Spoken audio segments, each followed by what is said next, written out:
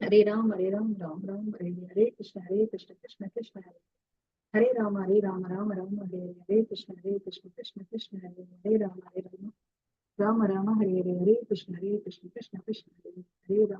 राम हरे कृष्ण कृष्ण कृष्ण हरे राम हरे कृष्ण कृष्ण कृष्ण हरे राम हरे कृष्ण कृष्ण कृष्ण हरे राम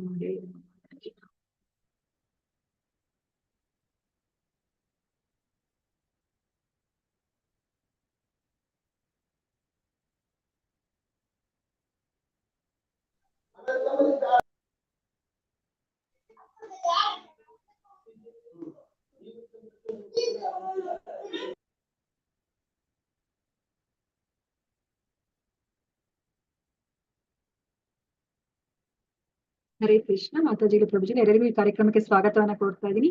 ನಾನು ಇವಾಗ ಒಂದು ಭಜನನ್ನ ಮಾಡ್ತಾ ಇದ್ದೀನಿ. ಇದನ್ನ ಶ್ರೀ ಭಕ್ತಿ ವಿನೋದ ಠಾಕೂರ್ ಅವರು ರಚಿಸಿರೋದು. ಇದನ್ನ ಜೀವ ಜಾಗೋ ಅಂತ ಹೇಳ್ಬಿಟ್ಟು ಕರೀತಾರೆ. ಸೊ ಇಲ್ಲಿ ನಮ್ಗೆ ಭಕ್ತಿ ವಿನೋದ ಠಾಕೂರ್ ಅವರು ಏನ್ ಹೇಳ್ತಿದ್ದಾರೆ ಅಂತಂದ್ರೆ, ನಾವು ಕೋಟ್ಯಾಂತರ ವರ್ಷಗಳಿಂದ ನಾವು ಮಾಯೆಯ ಮಡಿಲಲ್ಲಿ ನಾವು ಮಲ್ಕೊಂಡಿದೀವಿ. ಸೊ ಅದಕ್ಕೋಸ್ಕರ ಅವ್ರು ಹೇಳ್ತಾ ಇದಾರೆ, ಚೈತನ್ಯ ಮಹಾಪ್ರಭುಗಳು ಸೊ ನಿಮ್ಗೆ ಇರುವ ರೋಗವನ್ನ ಅಂದ್ರೆ ಈ ಭವರೋಗವನ್ನ ವಾಸಿ ಮಾಡ್ಲಿಕ್ಕೆ ಅವರು ಔಷಧಿಯನ್ನ ತಗೊಂಡ್ಬಂದಿದ್ದಾರೆ. ಏನ್ ಔಷಧಿ ಅಂತಂದ್ರೆ ಹರಿನಾಮವನ್ನ ತಗೊಂಡ್ ಬಂದಿದ್ದಾರೆ. ಅದಕ್ಕೋಸ್ಕರ ನೀವು ಈಗ ಆ ಮಾಯ ಮಡಿಲಿನಿಂದ ಎದ್ದೇಳಿ, ನೀವು ಹರೇ ಕೃಷ್ಣ ಮಹಾಮಂತ್ರವನ್ನ ಹೇಳ್ಕೊಳ್ಳಿ, ಭಕ್ತಿಯನ್ನ ಮಾಡಿ, ಸೊ ನೀವು ಈ ಜೀವನವನ್ನ ಸಾರ್ಥಕ ಮಾಡ್ಕೊಳ್ಳಿ ಅಂತ ಹೇಳ್ಬಿಟ್ಟು ಅವರು ಹೇಳ್ತಾ ಇದ್ದಾರೆ. जीव जागो गौरा चांद बोले, जीव जागो गौरा चांद बोले, कोटा निद्रम जागो जाओ माया पिशाचीर कोले, जीव जागो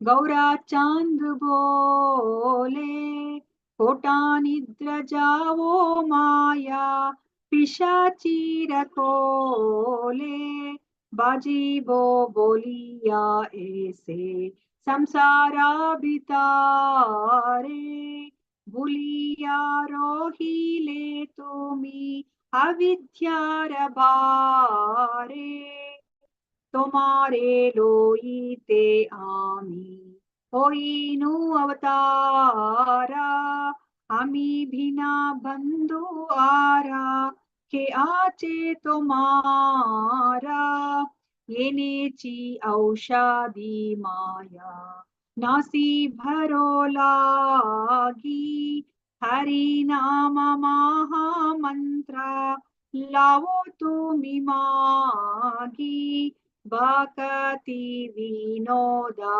प्रभु चरणे परिया, सेई हरि नामा मंत्र लोई लो मगिया, जीव जागो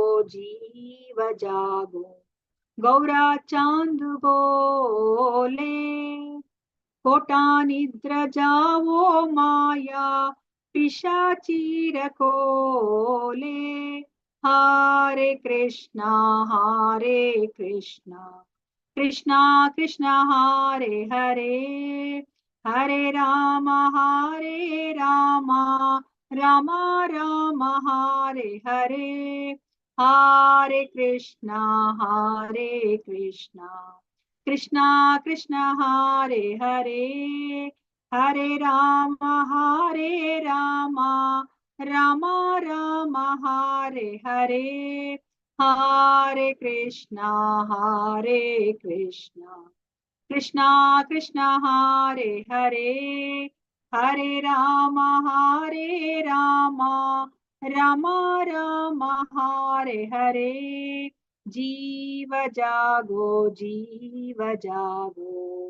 गौरा चांद बोले, कोटा निद्र जाओ माया पिशाचीर कोले।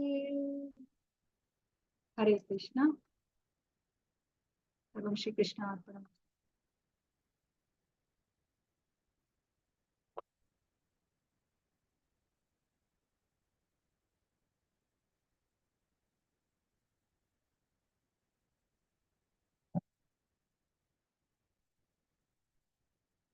ಇವತ್ತಿನ ತರಗತಿನ ಶುರು ಮಾಡ್ತಾ ಇದ್ದೀನಿ. ಎಲ್ಲರಿಗೂ ಸ್ವಾಗತವನ್ನ ಕೋರ್ತಾ ಇದ್ದೀನಿ ಈ ತರಗತಿಗೆ. ಓಂ ನಮೋ ಭಗವತೆ ವಾಸುದೇವಾಯ, ಓಂ ನಮೋ ಭಗವತೆ ವಾಸುದೇವಾಯ, ಓಂ ನಮೋ ಭಗವತೆ ವಾಸುದೇವಾಯ. ಇಸ್ಕಾನ್ ಮಂಗಳೂರು ಶ್ರೀ ಶ್ರೀ ರಾಧಾ ಗೋವಿಂದ ದೇವಸ್ಥಾನದ ವತಿಯಿಂದ ನಡೆಸಿಕೊಡುತ್ತಿರುವ 18 ದಿನಗಳ ಆನ್ಲೈನ್ ಭಗವದ್ಗೀತಾ ಕಾರ್ಯಕ್ರಮಕ್ಕೆ ಎಲ್ಲರಿಗೂ ಸ್ವಾಗತವನ್ನ ಕೋರುತ್ತಾ ಇದ್ದೇನೆ. ಶ್ರೀ ಶ್ರೀ ರಾಧಾ ಗೋವಿಂದ ಅವರ ಚರಣಾರ ಬಿಂದಗಳಲ್ಲಿ ನನ್ನ ನಮಸ್ಕಾರಗಳನ್ನು ಸಲ್ಲಿಸುತ್ತಾ, ಈ ಕೃಷ್ಣ ಪ್ರಜ್ಞೆಯನ್ನು ಪ್ರಪಂಚದಾದ್ಯಂತ ಹರಡಿರುವ ಎಸಿ ಭಕ್ತಿ ವೇದಾಂತ ಸ್ವಾಮಿ ಪ್ರಭುಪಾದ ಅವರಿಗೂ ನನ್ನ ನಮನಗಳನ್ನು ಸಲ್ಲಿಸುತ್ತಾ, ಈ ದೇವಸ್ಥಾನದ ಮುಖ್ಯಸ್ಥರು, ಈ ಕಾರ್ಯಕ್ರಮದ ಕಾರ್ಯಕರ್ತರುಗಳು ಮತ್ತು ನನ್ನ ಗುರುಗಳಾದ ಪೂಜ್ಯ ನಾಮನೀಶ್ ದಾಸ್ ಪ್ರಭುಜಿಗಳಿಗೂ ನನ್ನ ನಮಸ್ಕಾರಗಳನ್ನು ಸಲ್ಲಿಸುತ್ತಾ, ಗುರು ಪ್ರಾರ್ಥನೆಯೊಂದಿಗೆ ನಾನು ಈ ದಿನದ ಕಾರ್ಯಕ್ರಮವನ್ನ ಶುರು ಮಾಡುತ್ತಾ ಇದ್ದೇನೆ. ಓಂ ಅಜ್ಞಾನತಿಮಿರಾಂಧಸ್ಯ ಜ್ಞಾನಾಂಜನಶಲಾಕಯ ಚಕ್ಷುರುನ್ಮೀಲಿತಂ ಯೇನ ತಸ್ಮೈ ಶ್ರೀ ಗುರವೇ ನಮಃ. ಶ್ರೀ ಚೈತನ್ಯ ಮನೋಭೀಷ್ಟಂ ಸ್ಥಾಪಿತಂ ಯೇನ ಭೂತಲೆ ಸ್ವಯಂ ರೂಪಃ ಕದಾ ಮಹ್ಯಂ ದದಾತಿ ಸ್ವಪದಾಂತಿಕಂ. ವಂದೇಹಂ ಶ್ರೀ ಗುರೋಃ ಶ್ರೀಯುತಪದಕಮಲಂ ಶ್ರೀ ಗುರುನ್ ವೈಷ್ಣವಾಂಶ್ಚ ಶ್ರೀರೂಪಂ ಸಾಗ್ರಜಾತಂ ಸಹಗಣ ರಘುನಾಥಾನ್ವಿತಂ ತಂ ಸಜೀವಂ ಸಾದ್ವೈತಂ ಸಾವಧೂತಂ ಪರಿಜನ ಸಹಿತಂ ಕೃಷ್ಣ ಚೈತನ್ಯ ದೇವಂ ಶ್ರೀ ರಾಧಾ ಕೃಷ್ಣ ಪಾದಾನ್ ಸಹಗಣ ಲಲಿತಾ ಶ್ರೀ ವಿಶಾಖಾನ್ವಿತಾಂಶ್ಚ. ಹೇ ಕೃಷ್ಣ ಕರುಣಾ ಸಿಂಧೋ ದೀನಬಂಧೋ ಜಗತ್ಪತೆ ಗೋಪೇಶ ಗೋಪಿಕಾ ಕಾಂತ ರಾಧಾ ಕಾಂತ ನಮೋಸ್ತುತೆ. ತಪ್ತ ಕಾಂಚನ ಗೌರಾಂಗಿ ರಾಧೆ ವೃಂದಾವನೇಶ್ವರಿ ವೃಷಭಾನುಸುತೆ ದೇವಿ ಪ್ರಣಮಾಮಿ ಹರಿಪ್ರಿಯೆ. ವಾಂಚಾ ಕಲ್ಪತರುಭ್ಯಶ್ಚ ಕೃಪಾ ಸಿಂಧುಭ್ಯ ಏವ ಚ ಪತಿತಾನಾಂ ಪಾವನೇಭ್ಯೋ ವೈಷ್ಣವೇಭ್ಯೋ ನಮೋ ನಮಃ. ನಮೋ ಓಂ ವಿಷ್ಣುಪಾದಾಯ ಕೃಷ್ಣ ಪೃಷ್ಠಾಯ ಭೂತಲೆ ಶ್ರೀಮತೆ ಭಕ್ತಿ ವೇದಾಂತ ಸ್ವಾಮಿನ್ ಇತಿ ನಾಮಿನೇ. ನಮಸ್ತೆ ಸರಸ್ವತೆ ದೇವೆ ಗೌರವಾಣಿ ಪ್ರಚಾರಿಣೆ ನಿರ್ವಿಶೇಷ ಶೂನ್ಯವಾದಿ ಪಶ್ಚಾತ್ಯ ದೇಶತಾರಿಣೆ. ಜಯ ಶ್ರೀ ಕೃಷ್ಣ ಚೈತನ್ಯ ಪ್ರಭು ನಿತ್ಯಾನಂದ ಶ್ರೀ ಅದ್ವೈತ ಗದಾಧರ ಶ್ರೀವಾಸಾದಿ ಗೌರ ಭಕ್ತ ವೃಂದ. ಹರೆ ಕೃಷ್ಣ ಕೃಷ್ಣ ಕೃಷ್ಣ ಹರೆ ಹರೆ, ಹರೆ ರಾಮ ರಾಮ ರಾಮ ಹರೆ ಹರೆ. ಹರೆ ಕೃಷ್ಣ ಕೃಷ್ಣ ಕೃಷ್ಣ ಹರೆ ಹರೆ, ಹರೆ ರಾಮ ರಾಮ ರಾಮ ಹರೆ ಹರೆ. ಹರೆ ಕೃಷ್ಣ ಕೃಷ್ಣ ಕೃಷ್ಣ ಹರೆ ಹರೆ, ಹರೆ ರಾಮ ರಾಮ ರಾಮ ಹರೆ ಹರೆ. ಹರೇ ಕೃಷ್ಣ ಮಾತಾಜಿಗಳೇ, ಪ್ರಭುಜಿಗಳೇ, ಇವತ್ತಿನ ಅಧ್ಯಾಯಕ್ಕೆ ಹೋಗಿನ ಮುಂಚೆ ನಾವು ಹಿಂದೆ ಏನ್ ತಿಳ್ಕೊಂಡಿದ್ವಿ ಅದನ್ನ ಸಂಕ್ಷಿಪ್ತವಾಗಿ ತಿಳ್ಕೊಂಡು ಹೋಗೋಣಂತೆ. ನಮ್ಗೆ ಭಗವದ್ಗೀತೆಯಲ್ಲಿ ಕೃಷ್ಣ 5 ವಿಷಯಗಳ ಬಗ್ಗೆ ತಿಳಿಸಿಕೊಡ್ತೀನಿ ಅಂತ ಹೇಳ್ಬಿಟ್ಟು ಹೇಳ್ತಾರೆ ಅಲ್ವಾ. ಆ 5 ವಿಷಯಗಳು ಯಾವುದು? ಹರೇ ಕೃಷ್ಣ, ಯಾರಾದ್ರೂ ಹೇಳ್ತೀರಾ ಆ 5 ವಿಷಯಗಳು ಯಾವುದು ಅಂತ?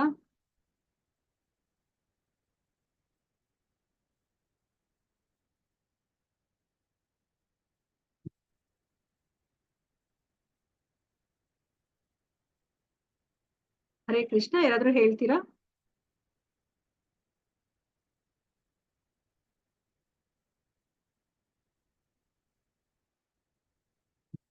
ಸೊ ಕೃಷ್ಣ ಹೇಳಿದ್ರು ನಮ್ಗೆ, ಅಥವಾ ನಮ್ಗೆ ಆಚಾರ್ಯರು ತಿಳಿಸಿಕೊಡ್ತಾರೆ, ಈ ಭಗವದ್ಗೀತೆಯಲ್ಲಿ 5 ವಿಷಯಗಳ ಬಗ್ಗೆ ನಮ್ಗೆ ಕೃಷ್ಣ ತಿಳಿಸಿಕೊಡ್ತಾರೆ. ಅದು ಯಾವ್ದ್ಯಾವ್ದು ಅಂತಂದ್ರೆ ಈಶ್ವರ, ಜೀವ, ಕಾಲ, ಕರ್ಮ, ಪ್ರಕೃತಿ ಅಲ್ವಾ. ನಾವು ಇಲ್ಲಿ ತನಕ ನಾವು 6 ಅಧ್ಯಾಯಗಳನ್ನ ನಾವು ಕಲ್ತ್ಕೊಂಡಿದೀವಿ. ಇದನ್ನ ಕರ್ಮಯೋಗದ ಅಧ್ಯಾಯಗಳು ಅಂತ ನಾವು ಕರಿತೀವಿ. ಸೊ ಇಲ್ಲಿ ಹೆಚ್ಚಾಗಿ ನಾವು ನಮ್ಮ ಬಗ್ಗೆ ತಿಳ್ಕೊಂಡಿದೀವಿ ಅಲ್ವಾ. ಜೀವಿಗಳ ಬಗ್ಗೆ ನಾವು ತಿಳ್ಕೊಂಡಿದೀವಿ, ಮತ್ತೆ ಕರ್ಮದ ಬಗ್ಗೆ ನಾವು ತಿಳ್ಕೊಂಡಿದೀವಿ, ಹೇಗೆ ಕರ್ಮವನ್ನ ನಾವು ಮಾಡ್ಬೇಕು ಅಂತ ಹೇಳ್ಬಿಟ್ಟು ಅಲ್ವಾ. ಮತ್ತೆ ಕಾಲದ ಬಗ್ಗೆ ಸ್ವಲ್ಪ ತಿಳ್ಕೊಂಡಿದ್ವಿ, ನಾವು ನೋಡಿದ್ವಿ ಅಲ್ವಾ, ಬ್ರಹ್ಮ ಮತ್ತೆ ಈ 4 ಯುಗಗಳು, 4 ಯುಗದಲ್ಲಿ ಎಷ್ಟೆಲ್ಲ ಅವಧಿ ಇದೆ, ಈ 4 ಯುಗಗಳ ಅವಧಿ ಎಷ್ಟು ಅಂತ ನಾವು ತಿಳ್ಕೊಂಡ್ವಿ. ಮತ್ತೆ ಜನಗಳ ಆ ಜೀವಿತಾವಧಿ ಎಷ್ಟು ಅಂತ ಹೇಳ್ಬಿಟ್ಟು ನಾವು ತಿಳ್ಕೊಂಡ್ವಿ. ಅದಾದ್ಮೇಲೆ ಬ್ರಹ್ಮನ ಒಂದು ದಿನ ಎಷ್ಟು ಅಂತ ನಾವು ತಿಳ್ಕೊಂಡ್ವಿ, ಅವರು ಎಷ್ಟು ವರ್ಷಗಳ ಕಾಲ ಅವರು ಬದುಕ್ತಾರೆ ಅಂತ ಹೇಳ್ಬಿಟ್ಟು ನಾವ್ ಅದೆಲ್ಲ ತಿಳ್ಕೊಂಡ್ವಿ. ಸೊ ಕಾಲದ ಬಗ್ಗೆನೂ ನಾವು ಒಂದ್ ಸ್ವಲ್ಪ ತಿಳ್ಕೊಂಡಿದೀವಿ. ಸೊ ಹೆಚ್ಚಾಗಿ ನಮಗೆ ಆತ್ಮಜ್ಞಾನ ತಿಳಿಸಿಕೊಟ್ರು 2ನೇ ಅಧ್ಯಾಯದಲ್ಲಿ ಕೃಷ್ಣ ಅಲ್ವಾ. ಆತ್ಮ ಅಂದ್ರೆ ಏನು, ನಾವ್ ಯಾರು ಅಂತ ನಾವು ತಿಳ್ಕೊಂಡ್ವಿ, ಹೇಗೆ ಕರ್ಮವನ್ನ ನಾವು ಮಾಡ್ಬೇಕು ಅಂತ ತಿಳ್ಕೊಂಡ್ವಿ, ಸಮಯದ ಬಗ್ಗೆನೂ ನಾವು ತಿಳ್ಕೊಂಡ್ವಿ. ಸೊ ಈಗ ಇನ್ನ ಮುಂದೆ ಇರುವಂತಹ ಈ 6 ಅಧ್ಯಾಯಗಳು ಭಕ್ತಿ ಯೋಗದ ಅಧ್ಯಾಯಗಳು.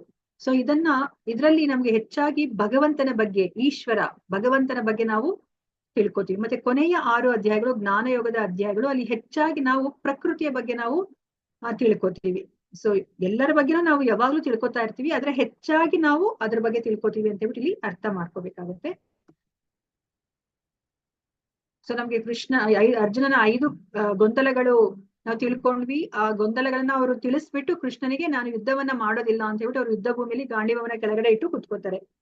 ಅದಾದ್ಮೇಲೆ 2ನೇ ಅಧ್ಯಾಯದಲ್ಲಿ ಕೃಷ್ಣ ಆ ಅರ್ಜುನನ ಎಲ್ಲ ಗೊಂದಲಗಳನ್ನ ಅವರು ಪರಿಹರಿಸ್ತಾರೆ. ಮುಖ್ಯವಾಗಿ ನಾವ್ ಯಾರು ಅಂತ ತಿಳಿಸಿಕೊಡ್ತಾರೆ, ಆತ್ಮಜ್ಞಾನವನ್ನ ಕೊಡ್ತಾರೆ. ನಾವು ಆ ಭಗವಂತನ ವಿಭಿನ್ನ ಅಂಶ ಅಂತ ನಾವು ತಿಳ್ಕೊಂಡ್ವಿ. ಗುಣಾತ್ಮಕವಾಗಿ ನಾವು ಮತ್ತೆ ಭಗವಂತ ಒಂದೇ, ಆದ್ರೆ ಪ್ರಮಾಣದಲ್ಲಿ ಅಗಾಧವಾದ ವ್ಯತ್ಯಾಸ ಇದೆ. ನಾವ್ ಯಾವತ್ತೂ ಭಗವಂತ ಆಗ್ಲಿಕ್ಕೆ ಸಾಧ್ಯ ಇಲ್ಲ ಅಲ್ವಾ. ಗಾಡ್ ಈಸ್ ಆಲ್ವೇಸ್ ಗಾಡ್ ಅಲ್ವಾ, dog cannot become god. So ದೇವ್ರು ಯಾವಾಗ್ಲೂ ದೇವ್ರಾಗೆ ಇರ್ತಾರೆ. ನಾವ್ ಯಾವತ್ತೂ ದೇವರಿಗೆ ಸಮನಾಗ್ಲಿ ಅಥವಾ ಮೀರಿಸೋ ಆಗ್ಲಿ ನಾವು ಅಂತ ಒಂದು ಸ್ಥಿತಿಗೆ, ಸ್ಥಾನಕ್ಕೆ ಬರ್ಲಿಕ್ಕೆ ಸಾಧ್ಯ ಇಲ್ಲ ಅಂತ ನಾವು ತಿಳ್ಕೊಂಡು. ಮತ್ತೆ ನಾವು ಕರ್ಮದಲ್ಲಿ 3 ತರದ ಕರ್ಮ ಇದೆ, ಕರ್ಮ, ಅಕರ್ಮ, ವಿಕರ್ಮ ಅಂತ.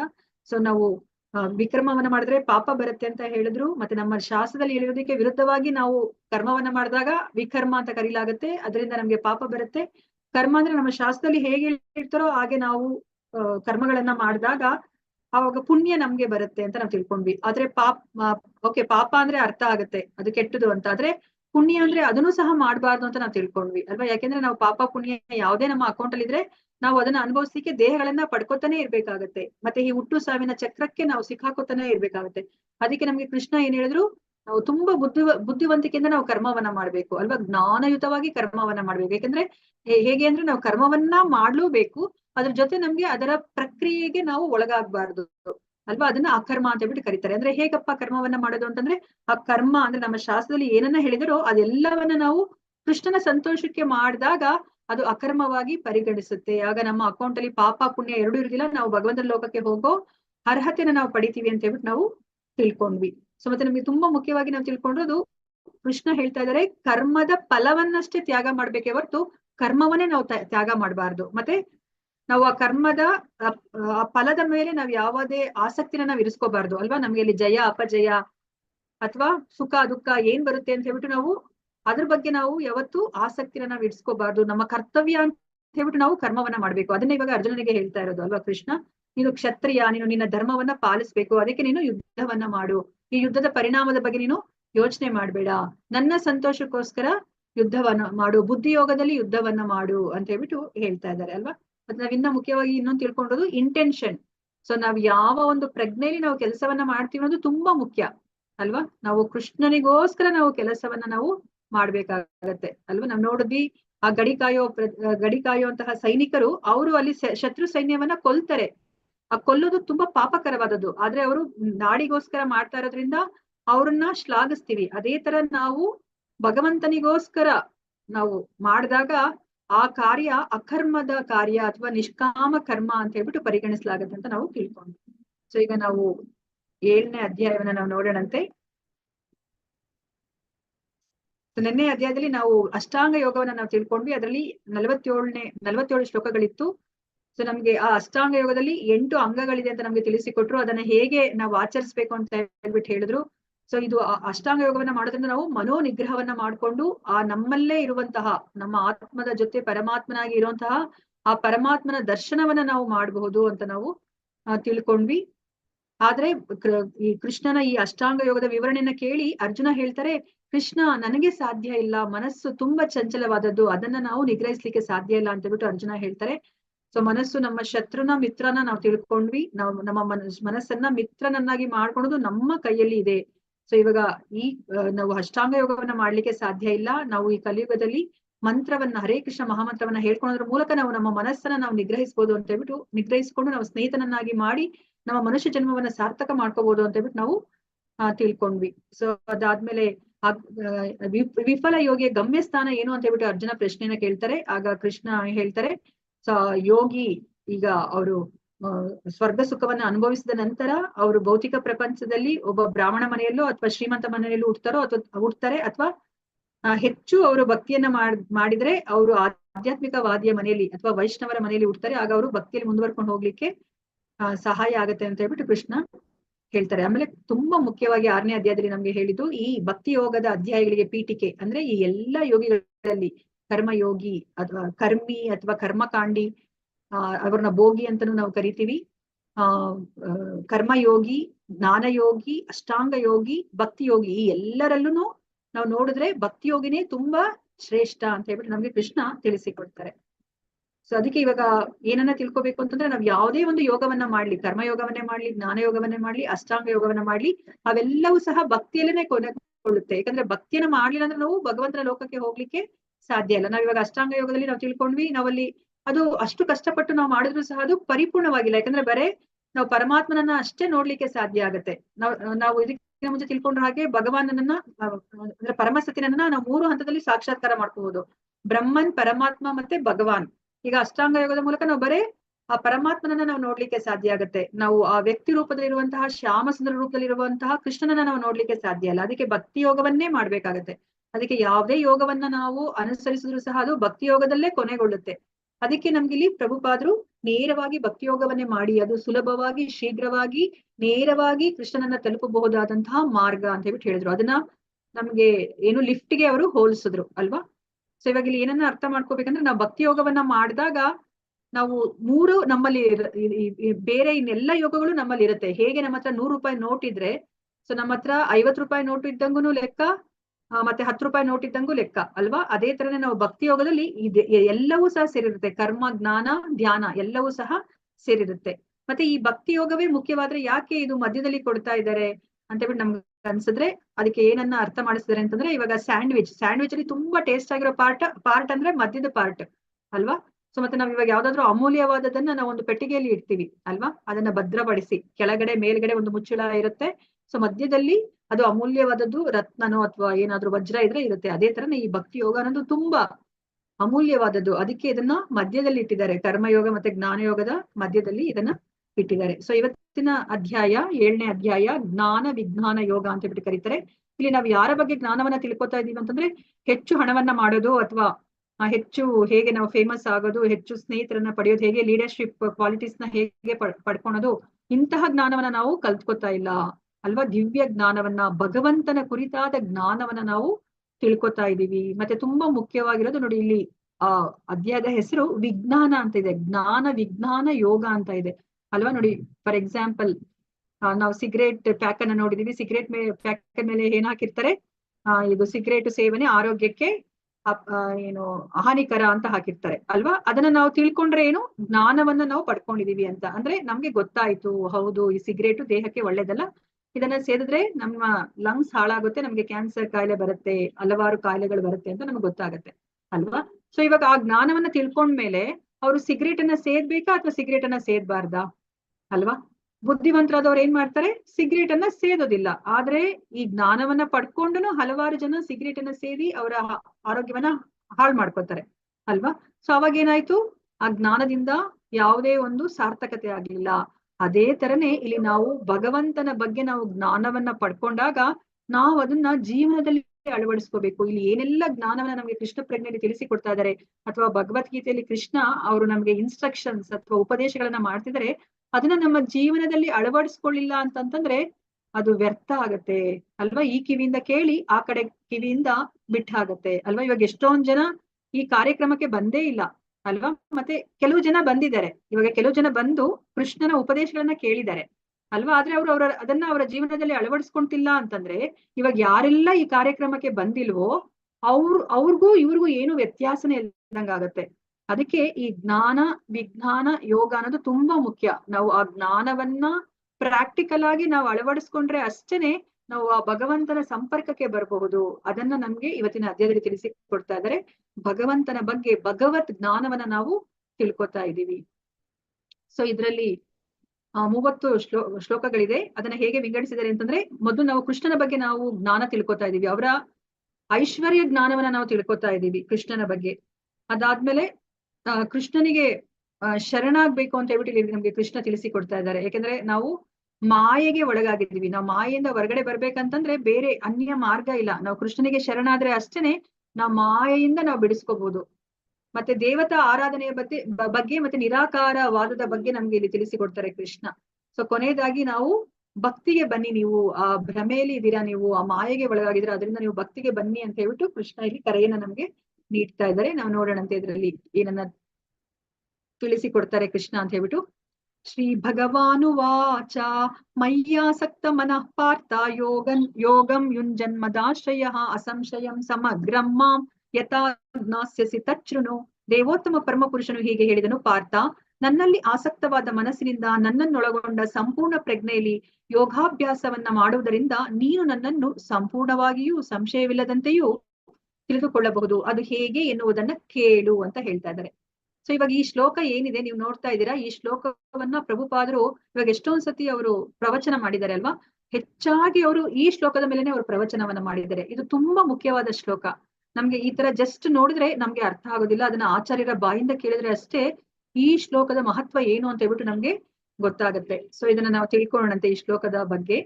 ಸೊ ಇವಾಗ ಇದರಲ್ಲಿ ನಮ್ಗೆ ಏನ್ ಹೇಳ್ತಾ ಇದ್ರೆ, ಪಾರ್ಥ, ನನ್ನಲ್ಲಿ ಆಸಕ್ತವಾದ ಮನಸ್ಸಿನಿಂದ ನನ್ನನ್ನೊಳಗೊಂಡ ಸಂಪೂರ್ಣ ಪ್ರಜ್ಞೆಯಲ್ಲಿ ಯೋಗಾಭ್ಯಾಸವನ್ನ ಮಾಡುವುದರಿಂದ ನೀನು ನನ್ನನ್ನು ಸಂಪೂರ್ಣವಾಗಿಯೂ ಸಂಶಯವಿಲ್ಲದಂತೆಯೂ ತಿಳಿದುಕೊಳ್ಳಬಹುದು. ಅದು ಹೇಗೆ ಎನ್ನುವುದನ್ನ ಕೇಳು ಅಂತ ಹೇಳ್ತಿದ್ದಾರೆ ಅಲ್ವಾ. ಸೊ ಇದನ್ನ ನಾವು ಉಲ್ಟಾ ಅರ್ಥ ಮಾಡ್ಕೊಂಡ್ರೆ ನಮ್ಗೆ ಪರ್ಫೆಕ್ಟ್ ಆಗಿ ಅರ್ಥ ಆಗುತ್ತೆ ಅಲ್ವಾ. ಅದನ್ನ ನಾವು ತಿಳ್ಕೊಳ್ಳೋಣಂತೆ. ನಾವು ನೆನ್ನೆಯ ಅಧ್ಯಾಯದಲ್ಲಿ ನಾವ್ ಏನಂತ ತಿಳ್ಕೊಂಡ್ವಿ, ಇವಾಗ ಅಷ್ಟಾಂಗ ಯೋಗಿ ಏನ್ ಮಾಡ್ತಾರೆ, ತಮ್ಮಲ್ಲಿರುವ ಭಗವಂತನನ್ನ ಅವ್ರು ಕಾಣ್ಲಿಕ್ಕೆ ಅವ್ರು ಎಲ್ಲವನ್ನ ತ್ಯಜಿಸಿ ಕಾಡಿಗೆ ಹೋಗ್ತಾರೆ. ಕಾಡಲ್ಲಿ ಕುತ್ಕೊಂಡು ಏಕಾಂಗಿಯಾಗಿ ಅವರು ಆ ಆಸನವನ್ನ, ಆ ಪಾಶ್ಚರ್ ಅನ್ನ ಅವರು ಮೇಂಟೈನ್ ಮಾಡ್ತಾರೆ ಅಲ್ವಾ. ದೇಹವನ್ನ ಎರೆಕ್ಟ್ ಆಗಿ ಇಟ್ಕೊಂಡು ಕುತ್ತಿಗೆಯನ್ನು ಸಹ ಅವರು ನೇರವಾಗಿ ಇಟ್ಕೊಂಡು ಅವರು ಮನಸ್ಸನ್ನ ಅವರು ಕೇಂದ್ರೀಕರಿಸ್ತಾರೆ. ಆ ಉಸಿರಿನ ಮೇಲೆ ಕೇಂದ್ರೀಕರಿಸಿ ಅವರು ಮನಸ್ಸನ್ನ ನಿಯಂತ್ರಿಸ್ಕೊಂಡು ಅವರು ಭಗವಂತನ ಮೇಲೆ ಧ್ಯಾನವನ್ನ ಮಾಡ್ತಾರೆ. ಆವಾಗ ಅವರು ಭಗವಂತನ ದರ್ಶನವನ್ನ ಅವರು ಪಡಿತಾರೆ ಅಲ್ವಾ. ಇದನ್ನ ನಾವು ನೋಡಿದ್ವಿ. ಇದು ನಮ್ಗೆ ತುಂಬಾ ಕಷ್ಟಕರ. ಅರ್ಜುನ ಸಹ ಹೇಳಿದ್ರು ಕಷ್ಟಕರ ಅಂತ. ಅದು ಈಗ ನಮ್ಗೆ ಈ ಕಲಿಯುಗದ ಜನಗಳಿಗಂತೂ ಇದು ತುಂಬಾ ಕಷ್ಟಕರ.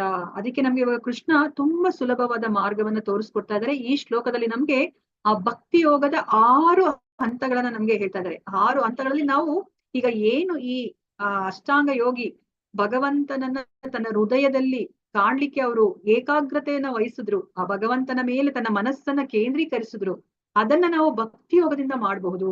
ಅದಕ್ಕೆ ಮೆಟ್ಟಿಲು ಏನು, ಮೊದಲನೇ ಮೆಟ್ಟಿಲು ಏನು ಅಂತಂದ್ರೆ ಕೇಳು, ತಚ್ಛೃಣು ಅಂತ ಹೇಳ್ತಾ ಇದ್ದಾರೆ. ಇದನ್ನ ನಾವು ತಿಳ್ಕೊಳ್ಳಂತೆ.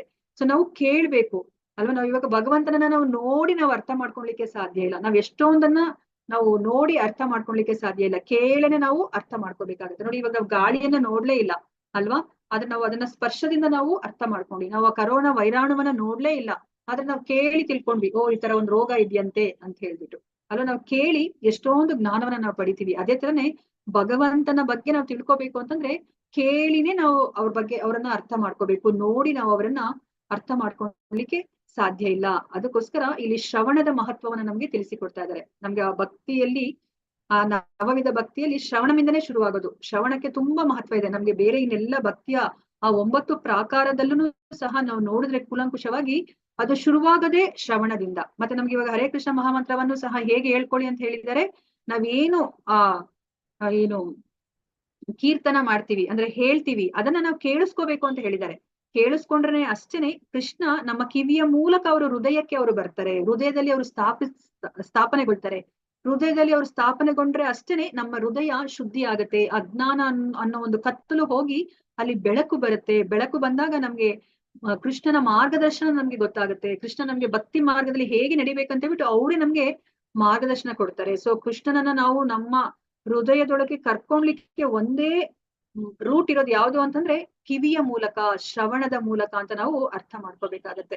ಮತ್ತೆ ನಮ್ಗೆ ಏನ್ ಹೇಳ್ತಾರೆ ಆಚಾರ್ಯರು ಅಂತಂದ್ರೆ, ಆ ಶ್ರವಣ ಅನ್ನೋದು ನಮ್ಗೆ ಹುಟ್ಟಬೇಕಾದ್ರೆ ಮೊದಲು ಬರುವಂತಹ ಒಂದು ಸೆನ್ಸ್ ಅಥವಾ ಇಂದ್ರಿಯ ಯಾವುದು ಅಂತಂದ್ರೆ, ಸಕ್ರಿಯವಾಗುವಂತಹ ಇಂದ್ರಿಯ ಯಾವುದು ಅಂದ್ರೆ ಶ್ರವಣ.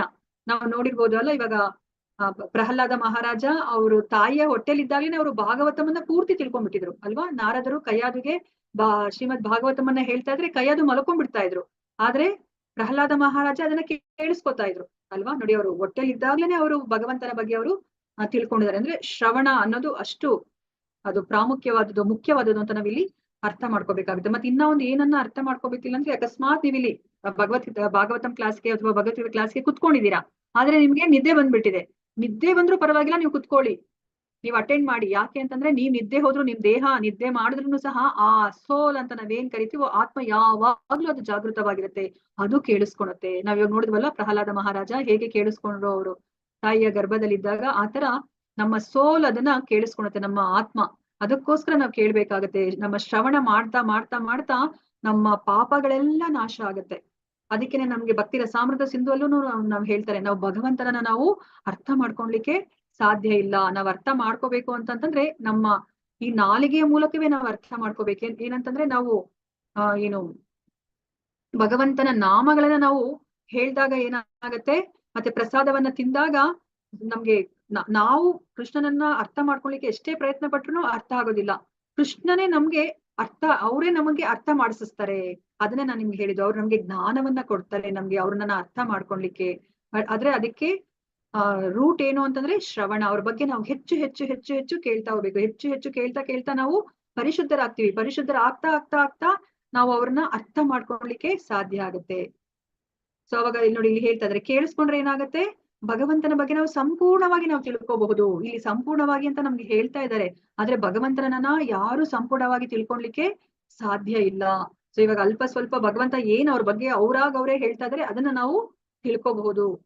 ಭಗವಂತನನ್ನ ತಿಳ್ಕೋಬೇಕು ಅಂತಂದ್ರೆ ಭಕ್ತಿ ಯೋಗದಿಂದ ಮಾತ್ರವೇ, ಬೇರೆ ಇನ್ಯಾವುದೇ ಒಂದು ಯೋಗದಿಂದ ನಾವು ಭಗವಂತನನ್ನ ನಾವು ತಿಳ್ಕೊಳ್ಲಿಕ್ಕೆ ಸಾಧ್ಯ ಇಲ್ಲ. ಆಗ ಏನಾಗುತ್ತೆ, ನಮ್ಗೆ ಭಗವಂತನ ಕುರಿತಾಗಿರೋ ಸಂಶಯಗಳೆಲ್ಲ ಹೋಗ್ಬಿಡುತ್ತೆ ಅಲ್ವಾ. ನಮ್ಗೆ ಇವಾಗ ಅನ್ಸುತ್ತೆ ಅಲ್ವಾ, ಯಾಕಿದು 3 ಹೊತ್ತು ಕೃಷ್ಣ ಕೃಷ್ಣ ಕೃಷ್ಣ ಅಂತ ಅನ್ಕೋಬೇಕು ಅಂತ ನಮ್ಗೆ ಎಷ್ಟು ಸಂಶಯಗಳಿದೆ, ಅದನ್ನೆಲ್ಲವೂ ಸಹ ಹೋಗ್ಲಾಡುತ್ತೆ. ನಾವ್ ಇವಾಗ ಅಂದ್ರೆ ನಾವು ಶ್ರವಣ ಮಾಡಿದ್ರೆ ಇವೆಲ್ಲನೂ ಸಹ ನಮ್ಮ ಮನಸ್ಸಿನಿಂದ ಸಂಶಯಗಳೆಲ್ಲನೂ ಸಹ ಹೊರಟೋಗುತ್ತೆ. ಅವಾಗ ಏನಾಗುತ್ತೆ, ನಾವ್ ಇವಾಗ ಕೃಷ್ಣ ಪ್ರಜ್ಞೆನ ನಾವು ಮಾಡಬಹುದು. ಸೊ ಕೃಷ್ಣ ಪ್ರಜ್ಞೆಯ ಸಾಧನೆಯನ್ನ ಮಾಡಿದಾಗ ಏನಾಗತ್ತೆ, ನಮ್ಮ ಮನಸ್ಸು ಪರಿಶುದ್ಧವಾದಾಗ ನಮ್ಮ ಮನಸ್ಸನ್ನ ನಾವು ಕೃಷ್ಣನಲ್ಲಿ ನಾವು ಕೇಂದ್ರೀಕರಿಸಬಹುದು. ಕೃಷ್ಣನ ನಾಮ ರೂಪ ಗುಣ ಲೀಲೆಗಳಲ್ಲಿ ನಮ್ಮ ಮನಸ್ಸನ್ನ ನಾವು ಕೇಂದ್ರೀಕರಿಸಬಹುದು. ಇದನ್ನೇ ಭಕ್ತಿ ಯೋಗ ಅಂತ ಕರೆಯೋದು. ನೋಡಿ, ಅಷ್ಟಾಂಗ ಯೋಗದಲ್ಲಿ ಎಷ್ಟು ಕಷ್ಟವಾಗಿ ಮಾಡೋದನ್ನ ನಾವು ಬರೀ ಕೇಳಿಸ್ಕೊಳೋದಷ್ಟೇ. ನಿಮಗ್ ಬೇರೆ ಏನು ಹೇಳ್ತಿಲ್ಲ. ಭಗವದ್ಗೀತಾ ಭಾಗವತಂ ಕ್ಲಾಸ್ಗೆ ಬನ್ನಿ, ಕುತ್ಕೊಳ್ಳಿ, ಕೇಳಿಸ್ಕೊಳ್ಳಿ. ಆಗ ಕೇಳ್ತಾ ಕೇಳ್ತಾ ಕೇಳ್ತಾ ನಿಮ್ಮ ಮನಸ್ಸು ಪರಿಶುದ್ಧವಾಗತ್ತೆ. ಪರಿಶುದ್ಧವಾದ್ರೆ ಭಗವಂತ ನಿಮ್ಮ ಹೃದಯದಲ್ಲಿ ಸ್ಥಾಪನೆಗೊಳ್ತಾರೆ. ಸೊ ಸ್ಥಾಪನೆಗೊಂಡಾಗ ಏನಾಗತ್ತೆ, ನಿಮ್ಗೆ ಭಕ್ತಿ ಮಾರ್ಗವನ್ನ ಭಕ್ತಿಯನ್ನ ಹೇಗೆ ಮಾಡ್ಬೇಕಂತ ಹೇಳ್ಬಿಟ್ಟು ಅವರೇ ಮಾರ್ಗದರ್ಶನವನ್ನ ತೋರಿಸ್ತಾರೆ. ಅವರೇ ನಿಮ್ಗೆ ಅವರನ್ನ ಅರ್ಥ ಮಾಡಿಸ್ಲಿಕ್ಕೆ ಸಹಾಯ ಮಾಡ್ತಾರೆ. ನೋಡಿ, ಇದೇ ಭಕ್ತಿ ಯೋಗ ಅಲ್ವಾ. ಇದನ್ನ ನಾವು ಅರ್ಥ ಮಾಡ್ಕೋಬೇಕು. ಅದಕ್ಕೆ ಶ್ರವಣದ ಮಹತ್ವವನ್ನ ನೀವು ತಿಳ್ಕೊಬೇಕಾಗುತ್ತೆ. ಅದಕ್ಕೆ ಪ್ರಭುಪಾದರು ಈ ಶ್ಲೋಕವನ್ನ ಹಲವಾರು ಬಾರಿ ಅವರು ಪ್ರವಚನದಲ್ಲಿ ಅವರು ಇದನ್ನ ಉಪಯೋಗಿಸ್ಕೊಂಡಿದ್ದಾರೆ. ಸೊ ಇವಾಗ ಇಲ್ಲಿ ಕೃಷ್ಣ ಏನ್ ಹೇಳ್ತಾ ಇದಾರೆ, ಎಂತಹ ಜ್ಞಾನವನ್ನ ಕೊಡ್ತಾ ಇದಾರೆ ಅರ್ಜುನನಿಗೆ ಅಂತಂದ್ರೆ, ಈಗ ನಾನು ನಿನಗೆ ಇಂದ್ರಿಯ ಗೋಚರವಾದ ಜ್ಞಾನವನ್ನು, ಆಧ್ಯಾತ್ಮಿಕ ಜ್ಞಾನವನ್ನು ಸಂಪೂರ್ಣವಾಗಿ ತಿಳಿಸಿಕೊಡುತ್ತೇನೆ. ಇದನ್ನು ತಿಳಿದುಕೊಂಡ ಮೇಲೆ ನೀನು ತಿಳಿದುಕೊಳ್ಳಬೇಕಾದದ್ದು ಏನೂ ಇರುವುದಿಲ್ಲ ಅಂತ ಹೇಳ್ತಾ ಇದ್ದಾರೆ. ಇಲ್ಲಿ 2 ಜ್ಞಾನಗಳನ್ನ ಕೊಡ್ತಾ ಇದ್ದಾರೆ. ಏನು ಅಂತಂದ್ರೆ ಆಧ್ಯಾತ್ಮಿಕ ಜ್ಞಾನವನ್ನು ಕೊಡ್ತಾ ಇದ್ದಾರೆ, ಮತ್ತೆ ಭೌತಿಕ ಜ್ಞಾನವನ್ನು ಕೊಡ್ತಿದ್ದಾರೆ. ಅದಕ್ಕೆ ಎಷ್ಟೊಂದ್ ಜನ ಅನ್ಕೋತಾರೆ, ಅಯ್ಯೋ ಈ ಭೌತಿಕ ಜ್ಞಾನ ನಮ್ಗೆ ಬೇಡಪ್ಪ, ಯಾಕಂದ್ರೆ ಅದು ಬಂಧನಕ್ಕೆ ಒಳಗಾಗಂಗೆ ಮಾಡುತ್ತೆ. ನಮ್ಗೆ ಭೌತಿಕ ಜಗತ್ತಲ್ಲಿ ಇರೋದೇ ಬಂಧನಕ್ಕೆ ಒಳಗಾಗೋ ತರ, ಭೌತಿಕ ಜ್ಞಾನ ಬೇಡ, ಆಧ್ಯಾತ್ಮಿಕ ಜ್ಞಾನ ಒಂದೇ ಸಾಕು ಅಂತಂದ್ರೆ ಅದು ಪರಿಪೂರ್ಣವಾದ ಜ್ಞಾನ ಅಲ್ಲ. ಎರಡನ್ನೂ ತಿಳ್ಕೊಂಡವರು ಮಾತ್ರನೇ ಪರಿಪೂರ್ಣ ಜ್ಞಾನಿ ಅಂತ ಹೇಳ್ಬಿಟ್ಟು ಪರಿಗಣಿಸಲ್ಪಡ್ತಾರೆ. ಅದಕ್ಕೆ ನೋಡಿ, ಇವಾಗ ಪ್ರಭುಪಾದನು ಸಹ ಕುರಾನ್ ಮತ್ತೆ ಬೈಬಲ್ ಅದ್ರಲ್ಲೆಲ್ಲ ಏನಿದೆ ಅಂತ ಹೇಳ್ಬಿಟ್ಟು ಅವರು ತಿಳ್ಕೊಂಡ್ರು. ಅವಾಗಷ್ಟೇನೆ ಅವರು ಸರಿಯಾಗಿ ಉಪದೇಶವನ್ನ ಮಾಡ್ಲಿಕ್ಕೆ, ಬೋಧನೆಯನ್ನ ಮಾಡ್ಲಿಕ್ಕೆ ಸಾಧ್ಯ ಆಗುತ್ತೆ. ಇಲ್ಲಾಂದ್ರೆ ನಾವು ಆ ಧರ್ಮದಲ್ಲಿ ಏನ್ ಹೇಳಿದ್ದಾರೆ ಅಂತ ನಾವು ತಿಳ್ಕೊಳ್ಳಿಲ್ಲ ಅಂದ್ರೆ ಏನಾಗುತ್ತೆ, ನಾವು ಅವ್ರಿಗೆ ನಮ್ದು ಅಂದ್ರೆ ಇಲ್ಲಿ ಕೃಷ್ಣ ಏನ್ ಹೇಳ್ತಿದಾರೆ ಅದು ಪರಿಪೂರ್ಣವಾಗಿರುವಂತಹ ಜ್ಞಾನ ಅಂತ ಹೇಳ್ಬಿಟ್ಟು ನಾವು ವಾದವನ್ನ ಮಾಡ್ಲಿಕ್ಕೆ ಆಗೋದಿಲ್ಲ, ಚರ್ಚೆಯನ್ನ ಮಾಡ್ಲಿಕ್ಕೆ ಆಗೋದಿಲ್ಲ, ಅವರ ಮನಸ್ಸನ್ನ ನಾವು ಪರಿವರ್ತನೆ ಮಾಡ್ಲಿಕ್ಕೆ ಸಾಧ್ಯ ಇಲ್ಲ ಅಲ್ವಾ. ಅದಕ್ಕೋಸ್ಕರ ಎಲ್ಲ ಜ್ಞಾನವನ್ನ ಸಮಗ್ರವಾಗಿ ನಾವು ತಿಳ್ಕೊಂಡಾಗ ಅಷ್ಟೇನೆ ನಮ್ಗೆ ಪರಿಪೂರ್ಣ ಜ್ಞಾನ ಬರುತ್ತೆ. ಯಾವ್ದ್ ಸರಿ, ಯಾವ್ದ್ ತಪ್ಪು, ಏನನ್ನ ಮಾಡ್ಬೇಕು, ಏನನ್ನ ಮಾಡ್ಬಾರ್ದು ಅಂತ ಹೇಳ್ಬಿಟ್ಟು ನಮ್ಗೆ ಗೊತ್ತಾಗುತ್ತೆ. ನೋಡಿ, ಅದಕ್ಕೆ ಕೃಷ್ಣ ಇಲ್ಲಿ ಹೇಳ್ತಾ ಇದ್ರೆ, ಇದನ್ನ ತಿಳ್ಕೊಂಡ್ಮೇಲೆ ನಿನಗೆ ಮುಂದೆ ಇನ್ನೇನೋ ನಾನು ತಿಳ್ಕೊಬೇಕು ಅನ್ನೋದು ಯಾವ್ದು ಇರೋದಿಲ್ಲ ಅಂತ ಹೇಳ್ಬಿಟ್ಟು ಹೇಳ್ತಾ ಇದ್ದಾರೆ. ಯಾಕೆ ಇದು ಇಷ್ಟು ಅತ್ಯುತ್ತಮವಾದ ಜ್ಞಾನ ಆದ್ರೆ ಯಾಕೆ ಎಲ್ಲರೂ ತಗೊಂತಾ ಇಲ್ಲ, ಯಾಕೆ ಇದು ಸಾಧ್ಯ ಇಲ್ಲ ಅಂತ ಹೇಳ್ಬಿಟ್ಟು ಇಲ್ಲಿ ಪ್ರಶ್ನೆ ಬರುತ್ತೆ. ಅದಕ್ಕೆ ಇಲ್ಲಿ ಕೃಷ್ಣ ಉತ್ತರವನ್ನ ಕೊಡ್ತಾ ಇದ್ದಾರೆ. ಮನುಷ್ಯಾನಾಂ ಸಹಸ್ರೇಶು ಕಶ್ಚಿದ್ ಯತತಿ ಸಿದ್ಧಯೇ ಯತತಾಮಪಿ ಸಿದ್ಧಾನಾಂ ಕಶ್ಚಿನ್ ಮಾಂ ವೇತ್ತಿ ತತ್ವತಃ. ಸಾವಿರಾರು ಜನರಲ್ಲಿ ಒಬ್ಬನು ಪರಿಪೂರ್ಣತೆಗಾಗಿ ಪ್ರಯತ್ನಿಸಬಹುದು. ಪರಿಪೂರ್ಣತೆಯನ್ನು ಸಾಧಿಸಿರುವವರಲ್ಲಿ ಒಬ್ಬನು ನನ್ನನ್ನು ನಿಜವಾಗಿ ಅರ್ಥ ಮಾಡಿಕೊಂಡಿದ್ದಾನೆ ಎಂದು ಹೇಳುವುದು ಕಷ್ಟ ಅಂತ ಹೇಳ್ತಿದ್ದಾರೆ. ಅಲ್ಲ, ನಾವು ಇವಾಗ ಮ್ಯಾರಥಾನ್ ನೋಡಿದೀವಿ. ಮ್ಯಾರಥಾನ್ ಅಲ್ಲಿ ಸ್ಟಾರ್ಟಿಂಗ್ ಅಲ್ಲಿ ಸಾವಿರಾರು ಜನ ಇರ್ತಾರೆ. ಆಮೇಲೆ ಅವರು ಸ್ವಲ್ಪ ದೂರ ಅವರು ಕ್ರಮಿಸಿದ ಮೇಲೆ ಏನಾಗುತ್ತೆ, ಎಷ್ಟೊಂದ್ ಜನ ಬಿಟ್ಟು ಹೋಗ್ತಾರೆ. ನಮ್ ಕೈಲಿ ಆಗೋದಿಲ್ಲಪ್ಪ ಅಂತ ಹೇಳ್ಬಿಟ್ಟು ಸುಸ್ತಾಯ್ತು ಅಥವಾ ಯಾವ್ದೋ ಒಂದು ಕಾರಣಕ್ಕೆ ಅವರು ಬಿಟ್ಟು ಹೋಗ್ತಾರೆ. ಆ ಗುರಿಯನ್ನ ಮುಟ್ಟೋರು ತುಂಬಾ ಕಡಿಮೆ ಜನ ಅಲ್ವಾ. ಅದೇ ತರನೇ ಇಲ್ಲಿ ಭಕ್ತಿ ಮಾರ್ಗಕ್ಕೆ ಬರೋರು ಹಲವಾರು ಜನ ಇರಬಹುದು, ಅಥವಾ ಈ ಆಧ್ಯಾತ್ಮಿಕ ಮಾರ್ಗಕ್ಕೆ ಬರೋರು ಹಲವಾರು ಜನ ಇರಬಹುದು. ಕೃಷ್ಣನನ್ನ ತಿಳ್ಕೊಳ್ಳಿಕ್ಕೆ ಪ್ರಯತ್ನ ಮಾಡೋರು ಹಲವಾರು ಜನ ಇರ್ಬೋದು. ಆದ್ರೆ ಕೃಷ್ಣನನ್ನ ಪರಿಪೂರ್ಣವಾಗಿ ಅರ್ಥ ಮಾಡ್ಕೊಂಡಿದ್ದಾರೆ ಅಂತ ಹೇಳ್ಬಿಟ್ಟು ಒಬ್ರಾದ್ರೂ ಅರ್ಥ ಮಾಡ್ಕೊಂಡಿದ್ದಾರೆ ಅಂತ ಹೇಳೋದು ಸಹ ಕಷ್ಟ ಅಂತ ಹೇಳ್ಬಿಟ್ಟು ಹೇಳ್ತಾ ಇದ್ದಾರೆ ಅಲ್ವಾ. ಇವಾಗ ಈ ಭಕ್ತಿ ಮಾರ್ಗದಲ್ಲಿ ಮುನ್ನಡಿಬೇಕಾದ್ರೆ ನಮ್ಗೆ ಉತ್ಸಾಹ ಇರ್ಬೇಕು ಅಂತ ಹೇಳ್ತಾರೆ. ಸೊ ನಾವ್ ಅದನ್ನ ಉಪದೇಶಾಮೃತದಲ್ಲಿ ನಾವು ತಿಳ್ಕೊತೀವಿ. ಉತ್ಸಾಹ ನಿಶ್ಚಯ ಧೈರ್ಯ ತತ್ತತ್ ಕರ್ಮ ಪ್ರವರ್ತನಾತ್ ಸಂಗತ್ಯಾಗೋ ಸತೋ ವೃತ್ತೆ ಷಡ್ಬಿರ್ ಭಕ್ತಿರ್ ಪ್ರಸಿದ್ಧತಿ ಅಂತ ಹೇಳ್ತಾರೆ. ನಮ್ಗೆ ಉತ್ಸಾಹ ಅನ್ನೋದು ಇರ್ಬೇಕು, ಮತ್ತೆ ನಿಶ್ಚಯ ಧೈರ್ಯ ಇವೆಲ್ಲನೂ ಸಹ ನಮ್ಗೆ ಭಕ್ತಿ ಮಾರ್ಗದಲ್ಲಿ ನಾವು ಹೋಗ್ತಾ ಇರ್ಬೇಕಾದ್ರೆ ಇರ್ಬೇಕು ಅಲ್ವಾ. ಅದಕ್ಕೆ ಪ್ರಭುಪಾದರು ಹೇಗೆ ಅರ್ಥ ಮಾಡಿಸ್ತಾರೆ ಅಂತಂದ್ರೆ, ಇವಾಗ ನೋಡಿ, ಗರ್ಭಿಣಿ ಸ್ತ್ರೀಗೆ ನನ್ಗೆ ಈಗ್ಲೇ ಇಮಿಡಿಯೇಟ್ ಆಗಿ ಮಗು ಬೇಕು ಅಂತಂದ್ರೆ ಅವ್ರಿಗೆ ಸಿಗೋದಿಲ್ಲ. 9 ತಿಂಗಳು ಅವಳು ತಾಳ್ಮೆಯಿಂದ ಕಾಯ್ಬೇಕು, ಅವಾಗಷ್ಟೇನೆ ಅವಳಿಗೆ ಮಗು ಬರ್ಲಿಕ್ಕೆ ಸಾಧ್ಯ ಅಲ್ವಾ. ಇವಾಗ ನಮ್ಮ ಮಕ್ಳುನು ಅಷ್ಟೇ. ಇವಾಗ ನೋಡಿ, ಫಸ್ಟ್ ಸ್ಟ್ಯಾಂಡರ್ಡ್ ಅಲ್ಲಿ ಏನಿದೆ ಕಲ್ತ್ಕೊಳ್ಲಿಕ್ಕೆ ಅದನ್ನ ಕಲ್ತ್ಕೊಳ್ಲಿಕ್ಕೆ ಅವ್ರಿಗೆ 1 ವರ್ಷ ಬೇಕು ಅಲ್ವಾ. ನಾನು ಇಲ್ಲ ನಾನು ಈಗ್ಲೇ ನನ್ನ 2ನೇ ಕ್ಲಾಸ್ಗೆ ಹೋಗ್ಬೇಕಂದ್ರೆ ಅವ್ರಿಗೆ ಆಗೋದಿಲ್ಲ ಅಲ್ವಾ. ಅದು ಪ್ರಮೋಷನ್ ಮಾಡ್ಲಿಕ್ಕೆ ಸಾಧ್ಯ ಇಲ್ಲ. ಸೊ ನಮ್ಗೆ ಆ ಪೇಶನ್ಸ್ ಅನ್ನೋದು ನಮ್ಗೆ ಇರ್ಬೇಕು. ಅಂತ ಸಮಯದಲ್ಲಿ ಉತ್ಸಾಹನೂ ನಮ್ಗೆ ಇರ್ಬೇಕು, ಧೈರ್ಯನೂ ಇರ್ಬೇಕು. ಇಲ್ಲ ನಾನು ಇದ್ರಲ್ಲಿ ಯಶಸ್ಸನ್ನ ಗಳಿಸ್ತೀನಿ ಅಂತ ಹೇಳ್ಬಿಟ್ಟು ಆ ಆತ್ಮವಿಶ್ವಾಸ ನಮ್ಗೆ ಇರ್ಬೇಕು. ಮತ್ತೆ ಆ ಫೇತ್ ಅಂತ ನಾವೇನ್ ಹೇಳ್ತೀವಿ, ನಂಬಿಕೆ. ಹೌದು, ನಾನು ಈ ಮಾರ್ಗದಲ್ಲಿ ನಡೀತಾ ಇರೋದು ಸರಿ ಇದೆ, ನಾನು ಇದನ್ನ ಅನುಸರಿಸ್ಕೊಂಡು ಹೋದ್ರೆ, ನಮ್ಮ ಹಿರಿಯ ಆಚಾರ್ಯರನ್ನ ನಾವು ಅನುಸರಿಸ್ಕೊಂಡು ಹೋದ್ರೆ ನಾನು ಗುರಿಯನ್ನ ಮುಟ್ತೀನಿ ಅನ್ನೋ ಒಂದು ವಿಶ್ವಾಸ ಇರ್ಬೇಕಾಗತ್ತೆ ಅಲ್ವಾ. ಆದ್ರೆ ಆತರ ಎಷ್ಟು ಜನಕ್ಕೆ ಇರ್ಲಿಕ್ಕೆ ಸಾಧ್ಯ ಅಲ್ವಾ. ಸೊ ಅವ್ರು ಅಯ್ಯೋ ನಾನು ಎಷ್ಟೆಲ್ಲ ಭಕ್ತಿಯನ್ನ ಮಾಡ್ತಾ ಇದ್ದೀನಿ, ನನಗೆ ಏನು ಬದಲಾವಣೆನೇ ಕಾಣ್ತಿಲ್ಲ ಅಂತ ಹೇಳ್ಬಿಟ್ಟು ಅವ್ರು ಬಿಟ್ಬಿಟ್ಟು ಹೋಗ್ಬಿಡ್ತಾರೆ ಅಲ್ವಾ. ಅದಕ್ಕೆ ಇಲ್ಲಿ ಕೃಷ್ಣ ಹೇಳ್ತಾ ಇದ್ದಾರೆ, ಒಬ್ರು ಇದ್ರಲ್ಲಿ ಯಶಸ್ಸನ್ನ ಪಡೆದಿದ್ದಾರೆ ಅಥವಾ ನನ್ನನ್ನ ಸಂಪೂರ್ಣವಾಗಿ ಅರ್ಥ ಮಾಡ್ಕೊಂಡಿದ್ದಾರೆ ಅಂತ ಹೇಳೋದು ಸಹ ಕಷ್ಟ ಅಂತ ಹೇಳ್ತಾ ಇದ್ದಾರೆ.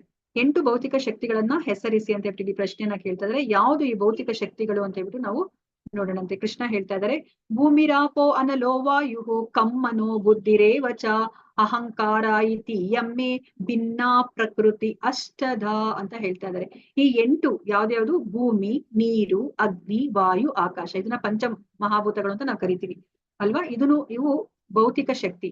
ಅದ್ರ ಜೊತೆ ಮನಸ್ಸು, ಬುದ್ಧಿ, ಅಹಂಕಾರ ಇದು ನಮ್ಮ ಸೂಕ್ಷ್ಮ ಶರೀರವನ್ನ ಮಾಡಿರೋದು. ಈ ಭೂಮಿ, ನೀರು, ಅಗ್ನಿ, ವಾಯು, ಆಕಾಶದಿಂದ ನಮ್ಮ ಸ್ಥೂಲ ಶರೀರ ರಚಿತಗೊಂಡಿದೆ. ಈ ಮನಸ್ಸು, ಬುದ್ಧಿ, ಅಹಂಕಾರದಿಂದ ನಮ್ಮ ಸೂಕ್ಷ್ಮ ಶರೀರ ಮಾಡಲ್ಪಟ್ಟಿದೆ. ಸೊ ಅದಕ್ಕೆ ಇಲ್ಲಿ ಈ 8 ಪ್ರತ್ಯೇಕಗೊಂಡ ಭೌತಿಕ ಶಕ್ತಿಗಳಾಗಿವೆ ಅಂತ ಹೇಳಿದ್ದಾರೆ. ಅಲ್ಲಿ ಯಾಕೆ ಪ್ರತ್ಯೇಕ ಅಂತ ಹೇಳ್ತಿದ್ದಾರೆ ಅಂತಂದ್ರೆ, ಇವಾಗ ಹಾಲು ಈಗ ಹಸುವಿನ ಪ್ರತ್ಯೇಕಗೊಂಡ ಶಕ್ತಿ.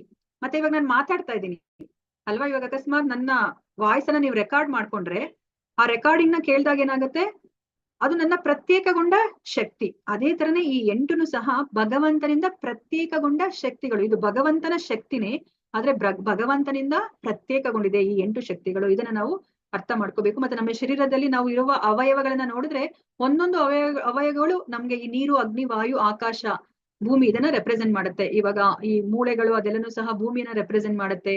ಮತ್ತೆ ನೀರು, ನಮ್ಮ ರಕ್ತ ನೀರನ್ನ ರೆಪ್ರೆಸೆಂಟ್ ಮಾಡುತ್ತೆ. ನಮ್ಮ ಜಠರದಲ್ಲಿರುವಂತಹ ಜಠರಾಗ್ನಿ ಅದು ಅಗ್ನಿಯನ್ನ ಅದು ರೆಪ್ರೆಸೆಂಟ್ ಮಾಡುತ್ತೆ. ನಮ್ಮ ಶ್ವಾಸಕೋಶದಲ್ಲಿ ಇರುವಂತಹ ಗಾಳಿ ಅದು ವಾಯುವನ್ನ ಅದು ರೆಪ್ರೆಸೆಂಟ್ ಮಾಡುತ್ತೆ. ನಮ್ಮ ದೇಹದಲ್ಲಿ ಎಷ್ಟೊಂದು ಖಾಲಿ ಜಾಗ ಇದೆ, ಅದನ್ನ ಆಕಾಶ ಅದು ರೆಪ್ರೆಸೆಂಟ್ ಮಾಡುತ್ತೆ. ಸೊ ಈ ತರ ನಮ್ಮ ದೇಹ ಅದು ಈ 4 ಈ ಪಂಚ ಮಹಾಭೂತಗಳಿಂದ ಆಗಿದೆ ಈ ಸ್ಥೂಲ ಶರೀರ. ಅದಕ್ಕೆ ನಮ್ಗೆ ಏನ್ ಹೇಳ್ತಾರೆ, ನಾವು ಇವಾಗ ಸತ್ತು ಹೋದಾಗ ಏನಾಗುತ್ತೆ, ನಾವು ಅದನ್ನ ದಫನ್ ಮಾಡ್ತೀವಿ, ಇಲ್ಲ ಅಂತಂದ್ರೆ ಹೂಳಾಗ್ತೀವಿ. ಅವಾಗ ಏನಾಗುತ್ತೆ, ಎಲ್ಲಿಂದ ಈ ಶರೀರ ಬಂತು ಅಲ್ಲಿಗೆ ಅದು ಹೋಗಿ ಸೇರುತ್ತೆ ಅಲ್ವಾ. ಪಂಚಭೂತಗಳಲ್ಲಿ ಲೀನ ಆಗೋಯ್ತು ಈ ಶರೀರ ಅಂತ ನಾವು ಮಾತಾಡ್ತೀವಿ. ಅಂದ್ರೆ ಎಲ್ಲಿಂದ ಬಂತು ಅಲ್ಲಿಗೆ ಅದು ಹೋಯ್ತು ಅಂತ. ಸೊ ಇವಾಗ ಕೃಷ್ಣ ಹೇಳ್ತಾ ಇದ್ದಾರೆ, ಈ 8 ಶಕ್ತಿಗಳು ಏನ್ ಹೇಳಿದ್ರು ಅದು ಭಗವಂತನ ಕೆಳಮಟ್ಟದ ಶಕ್ತಿ. ಈ ಕೆಳಮಟ್ಟದ ಶಕ್ತಿಯನ್ನ ಭಗವಂತನ ಉನ್ನತ ಮಟ್ಟದ ಶಕ್ತಿ, ಶ್ರೇಷ್ಠ ಶಕ್ತಿ ಉಪಯೋಗಿಸ್ಕೊತಾ ಇದೆ. ಅದ್ರ ಬಗ್ಗೆ ಇಲ್ಲಿ ಹೇಳ್ತಾ ಇದ್ದಾರೆ. ಅಪರೇಯಮಿತಸ್ತ್ವನ್ಯಾಂ ಪ್ರಕೃತಿಂ ವಿದ್ಧಿ ಮೇ ಪರಾಂ ಜೀವಭೂತಾಂ ಮಹಾಬಾಹೋ ಯಯೇದಂ ಧಾರ್ಯತೆ ಜಗತ್ ಬಾಹುವಾದ ಅರ್ಜುನನೇ, ಇವಲ್ಲದೆ ನನ್ನ ಇನ್ನೂ ಶ್ರೇಷ್ಠವಾದ ಮತ್ತೊಂದು ಶಕ್ತಿ ಇದೆ. ಅದು ಈ ಭೌತಿಕ ಮತ್ತು ಕೆಳಮಟ್ಟದ ಪ್ರಕೃತಿಯ ಸಂಪನ್ಮೂಲಗಳನ್ನ ಬಳಸಿಕೊಳ್ಳುತ್ತಿರುವ ಜೀವಿಗಳಿಂದ ಆದದ್ದು. ನೋಡಿ, ನಮಗೆ ಗೊತ್ತೇ ಇರ್ಲಿಲ್ಲ ಅಲ್ವಾ, ನಾವು ಭಗವಂತನ ಶ್ರೇಷ್ಠ ಮಟ್ಟದ ಶಕ್ತಿ ಅಂತ ನಮ್ಗೆ ಗೊತ್ತಿರ್ಲಿಲ್ಲ ಅಲ್ವಾ. ಈ ಭೌತಿಕ ಪ್ರಪಂಚ ಏನಿದೆ, ನಿರ್ಜೀವವಾದದ್ದು ಏನಿದೆ, ಅದು ಭಗವಂತನ ಕೆಳಮಟ್ಟದ ಶಕ್ತಿ.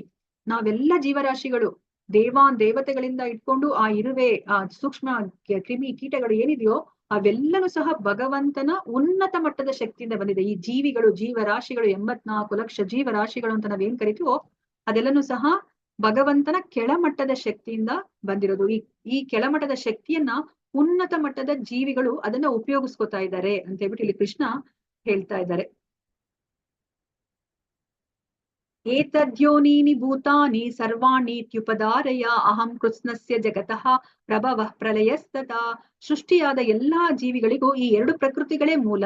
ಈ ಜಗತ್ತಿನಲ್ಲಿ ಭೌತಿಕವಾದ ಮತ್ತು ಆಧ್ಯಾತ್ಮಿಕವಾದ ಎಲ್ಲದರ ಮೂಲವು ಅಂತ್ಯವು ನಾನೇ ಎಂದು ತಿಳಿದುಕೋ ಅಂತ ಹೇಳ್ಬಿಟ್ಟು ಇಲ್ಲಿ ಹೇಳ್ತಾ ಇದ್ದಾರೆ ಅಲ್ವಾ. ಇವಾಗ ನಾವೇನಾದ್ರೂ ಒಂದು ವೆಹಿಕಲ್ ಏನಾದ್ರೂ ಇದ್ರೆ ಅದನ್ನ ಸಾವಿರಾರು ವರ್ಷಗಳ ಕಾಲ ಒಂದು ಜಾಗದಲ್ಲಿ ಇಟ್ರೆ ಅದು ಅಲ್ಲೇ ಇರುತ್ತೆ, ಅದಕ್ಕೆ ಯಾವುದೇ ಒಂದು ಚಲನವಲನ ಬರೋದಿಲ್ಲ. ಆದ್ರೆ ಯಾವ್ದಾದ್ರು ಒಬ್ರು ಡ್ರೈವರ್ ಅದನ್ನ ಉಪಯೋಗಿಸಿದ್ರೆ ಏನಾಗುತ್ತೆ, ಆ ವೆಹಿಕಲ್ಗೆ ಚಲನವಲನ ಬರುತ್ತೆ ಅಲ್ವಾ. ಸೊ ಅದಕ್ಕೆ ಇಲ್ಲಿ ಏನ್ ಹೇಳ್ತಾ ಇದಾರೆ, ಇಲ್ಲಿ ಯಾವುದೇ ಒಂದು ಕ್ರಿಯೆ ನಡಿಬೇಕು ಅಂತಂತಂದ್ರೆ ಅಲ್ಲಿ ಭೌತಿಕವಾದದ್ದು ಆಧ್ಯಾತ್ಮಿಕವಾದದ್ದು ಎರಡೂ ಇರ್ಬೇಕಾಗತ್ತೆ.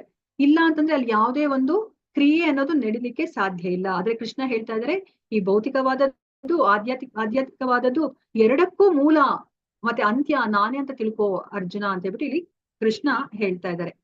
ಮತ್ತೆ ನಮ್ಗೆ ಇದಕ್ಕಿಂತ ಮುಂಚೆ ಏನ್ ಹೇಳಿದ್ರು, ಆ ಭೌತಿಕ ಶಕ್ತಿ ಕೆಳಮಟ್ಟದ ಶಕ್ತಿ, ಮತ್ತೆ ಎಲ್ಲ ಜೀವರಾಶಿಗಳು ಭಗವಂತನ ಉನ್ನತ ಮಟ್ಟದ ಶಕ್ತಿ ಅಂತ ನಾವು ತಿಳ್ಕೊಂಡ್ವಿ. ಅವಾಗ ನಮ್ಗೆ ಅನ್ಸುತ್ತೆ, ಹಾಗಾದ್ರೆ ಇನ್ನ ನಾವೇನೇ ಗ್ರೇಟಾ, ನಮ್ಗಿನ ಇನ್ಯಾರು ಗ್ರೇಟ್ ಇಲ್ವಾ, ನಮ್ಗಿನ ಉನ್ನತವಾದವರು ಯಾರು ಇಲ್ವಾ ಅಂತ ನಮ್ಗೆ ಅನ್ಸುತ್ತೆ. ಅದಕ್ಕೆ ನೋಡಿ ಕೃಷ್ಣ ಹೇಳ್ತಾ ಇದ್ದಾರೆ ಇಲ್ಲಿ, ಮತ್ತ ಪರತರಂ ನಾನ್ಯತ್ ಕಿಂಚಿದಸ್ತಿ ಧನಂಜಯ ಮಯಿ ಸರ್ವಮಿದಂ ಪ್ರೋತಂ ಸೂತ್ರೇ ಮಣಿಗಣ ಇವ. ಇದನ್ನ ನಾವು ತುಂಬಾ ಚೆನ್ನಾಗಿ ಅರ್ಥ ಮಾಡ್ಕೋಬೇಕಾಗಿರೋದು. ನೋಡಿ ಇಲ್ಲಿ ಕೃಷ್ಣ ಹೇಳ್ತಾ ಇದಾರೆ, ಧನಂಜಯ ನನಗಿಂತ ಶ್ರೇಷ್ಠವಾದ ಸತ್ಯವಿಲ್ಲ. ನೋಡಿ, ಹೌದು ಅಲ್ವಾ. ಸೊ ಇವಾಗ ಇಲ್ಲಿ ಕೆಳಮಟ್ಟದ ಶಕ್ತಿ ಮತ್ತೆ ಉನ್ನತ ಮಟ್ಟದ ಶಕ್ತಿ ಎರಡಿದೆ. ಆದ್ರೆ ಭಗವಂತ ಎಲ್ಲರನ್ನ ಮೀರಿಸಿರುವಂತಹ ಶ್ರೇಷ್ಠತೆ ಅವರಲ್ಲಿದೆ. ಸೊ ಅದಕ್ಕೆ ಇಲ್ಲಿ ಹೇಳ್ತಿದ್ರೆ, ಮತ್ತ ಪರತರಂ ನಾನ್ಯಾತ್, ನನ್ನನ್ನ ಮೀರಿಸಿರೋರು, ಪರಮರಾದವರು, ನನಗಿನ್ನ ಪರಮರಾದವರು ಯಾರು ಇಲ್ಲ, ನನಗಿಂತ ಶ್ರೇಷ್ಠವಾದ ಸತ್ಯ ಇಲ್ಲ. ಆದ್ರೆ ನಮ್ಗೆ ಏನ್ ಗೊತ್ತೇ ಆಗ್ತಿಲ್ವಲ್ಲ. ಕೃಷ್ಣನೇ ಇಲ್ಲಿ ಇದಕ್ಕಿಂತ ಮುಂಚೆನೆ ಹೇಳಿದ್ರು, ಎಲ್ಲದರ ಮೂಲ ನಾನೇ, ಅಂತ್ಯನೂ ನಾನೇ ಅಂತ. ಏನ್ ಅವ್ರ ಕಣ್ಣಿಗೆ ಕಾಣ್ತಾನೆ ಇಲ್ವಲ್ಲ ಅಂತ ಅನ್ಸುತ್ತೆ. ಇವಾಗ ನಾವು ನೋಡಿದೀವಲ್ವಾ, ಇವಾಗ ಆಟೋಮೆಟಿಕ್ ಡೋರ್ ಇರುತ್ತೆ. ನಾವ್ ಇವಾಗ ಮಾಲ್ಗೋ ಫಿಲಂ ಥಿಯೇಟರ್ಗೂ ಹೋದ್ರೆ ಅದ್ ನಾವೀಗ ಹೋಗಿದ ತಕ್ಷಣ ಸ್ವಲ್ಪ ಆ ಡೋರ್ಗೆ ಹತ್ರ ಬಂದಿದ ತಕ್ಷಣ ಅದಷ್ಟು ಕದೇ ಓಪನ್ ಆಗತ್ತೆ, ಅದಷ್ಟು ಕದೇ ಆಮೇಲೆ ನಾವು ಅಲ್ಲಿ ಆ ಡೋರ್ ಅನ್ನ ದಾಟದ್ಮೇಲೆ ಕ್ಲೋಸ್ ಆಗುತ್ತೆ. ನಮ್ಗೆ ಏನ್ ಅನ್ಸುತ್ತೆ, ಇದು ಆಟೋಮೆಟಿಕ್ ಆಗಿ ಆಗ್ತಿದೆ ಅಂತ ಅನ್ಸುತ್ತೆ. ಆದ್ರೆ ಅದನ್ನ ಪ್ರೋಗ್ರಾಮ್ ಮಾಡಿರ್ತಾರೆ ಅಲ್ವಾ, ಯಾರೋ ಒಬ್ರು ಅದನ್ನ, ಒಬ್ಬ ಮನುಷ್ಯ ಪ್ರೋಗ್ರಾಮ್ ಮಾಡಿರ್ತಾರೆ, ಯಾವಾಗ ಅದು ಮುಚ್ಕೋಬೇಕು, ಯಾವಾಗ ಅದು ತೆರ್ಕೋಬೇಕು ಅಂತ. ಆದ್ರೆ ಅವ್ರು ಕಾಣಿಸ್ತಾ ಇಲ್ಲ, ಅದ್ ಯಾರು ಪ್ರೋಗ್ರಾಮ್ ಮಾಡಿದಾರೆ ಅವರು ನಮಗ್ ಕಾಣಿಸ್ತಿಲ್ಲ. ಅಲ್ಲಿ ಬರೀ ನಮ್ಗೆ ಆ ಬಾಗ್ಲುಗಳು ಮಾತ್ರ ತೆಕ್ಕೊಳೋದು ಮುಚ್ಕೊಳೋದು ಕಾಣಿಸ್ತಾ ಇದೆ ಅಲ್ವಾ. ಅದೇ ತರನೇ ಭಗವಂತ ಪ್ರತಿಯೊಂದಕ್ಕೂ ಸಹ ಭಗವಂತನೇ ಮೂಲ, ಅವನೇ ಕಾರಣಕರ್ತ, ಸಕಲ ಕಾರಣಗಳಿಗೆ ಅವನೇ ಕಾರಣ. ಆದ್ರೆ ಅವನ್ ನಮ್ಗೆ ಕಾಣಿಸ್ತಿಲ್ಲ. ಹೇಗೆ ಆ ಒಂದು ಮುತ್ತಿನ ಹಾರದಲ್ಲಿ ಆ ಎಲ್ಲಾ ಮಣಿಗಳನ್ನ ಆ ದಾರ ಹಿಡ್ದಿಟ್ಟಿದ್ಯೋ ಅಲ್ವಾ, ಆದ್ರೆ ಆ ದಾರ ನಮಗೆ ಕಾಣಿಸ್ತಿಲ್ಲ. ಆ ದಾರ ಹಿಡ್ದಿಟ್ಟಿರೋದ್ರಿಂದ ಆ ಮುತ್ತಿನ ಮಣಿಗಳು ಒಂದಕ್ಕೊಂದು ಪೋಣಿಸ್ಕೊಂಡಿದೆ ಅಲ್ವಾ. ಅಕಸ್ಮಾತ್ ಆ ದಾರ ಇಲ್ಲ ಅಂದ್ರೆ ಎಲ್ಲವೂ ಸಹ ಅದು ಚೆಲ್ಲಾಪಿಲ್ಲಿ ಆಗೋಗುತ್ತೆ. ಅದೇ ತರನೇ ಪ್ರತಿಯೊಂದು ಸಹ ಈ ಸೃಷ್ಟಿಯಲ್ಲಿ ಇರೋದೆಲ್ಲನೂ ಸಹ ಭಗವಂತನನ್ನೇ ಆಧರಿಸಿದೆ.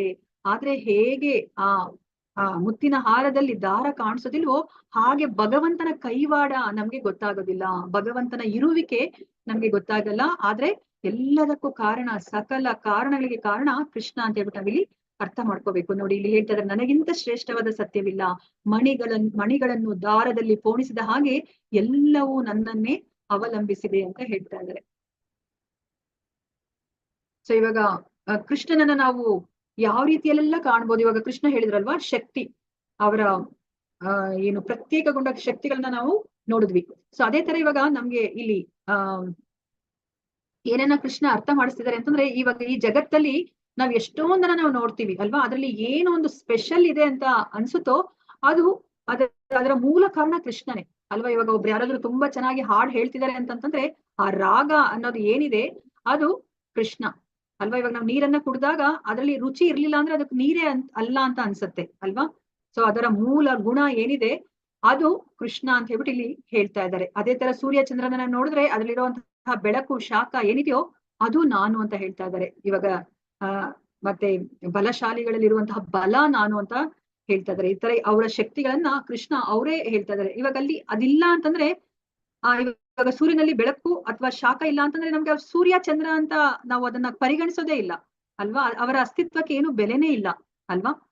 ಅವರ ಅಸ್ತಿತ್ವಕ್ಕೆ ಬೆಲೆಯಾಗಿರುವಂತಹ ಆ ಶಾಖ ಮತ್ತೆ ಆ ಬೆಳಕು ಅದು ನಾನು, ಅದು ನನ್ನ ಶಕ್ತಿ ಅಂತ ಹೇಳ್ಬಿಟ್ಟು ಇಲ್ಲಿ ಕೃಷ್ಣ ಹೇಳ್ತಾ ಇದ್ದಾರೆ. ರಸೋಹಮಪ್ಸು ಕೌಂತೆಯ ಪ್ರಭಾಸ್ಮಿ ಶಶಿ ಸೂರ್ಯಯೋಹೋ ಪ್ರಣವ ಸರ್ವ ವೇದೇಶು ಶಬ್ದಕ್ಕೆ ಪೌರುಷಂ ಋಷು. ಹೇ ಅರ್ಜುನ, ನಾನು ನೀರಿನಲ್ಲಿ ರುಚಿಯು, ಸೂರ್ಯ ಚಂದ್ರರಲ್ಲಿ ಬೆಳಕು, ವೇದದ ಮಂತ್ರಗಳಲ್ಲಿ ಓಂಕಾರವೂ ಆಗಿದ್ದೇನೆ. ನಾನು ಆಕಾಶದಲ್ಲಿ ಶಬ್ದವು, ಪುರುಷರಲ್ಲಿ ಪೌರುಷವೂ ಆಗಿದ್ದೇನೆ ಅಂತ ಹೇಳ್ತಾ ಇದ್ದಾರೆ. ಇವಾಗ ಪುರುಷರಲ್ಲಿ ಪೌರುಷ ಇಲ್ದಲ್ಲ ಇದ್ರೆ ನಾವು ಅವ್ರನ್ನ ಒಂದು ಗಂಡಸು ಅಂತ ಹೇಳೋದೇ ಇಲ್ಲ, ಪುರುಷ ಅಂತ ಹೇಳೋದೇ ಇಲ್ಲ ಅಲ್ವಾ. ನೋಡಿ, ಆ ಪುರುಷ ನಾನಾಗಿದ್ದೀನಿ ಅಂತ ಹೇಳ್ಬಿಟ್ಟು ಇಲ್ಲಿ ಕೃಷ್ಣ ಹೇಳ್ತಿದ್ದಾರೆ. ಅದಕ್ಕೆ ಇವಾಗ ನಮ್ಗೆ ಮುಂದೆ ತಿಳಿಸ್ತಾರೆ ಕೃಷ್ಣ, ಕ್ಷಣ ಕ್ಷಣನು ನೀವು ನನ್ನನ್ನ ಸ್ಮರಣೆ ಮಾಡಿ, ಅನವರತ ನನ್ನನ್ನ ಸ್ಮರಣೆ ಮಾಡಿ ಅಂತ ಹೇಳ್ತಾರೆ. ಅವಾಗ ಹೇಗಪ್ಪ ಕೃಷ್ಣನನ್ನ ಅನವರತ ಸ್ಮರಣೆ ಮಾಡೋದು ಅಂತ ನಮಗೆ ಪ್ರಶ್ನೆ ಬರುತ್ತೆ. ಅದಕ್ಕೆ ನಮ್ಗೆ ಆಚಾರ್ಯರು ಹೇಳ್ತಾರೆ, ನೀವು ಬೆಳಗ್ಗೆಯಿಂದ ರಾತ್ರಿ ತನಕ ನೀವು ನೀವು ಇದರ ಸಂಪರ್ಕಕ್ಕೆ ಬಂದೇ ಬರ್ತೀರಾ ಅಲ್ವಾ. ಇವಾಗ ಕೃಷ್ಣನೇ ಹೇಳ್ತಾ ಇದ್ದಾರೆ, ಇವಾಗ ನಾವ್ ನೀರನ್ನ ಕುಡಿದಲೇ ಇರ್ಲಿಕ್ಕೆ ಸಾಧ್ಯನೇ ಇಲ್ಲ. ಅಯ್ಯೋ ನಾನ್ ನೀರ್ ಕುಡಿಯಲ್ಲಪ್ಪ ಹಾಗೆ ಬದುಕ್ತೀನಿ ಅಂತ ನಾವ್ ಹೇಳಿಕ್ ಸಾಧ್ಯ ಇಲ್ಲ. ಅದಕ್ಕೆ ನೀರನ್ನ ಕುಡಿದಾಗ ಅದನ್ನ ಅವಾಗ ಪ್ರತಿ ಕ್ಷಣ ನಾವು ಆ ನೀರನ್ನ ಕುಡಿಬೇಕಾದ್ರೆ ನಾವು ಜ್ಞಾಪಿಸ್ಕೋಬೇಕು, ಓ ಕೃಷ್ಣ ಹೇಳಿದಾರಲ್ಲ ಈ ನೀರಿನ ರುಚಿ ನಾನೇ ಅಂತ ಹೇಳ್ಬಿಟ್ಟು. ಆ ನೀರಲ್ಲಿ ರುಚಿ ಇರ್ಲಿಲ್ಲ ಅಂತಂದ್ರೆ ನಮ್ಗೆ ಆ ನೀರನ್ನ ಬಾಯಲ್ಲಿ ಇಟ್ಕೊಳ್ಲಿಕ್ಕೂ ಸಾಧ್ಯ ಇಲ್ಲ ಅಲ್ವಾ. ಆರ್ಒ ವಾಟರ್ ಅಂತ ಬರುತ್ತಲ್ವಾ, ಅದನ್ನ ನಾವು ಬಾಯಲ್ಲಿ ಅದ್ರಲ್ಲಿ ಎಲ್ಲಾ ಅಂಶನೂ ಹೊಟ್ಟೋಗಿರುತ್ತೆ, ಅದನ್ನ ನಾವು ಬಾಯಲ್ಲಿ ಹಾಕೊಳ್ಲಿಕ್ಕೂ ಸಾಧ್ಯ ಇಲ್ಲ. ಅದಕ್ಕೆ ಇಲ್ಲಿ ಕೃಷ್ಣ ಹೇಳ್ತಾರೆ, ನೀರಿನಲ್ಲಿರುವ ರುಚಿ ನಾನು, ಸೂರ್ಯ ಚಂದ್ರರಲ್ಲಿ ಇರುವಂತಹ ಬೆಳಕು ನಾನು, ವೇದ ಮಂತ್ರಗಳಲ್ಲಿ ಓಂಕಾರ ಇದ್ದಲೇ ಯಾವುದೇ ಒಂದು ವೇದ ಮಂತ್ರಗಳು ಶುರುವಾಗೋದಿಲ್ಲ ಅಲ್ವಾ. ಓಂ ಶುಕ್ಲಾಂಬರಧರಂ ವಿಷ್ಣು, ಮತ್ತೆ ಓಂ ಭೂರ್ಭುವ ಸ್ವಹ, ಓಂ ತ್ರಯಂಬಕಂ ಯಜಾಮಹೆ ಅಲ್ವಾ. ಎಲ್ಲವೂ ಸಹ ಓಮಿಂದ ಶುರುವಾಗುತ್ತೆ ಅಲ್ವಾ. ಅಂದ್ರೆ ಅದ್ರಲ್ಲಿ ಏನೆಲ್ಲ ಪ್ರಾರ್ಥನೆ ಮಾಡ್ತಿದ್ರು ಅದು ಕೃಷ್ಣನಿಗೆ ಸಮರ್ಪಣೆ ಆಗ್ಲಿ ಅನ್ನೋದು ಅದರ ಉದ್ದೇಶ. ಆ ಓಂಕಾರ ಏನಿದೆ ಅದು ನಾನು ಅಂತ ಹೇಳ್ತಾ ಇದ್ದಾರೆ. ಆಕಾಶದಲ್ಲಿರುವ ಶಬ್ದ ನಾನು, ಪುರುಷರಲ್ಲಿರುವ ಪೌರುಷ ನಾನು ಅಂತ ಹೇಳ್ಬಿಟ್ಟು ಇಲ್ಲಿ ಹೇಳ್ತಾ ಇದ್ದಾರೆ. ಸೊ ಕೃಷ್ಣ ನೀರಿನ ರುಚಿಯ ಬಗ್ಗೆ ಯಾಕೆ ಮಾತಾಡ್ತಾ ಇದ್ದಾರೆ ಅಂತ ಹೇಳ್ಬಿಟ್ಟು ಇಲ್ಲಿ ಆ ಪ್ರಶ್ನೆಯನ್ನ ಕೇಳ್ತಾರೆ. ನಾವು ಡಿಸ್ಕಸ್ ಮಾಡಿದ್ವಿ ಅಲ್ವಾ. ಸೊ ನೀರಿನಲ್ಲಿರುವ ರುಚಿ ನಾನೇ. ಸೊ ಆ ರುಚಿ ಇಲ್ಲದೆ ಇದ್ರೆ ನಾವು ಬಾಯಲ್ಲಿ ಇಟ್ಕೊಂಡಿಕ್ಕೂ ಸಾಧ್ಯ ಇಲ್ಲ. ನಾವು ನೀರನ್ನ ಕುಡಿಬೇಕಾದ್ರೆ ಭಗವಂತನನ್ನ ನಾವು ಜ್ಞಾಪಕ ಮಾಡ್ಕೋಬೇಕಾಗತ್ತೆ. ಸೊ ಇಲ್ಲಿ ನೀರಿನಲ್ಲಿರುವ ರುಚಿ ನಾನು ಅಂತ ಹೇಳ್ತಾ ಇದ್ದಾರೆ. ಚಂದ್ರ ಸೂರ್ಯನಲ್ಲಿರುವಂತಹ ಬೆಳಕು ಶಾಖ ನಾನು ಅಂತ ಹೇಳ್ತಾ ಇದ್ದಾರೆ. ವೈದಿಕ ಮಂತ್ರದಲ್ಲಿರುವಂತಹ ಓಂಕಾರ ನಾನು, ಆಕಾಶದಲ್ಲಿರುವ ಆ ಧ್ವನಿ ಆ ಶಬ್ದ ನಾನು, ಮನುಷ್ಯನಿರುವ ಸಾಮರ್ಥ್ಯ ನಾನು, ಭೂಮಿಯಲ್ಲಿ ಪರಿಮಳ ಅಲ್ವಾ, ನಮ್ಗೆ ಮಳೆ ಬಂದ್ಮೇಲೆ ಎಷ್ಟು ಗಮ್ಮಂತ ವಾಸನೆ ಬರುತ್ತಲ್ಲ ಅದು ನಾನು ಅಂತ ಹೇಳ್ಬಿಟ್ಟು ಕೃಷ್ಣ ಹೇಳ್ತಾ ಇದ್ದಾರೆ. ಬೆಂಕಿಯಲ್ಲಿರುವಂತಹ ಶಾಖ ನಾನು, ಜೀವಿಗಳಲ್ಲಿರುವ ಜೀವನ ನಾನು, ತಪಸ್ವಿಗಳಲ್ಲಿರುವ ತಪಸ್ಸು ನಾನು, ಮತ್ತೆ ಎಲ್ಲ ಅಸ್ತಿತ್ವಗಳ ಮೂಲ ಬೀಜ ಅಲ್ವಾ. ನಮ್ಗೆ ಯಾವಾಗ್ಲೂ ಡೌಟ್ ಇತ್ತು ಅಲ್ವಾ, ಏನು ಮರ ಮೊದ್ಲೋ ಬೀಜ ಮೊದ್ಲೋ, ಮೊಟ್ಟೆ ಮೊದ್ಲೋ ಅಥವಾ ಕೋಳಿ ಮೊದ್ಲೋ ಅಂತ ಹೇಳ್ಬಿಟ್ಟು. ಅದಕ್ಕೆ ನೋಡಿ ಇಲ್ಲಿ ಕೃಷ್ಣ ನಮ್ಗೆ ಉತ್ತರ ಕೊಡ್ತಾ ಇದ್ದಾರೆ ಅಲ್ವಾ. ಆ ಬೀಜ, ಆ ಮೂಲ ಬೀಜ ಏನಿದೆ ಅದು ನಾನು ಅಂತ ಹೇಳ್ತಾ ಇದ್ದಾರೆ. ಬುದ್ಧಿವಂತರಲ್ಲಿರುವ ಬುದ್ಧಿ ನಾನು, ಶಕ್ತಿಶಾಲಿ ಪುರುಷರಲ್ಲಿರುವಂತಹ ಪರಾಕ್ರಮ ನಾನು, ಕಾಮ ಆಸಕ್ತಿ ರಹಿತವಾದ ಸಾಮರ್ಥ್ಯ ನಾನು, ಧರ್ಮ ತತ್ವಗಳಿಗೆ ವಿರುದ್ಧವಲ್ಲದ ಲೈಂಗಿಕತೆ ಅದು ನಾನು ಅಂತ ಹೇಳ್ಬಿಟ್ಟು ಇಲ್ಲಿ ಕೃಷ್ಣ ಹೇಳ್ತಾ ಇದ್ದಾರೆ ಅಲ್ವಾ. ಧರ್ಮಕ್ಕೆ ವಿರುದ್ಧವಲ್ಲದಲ್ಲೇ ಇರೋದು ಅಂತಂದ್ರೆ ನಾವಿವಾಗ ಲೈಂಗಿಕ ಜೀವನವನ್ನ ನಡೆಸ್ಬೇಕಂತಂದ್ರೆ ನಾವು ಮದ್ವೆ ಆಗ್ಬೇಕಾಗುತ್ತೆ, ಅದು ನಮ್ಮ ಶಾಸ್ತ್ರದಲ್ಲಿ ಹೇಳಿರುವಂತದ್ದು. ಮತ್ತೆ ನಾವು ಕೃಷ್ಣ ಪ್ರಜ್ಞೆಗೆ ಬಂದ್ರೆ ನಾವ್ ಇನ್ನೂ ಒಂದನ್ನ ಏನಾನ ತಿಳ್ಕೊಂಡ್ವಿ ಅಂದ್ರೆ ನಾವು ಮದ್ವೆ ಆಗಿರ್ಬೋದು, ಆದ್ರೆ ನಾವು ಮಕ್ಕಳನ್ನ ಮಾಡ್ಕೊಳ್ಲಿಕ್ಕೆ ಮಾತ್ರನೇ ಲೈಂಗಿಕ ಜೀವನವನ್ನ ನಡೆಸ್ಬೇಕು ಅಂತ ಹೇಳ್ಬಿಟ್ಟು ನಮ್ಗೆ ಈಗ್ಲೇ ಗೊತ್ತಾಗಿರೋದು. ಇಲ್ಲಾಂದ್ರೆ ನಾವು ಪ್ರಾಣಿಗಳಿಗೆ ಸಮಾನ ಆಗ್ಬಿಡ್ತೀವಿ ಅಂತ ಹೇಳ್ಬಿಟ್ಟು ನಾವು ತಿಳ್ಕೊಂಡ್ವಿ. ಅಂದ್ರೆ ಇಂತಹ ಒಂದು ಲೈಂಗಿಕ ಜೀವನ ನಾನು ಅಂತ ಹೇಳ್ಬಿಟ್ಟು ಹೇಳ್ತಾ ಇದ್ದಾರೆ ಕೃಷ್ಣ. ಸೊ ಇಲ್ಲಿ ಕೃಷ್ಣನ ಆ ಐಶ್ವರ್ಯ ಜ್ಞಾನವನ್ನ ನಾವು ತಿಳ್ಕೊಂಡ್ವಿ. ಸೊ ಇದು ಎಲ್ಲವೂ ಕೃಷ್ಣಮಯವಾದ್ರೆ ಯಾಕೆ ಕೃಷ್ಣನ ಬಗ್ಗೆ ಎಷ್ಟೊಂದ್ ಜನರಿಗೆ ಗೊತ್ತಿಲ್ವಲ್ಲ ಅಂತ ನಮ್ಗೆ ಅನ್ಸುತ್ತೆ. ನೋಡಿ, ಎಲ್ಲಿ ಕಣ್ಬಿಟ್ಟು ಎಲ್ಲೆಲ್ಲಿ ಏನೇನ್ ನೋಡ್ತೀವೋ ಎಲ್ಲದಲ್ಲೂ ಸಹ ಅದರ ಮೂಲ ಒಂದು ಗುಣ ಅಂತ ಇದೆ. ಆ ಮೂಲ ಗುಣ ನಾವ್ ಏನನ್ನೇ ನೋಡಿದ್ರು ಅದು ಕೃಷ್ಣ ಅಂತ ನಾವ್ ಅನ್ಕೋಬೇಕಾಗತ್ತೆ. ಎಲ್ಲಾ ಕಡೆ ಕೃಷ್ಣನೇ ಇದ್ರೆ ಎಷ್ಟೊಂದ್ ಜನಕ್ಕೆ ಗೊತ್ತಿಲ್ವಲ್ಲ ಯಾಕೆ ಅಂತ ನಮ್ಗೆ ಇಲ್ಲಿ ಪ್ರಶ್ನೆ. ಅದಕ್ಕೆ ಇಲ್ಲಿ ನಾವು ಉತ್ತರವನ್ನ ನೋಡೋಣ ಅಂತ. ಇವಾಗ ನಾನೇನಾದ್ರೂ ಕಪ್ಪು ಕನ್ನಡಕ ಹಾಕೊಂಡ್ರೆ ನನಗೆ ಈ ಜಗತ್ತೆಲ್ಲವೂ ಕಪ್ಪಿಗೆ ಕಾಣಿಸುತ್ತೆ ಅಲ್ವಾ. ಆದ್ರೆ ಜಗತ್ತು ಕಪ್ಪಿಗಿದ್ಯಾ? ಇಲ್ಲ ಅಲ್ವಾ. ಮತ್ತೆ ನಾನೇನಾದ್ರೂ ಕೆಂಪು ಕನ್ನಡಕ ಹಾಕೊಂಡ್ರೆ ಎಲ್ಲವೂ ಕೆಂಪಾಗಿ ಕಾಣುತ್ತೆ. ಹಳದಿ ಕನ್ನಡಕ ಹಾಕೊಂಡ್ರೆ ಕಾಮಾಲೆ ಕಣ್ಣಿನವ್ರಿಗೆ ಇಡೀ ಜಗತ್ತೇ ಹಳದಿ ಅಂತಾರಲ್ವಾ, ಆತರ. ಇವಾಗ ನಾನು ಹಳದಿ ಬಣ್ಣದ ಕನ್ನಡಕ ಹಾಕೊಂಡು ನಾನು ಈ ಜಗತ್ತನ್ನ ನೋಡಿದ್ರೆ ನನಗೆ ಹಳದಿಯಾಗಿ ಕಾಣುತ್ತೆ ಅಲ್ವಾ. ಇಲ್ಲಿ ತಪ್ಪು ಎಲ್ಲಿದೆ? ಈ ಜಗತ್ತಲ್ಲಿ ಏನಾದ್ರೂ ತಪ್ಪಿದ್ಯಾ?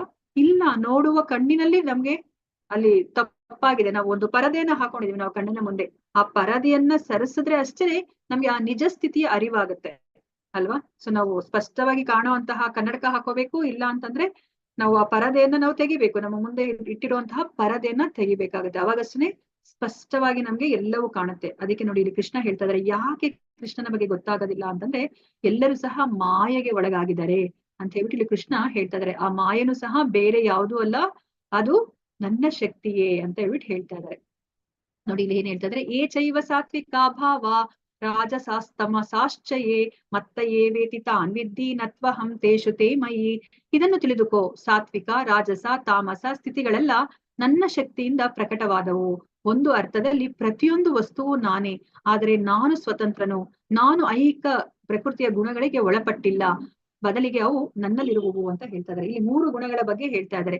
ನಾವು 3 ಗುಣಗಳಿಗೆ ಒಳಗಾಗಿರೋದ್ರಿಂದನೇ ನಮ್ಗೆ ಕೃಷ್ಣನನ್ನ ತಿಳ್ಕೊಳ್ಲಿಕ್ಕೆ ಸಾಧ್ಯ ಆಗ್ತಿಲ್ಲ. ನೋಡಿ ಇಲ್ಲಿ 3 ದೇವತೆಗಳಿದ್ದಾರೆ. ಇವ್ರು 3 ಜನರು ಸಹ ಸತ್ವಗುಣ, ರಜೋಗುಣ ಮತ್ತೆ ತಮೋ ಗುಣವನ್ನ ಪ್ರತಿನಿಧಿಸ್ತಾರೆ. ಈ ಹಳದಿ ಬಟ್ಟೆ ಹಾಕೊಂಡಿರೋರು ಸತ್ವಗುಣವನ್ನ, ಕೆಂಪು ಬಟ್ಟೆ ಹಾಕೊಂಡಿರೋರು ರಜೋಗುಣವನ್ನ, ಕಪ್ಪು ಬಟ್ಟೆ ಹಾಕೊಂಡಿರೋರು ತಮೋ ಗುಣವನ್ನ ಪ್ರತಿನಿಧಿಸ್ತಾರೆ. ನಾವು ಅಮ್ಮನ ಹೊಟ್ಟೆಯಿಂದ ಹೊರಗಡೆ ಬಂದಿದ ತಕ್ಷಣ ನಾವು ಈ 3 ಗುಣಗಳು ನಮ್ಮನ್ನ ಅಂದ್ರೆ ಕುಣಿಸುತ್ತೆ. ಅಂದ್ರೆ ನಾವು ಕೈಗೊಂಬೆಗಳಾಗ್ಬಿಡ್ತೀವಿ. ಅವ್ರು ಹೇಗೆ ನಮ್ಮನ್ನ ಕುಣಿಸ್ತಾರೋ ಹಾಗೆ ನಾವು ಕುಣಿತೀವಿ. ಅದಕ್ಕೆ ನಾವು ಭಗವಂತನನ್ನ ನಾವು ಅರ್ಥ ಮಾಡ್ಕೊಳ್ತಾ ಇಲ್ಲ. ಆದ್ರೆ ಭಗವಂತ ಈ 3 ಗುಣಗಳಿಗೆ ಒಳಪಟ್ಟಿಲ್ಲ. ಅವ್ರು ಯಾವಾಗ್ಲೂ ಸಹ ಸ್ವತಂತ್ರರಾಗಿದ್ದಾರೆ. ಈ ಮಾಯಾದೇವಿಯರು ಈ ಕೃಷ್ಣನ ಅಧೀನದಲ್ಲಿ ಇದ್ದಾರೆ. ಕೃಷ್ಣ ಹೇಗೆ ಹೇಳ್ತಾರೋ ಹಾಗೆ ಈ ಮಾಯಾದೇವಿಗಳು ಹೇಳ್ತಾರೆ.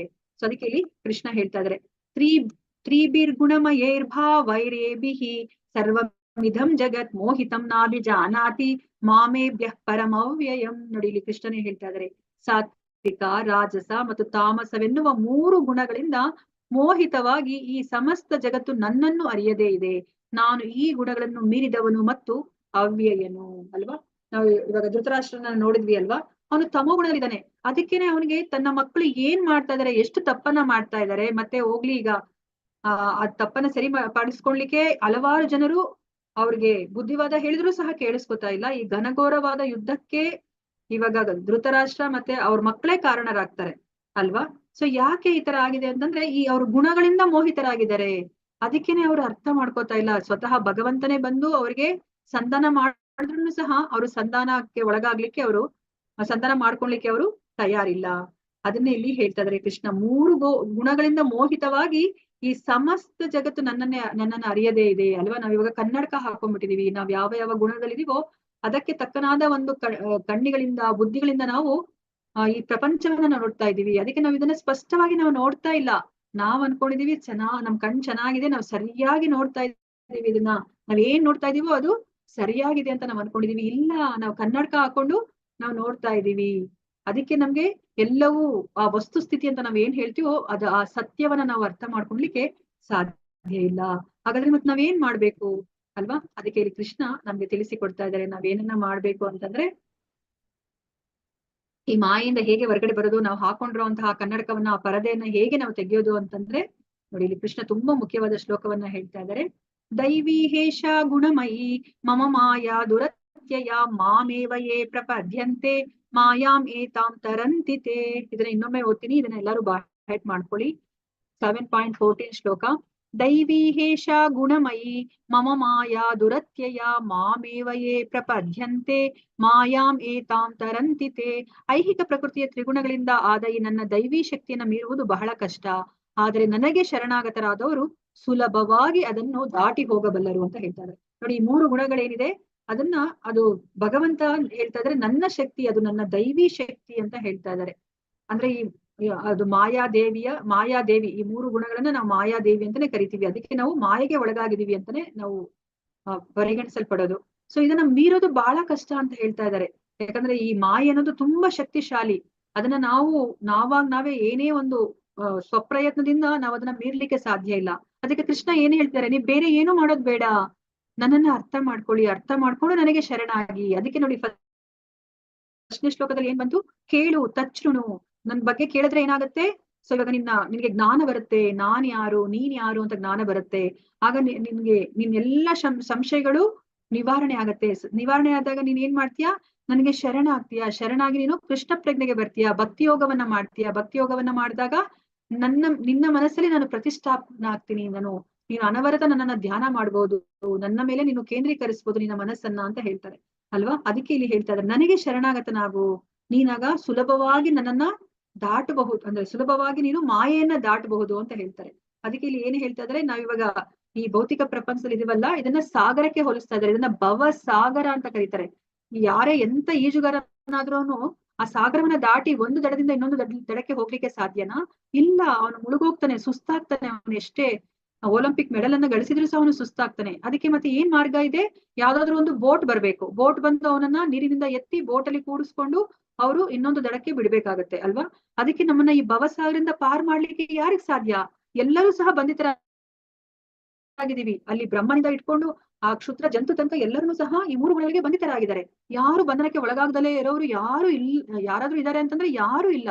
ಬಂಧನಕ್ಕೆ ಒಳಗಾಗಿಲ್ಲ ಅಂದ್ರೆ ಒಬ್ರೇ ಒಬ್ರು ಇರೋದು. ಅದ್ ಯಾರು ಅಂತಂದ್ರೆ ಕೃಷ್ಣ ಅಲ್ವಾ? ನಾವ್ ಇವಾಗ ಕೃಷ್ಣನಿಗೆ ಶರಣಾದ್ರೆ ಕೃಷ್ಣ ಏನ್ ಮಾಡ್ತಾರೆ ನೋಡಿ, ಅವರು ತಮ್ಮ ವಾಹನವಾದ ಗರುಡನ ಮೇಲೆ ಬರ್ತಾರೆ. ಗರುಡನ ಮೇಲೆ ಬಂದು ನಮ್ಮನ್ನ ನೋಡಿ, ನಮ್ಮ ಅವರು ಆ ಶಿಖ, ನಾವ್ ಅದಕ್ಕೆ ಶಿಖ ಬಿಟ್ಕೋಬೇಕು ಅಂತ ಹೇಳ್ಬಿಟ್ಟು ಅದಕ್ಕೆ ಹೇಳ್ತಾರೆ.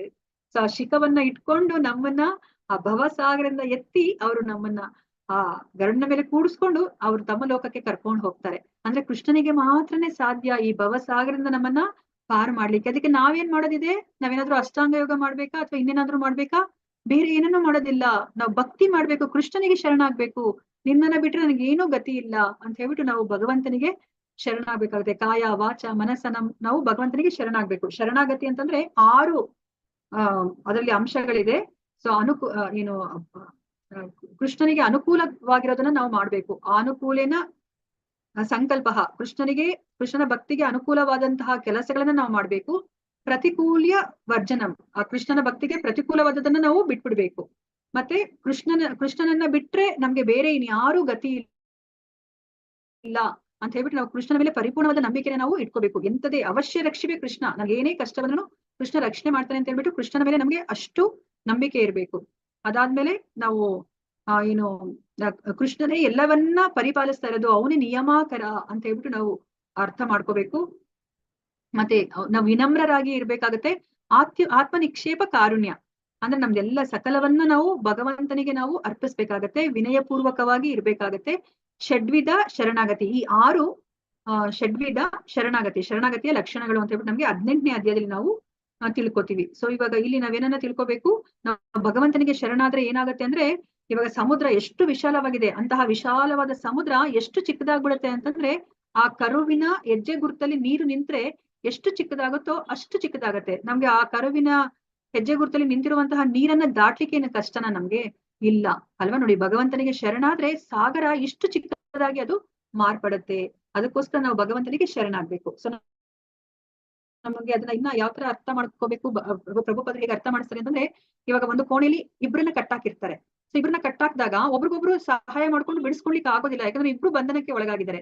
ಈಗ ಇಬ್ರನ್ನ ಬಿಡಿಸ್ಬೇಕು ಅಂತಂದ್ರೆ ಯಾರಾದ್ರೂ ಒಬ್ರು ಬಂಧನಕ್ಕೆ ಒಳಗಾಗ್ದಲೇ ಇರೋರು ಬರ್ಬೇಕು, ಬಂದ್ಬಿಟ್ಟು ರೂಮ್ ಒಳಗಡೆ ಬಂದು ನಮ್ಮನ್ನ ಬಿಡಿಸ್ಬೇಕು ಅಲ್ವಾ? ಇವಾಗ ಬಂಧನಕ್ಕೆ ಒಳಗಾಗ್ದಲೇ ಇರೋರು ಯಾರು ಅಂದ್ರೆ ಒಬ್ರೇ ಒಬ್ರು ಇರೋದು, ಕೃಷ್ಣ ಅಲ್ವಾ? ಅವರಷ್ಟೇ ಬಂದು ನಮ್ಮ ಬಂಧನವನ್ನ ಅಂದ್ರೆ ಈ ಮಾಯಾದೇವಿಯ ಹಿಡಿತದಿಂದ ನಮ್ಮನ್ನ ಪಾರ್ ಮಾಡ್ಬೇಕಾಗತ್ತೆ ಅಲ್ವಾ? ಇವಾಗ ಅದಕ್ಕೆ ಇನ್ನ ಒಂದು ರೀತಿಯಲ್ಲಿ ಹೇಗೆ ಅರ್ಥ ಮಾಡ್ಕೋಬೇಕು ಇದನ್ನ ಅಂತಂದ್ರೆ, ಈಗ ನಮ್ಮ ಸ್ನೇಹಿತನ ಮನೆಗೆ ನಾವು ಹೋದಾಗ ಅಲ್ಲಿ ಅವ್ರ ಮನೇಲಿ ಏನಾದ್ರು ನಾಯಿ ಸಾಕಿದ್ರೆ ನಮ್ಮ ನಾಯಿ ಆ ಸ್ನೇಹಿತನ ನಾಯಿ ನಮ್ಮನ್ನ ಒಳಗಡೆ ಹೋಗ್ಲಿಕ್ಕೆ ಬಿಡೋದಿಲ್ಲ ಅಲ್ವಾ?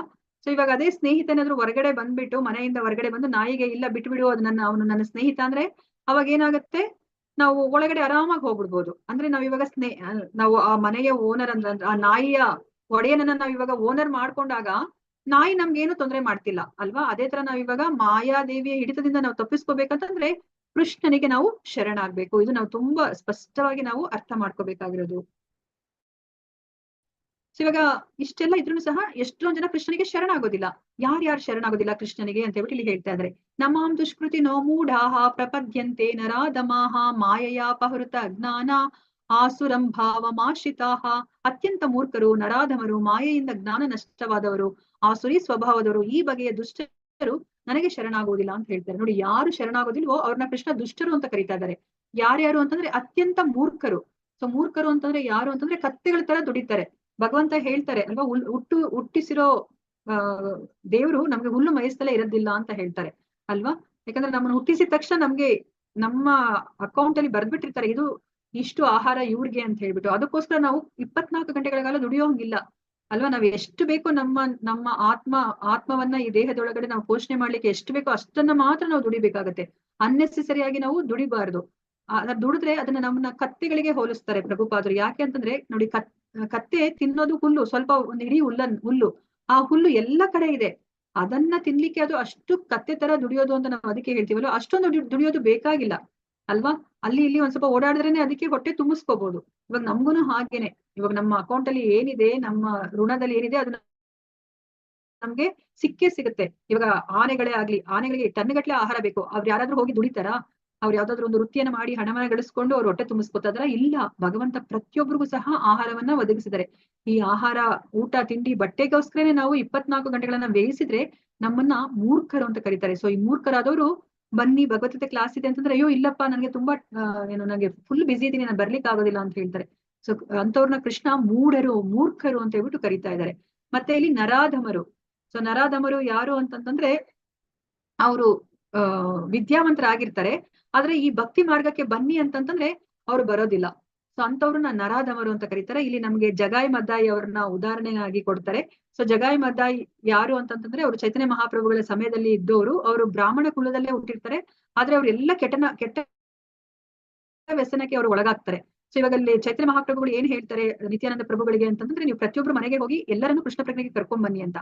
ಚೈತನ್ಯ ಮಹಾಪ್ರಭುಗಳ ಈ ಆಜ್ಞೆಗೆ ನಿತ್ಯಾನಂದ ಪ್ರಭುಗಳು ಏನ್ ಯೋಚನೆ ಮಾಡ್ತಾರೆ ಅಂತಂದ್ರೆ, ಈ ಜಗಾಯ್ ಮದ ಇಂತಹ ಒಬ್ಬ ನರಾಧಮರನ್ನ, ನರರಲ್ಲೇ ಅಧಮರು ಅಲ್ವಾ, ಅವರಂತಹ ಉತ್ತಮ ಕುಲದಲ್ಲಿ ಹುಟ್ಟಿದರೆ ಅವರು ಭಕ್ತಿ ಮಾರ್ಗದಲ್ಲಿ ಬಂದು ಭಗವಂತನ ಲೋಕಕ್ಕೆ ಹೋಗಕ್ಕೆ ಅವರು ತಮ್ಮ ಜೀವನವನ್ನ ಉಪಯೋಗಿಸ್ಕೋಬೇಕಾಗಿತ್ತು. ಆದ್ರೆ ಅವರು ಎಲ್ಲಾ ಅನುಕೂಲ ಇದ್ರೂ ಅದನ್ನ ಉಪಯೋಗಿಸ್ಕೊತಾ ಇಲ್ಲ.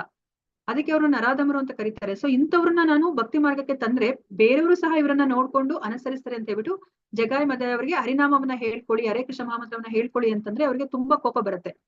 ಸೊ ಅವರು ಕೊನೆಗೆ ನಿತ್ಯಾನಂದ ಪ್ರಭುಗೆ ಅವರು ಹಣೆಗೆ ಅವರು ಆ ಮಡಿಕೆ ಚೂರು ತಗೊಂಡು ಹೊಡೆದ್ ಬಿಡ್ತಾರೆ.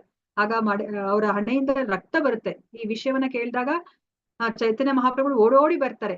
ಓಡೋಡಿ ಬಂದು ಅವರ ಸುದರ್ಶನ ಚಕ್ರವನ್ನ ಎತ್ತಿ ಅವರು ಆ ಜಗಾಯ್ ಮದೆಯನ್ನ ಸಾಯಿಸ್ಲಿಕ್ಕೆ ಅವರು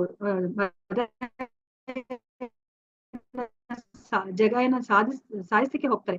ಆಗ ನಿತ್ಯಾನಂದ ಪ್ರಭುಗಳು ಅಡ್ಡ ಬರ್ತಾರೆ. ಪ್ರಭು, ನೀವು ಈ ಅವತಾರದಲ್ಲಿ ನೀವು ಯಾವುದೇ ಒಂದು ಆಯುಧವನ್ನ ಉಪಯೋಗಿಸೋ ಹಾಗಿಲ್ಲ, ನೀವು ಯಾರನ್ನು ಸಹ ನೀವು ಏನು ಹತ್ಯೆ ಮಾಡೋ ಹಾಗಿಲ್ಲ, ಮತ್ತೆ ನೀವು ಬಂದಿರೋದೇ ಇಂತಹ ಪತಿತರದವರನ್ನ ಉದ್ಧಾರ ಮಾಡ್ಲಿಕ್ಕೆ. ನೀವು ಸಾಯಿಸಿದ್ರೆ ಈ ಕಲಿಯುಗದಲ್ಲಿ ಇರೋ ಪ್ರತಿಯೊಬ್ಬರನ್ನು ಸಹ ನೀವು ಸಾಯಿಸ್ಬೇಕಾಗತ್ತೆ. ನೀವು ಕರುಣಾವತಾರ, ನೀವು ಇದನ್ನ ಮಾಡಬಾರ್ದು ಅಂತ ಹೇಳಿದಾಗ ಆ ಮಾತಾಜಿ ಹರೇ ಕೃಷ್ಣ. ಸೊ ಅವಾಗೇನೆ ಏನ್ ಮಾಡ್ತಾರೆ ಅವರು, ಜಗಾಯ್ ಮದಾಯರ್ಗೆ ನಿತ್ಯಾನಂದ ಪ್ರಭುಗಳ ಮೇಲೆ ತುಂಬಾನೇ ಅವ್ರಿಗೆ ಇದು ಆಶ್ಚರ್ಯ ಆಗುತ್ತೆ. ಇದೇನಿದು, ನಾವು ಅವ್ರಿಗೆ ಇಷ್ಟು ಹಾನಿ ಮಾಡಿದ್ರು ಸಹ ನಮ್ಮನ್ನ ಕಾಪಾಡ್ತಾ ಇದಾರಲ್ಲ ಅಂತ ಹೇಳ್ಬಿಟ್ಟು ಅವರು ಭಕ್ತಿ ಮಾರ್ಗಕ್ಕೆ ಬರ್ತಾರೆ. ಸೊ ಇವರು ನರಾಧಮರಿಗೆ ಉದಾಹರಣೆ. ಮತ್ತೆ ಮಾಯೆಯಿಂದ ಜ್ಞಾನ ನಷ್ಟವಾದವರು ಅಲ್ವಾ. ನಾವ್ ಇವಾಗ ಜ್ಞಾನವನ್ನ ಯಾಕೆ ಬೆಳೆಸ್ಕೋಬೇಕು ಅಂತಂತಂದ್ರೆ, ನಮ್ಗೆ ವಸ್ತು ಸ್ಥಿತಿಯನ್ನ ಅರ್ಥ ಮಾಡ್ಕೊಳ್ಲಿಕ್ಕೆ ನಾವು ಜ್ಞಾನವನ್ನ ಪಡ್ಕೋಬೇಕಾಗುತ್ತೆ. ಆದ್ರೆ ನಮ್ಗೆ ಈಗಿನ ಶಾಲಾ ಕಾಲೇಜಲ್ಲಿ ನಮ್ಗೆ ಈ ಅಶಾಶ್ವತವಾದ ಬಗ್ಗೆ ಹೇಳ್ಕೊಡ್ತಾ ಇದ್ದಾರೆ ಅಲ್ವಾ. ನಮ್ಮನ್ನ ದೇಹದಿಂದ ಗುರುತಿಸ್ಕೊಳೋ ತರ ನಮ್ಗೆ ಜ್ಞಾನವನ್ನ ಕೊಡ್ತಾ ಇದ್ದಾರೆ ಅಲ್ವಾ. ಅಂತವ್ರನ್ನ ಮಾಯೆಯಿಂದ ಜ್ಞಾನ ನಷ್ಟವಾದವರು ಅಂತ ಹೇಳ್ಬಿಟ್ಟು ಕರೀತಾರೆ ಅಲ್ವಾ. ನಾವು ಹೆಚ್ಚು ಡಿಗ್ರಿಗಳನ್ನ ಓದಿರ್ಬೋದು, ಆದ್ರೆ ನಮ್ಮನ್ನ ನಾವು ದೇಹ ಅಂತ ನಾವು ತಿಳ್ಕೊಂಡಿದೀವಿ. ನಾವು ನಮ್ಮನ್ನ ಆತ್ಮ ಅಂತ ತಿಳ್ಕೊಂಡಿಲ್ಲ. ನಮಗೂ ಭಗವಂತನಿಗೆ ಇರುವ ಸಂಬಂಧ ಏನು ಅಂತ ನಾವು ತಿಳ್ಕೊಂಡಿಲ್ಲ. ಮತ್ತೆ ಆಸುರಿ ಸ್ವಭಾವದವರು ಅಲ್ವಾ. ಆಸುರಿ ಸ್ವಭಾವದವರು ಯಾವ ತರ ಇರ್ತಾರೆ ಅಂತಂದ್ರೆ, ಭಗವಂತನ ಶಕ್ತಿ ಬೇಕು ಆದ್ರೆ ಭಗವಂತ ಬೇಡ ಅಲ್ವಾ. ನಾವು ರಾವಣನನ್ನ ನೋಡಿದ್ವಿ. ರಾವಣನಿಗೆ ಸೀತಾಮಾತೆ ಬೇಕು, ಆದ್ರೆ ಸೀತಾಮಾತೆ ಭಗವಂತನ ಶಕ್ತಿ ಅಲ್ವಾ, ಆದ್ರೆ ಭಗವಂತ ಬೇಡ. ಅವರು ಭಗವಂತನ ಇರುವಿಕೆನ ಅವ್ರು ಒಪ್ಪೋದಿಲ್ಲ, ಅವರೇ ಭಗವಂತ ಅಂತ ಅನ್ಕೋತಾರೆ ಅಲ್ವಾ. ಇವಾಗ ಹಿರಣ್ಯಕಶಿಪು ಏನ್ ಹೇಳಿದ್ರು ಪ್ರಹ್ಲಾದನಿಗೆ, ನೀನ್ ಯಾಕೆ ಹರಿನಾಮವನ್ನ ಹೇಳ್ತಾ ಇದೀಯ, ನಾನು ಹಿರಣ್ಯಕಶಿಪು, ದೇವ್ರು ನನ್ನ ಜಪವನ್ನ ಮಾಡು, ನೀನು ಹಿರಣ್ಯಕಶಿಪಾಯ ನಮಃ ಅಂತ ಹೇಳು ಅಂತ ಹೇಳಿದ್ರು ಅಲ್ವಾ. ಅದಕ್ಕೆ ಇಂತಹ ದುಷ್ಟರು, ಇವರನ್ನ ದುಷ್ಟರು ಅಂತ ಕರೀತಾ ಇದಾರೆ. ಇವರು ನನಗೆ ಶರಣಾಗೋದಿಲ್ಲ ಅಂತ ಹೇಳ್ಬಿಟ್ಟು ಹೇಳ್ತಾ ಇದ್ದಾರೆ. ಸೊ ಅದಕ್ಕೆ ಇಲ್ಲಿ ನಿಮ್ಗೆ ಉದಾಹರಣೆಯನ್ನ ಇಲ್ಲಿ ನಿಮ್ಗೆ ಕೊಡ್ತಾ ಇದ್ದಾರೆ. ಅದೇ ತರ ಯಾರು ಕೃಷ್ಣನಿಗೆ ಶರಣಾಗ್ತಾರೆ ಅಂತಂದ್ರೆ, 4 ತರದ ಜನರು ಕೃಷ್ಣನಿಗೆ ಶರಣಾಗ್ತಾರೆ. ಕೃಷ್ಣ ಅವ್ರನ್ನ ಸುಕೃತಿ ಅಂತ ಕರೀತಾ ಇದ್ದಾರೆ, ಅವ್ರನ್ನ ಪುಣ್ಯವಂತರು ಅಂತ ಕರೀತಾ ಇದ್ದಾರೆ. ಆದ್ರೆ ಈ 4 ಜನಗಳು ಯಾವುದೋ ಒಂದು ಆಕಾಂಕ್ಷೆಯನ್ನ ಇಟ್ಕೊಂಡು ಕೃಷ್ಣನಲ್ಲಿಗೆ ಹೋಗ್ತಾ ಇದ್ದಾರೆ. ನೋಡಿ, ಕೃಷ್ಣ ಎಷ್ಟು ಕರುಣಾಮಯಿ ಅಂತಂದ್ರೆ, ತನ್ನ ಬಳಿಗೆ ಯಾವುದೋ ಒಂದು ಉದ್ದೇಶ ಇಟ್ಕೊಂಡು ಬಂದಿರೋರನ್ನೇ ಅವರು ಪುಣ್ಯವಂತರು ಅಂತ ಕರೀತಾ ಇದ್ದಾರೆ. ಅವ್ರು ಯಾರ್ಯಾರು ಪುಣ್ಯವಂತರು ಅಂತ ನೋಡೋಣಂತೆ. ಚತುರ್ವಿಧ ಭಜಂತೆ ಮಾಂ ಜನಾಃ ಸುಕೃತಿನೋರ್ಜುನ, ಆರ್ಥೋ ಜಿಜ್ಞಾಸುರ ಅರ್ಥಾರ್ಥಿ ಜ್ಞಾನಿ ಚ ಭರತರ್ಷಭ.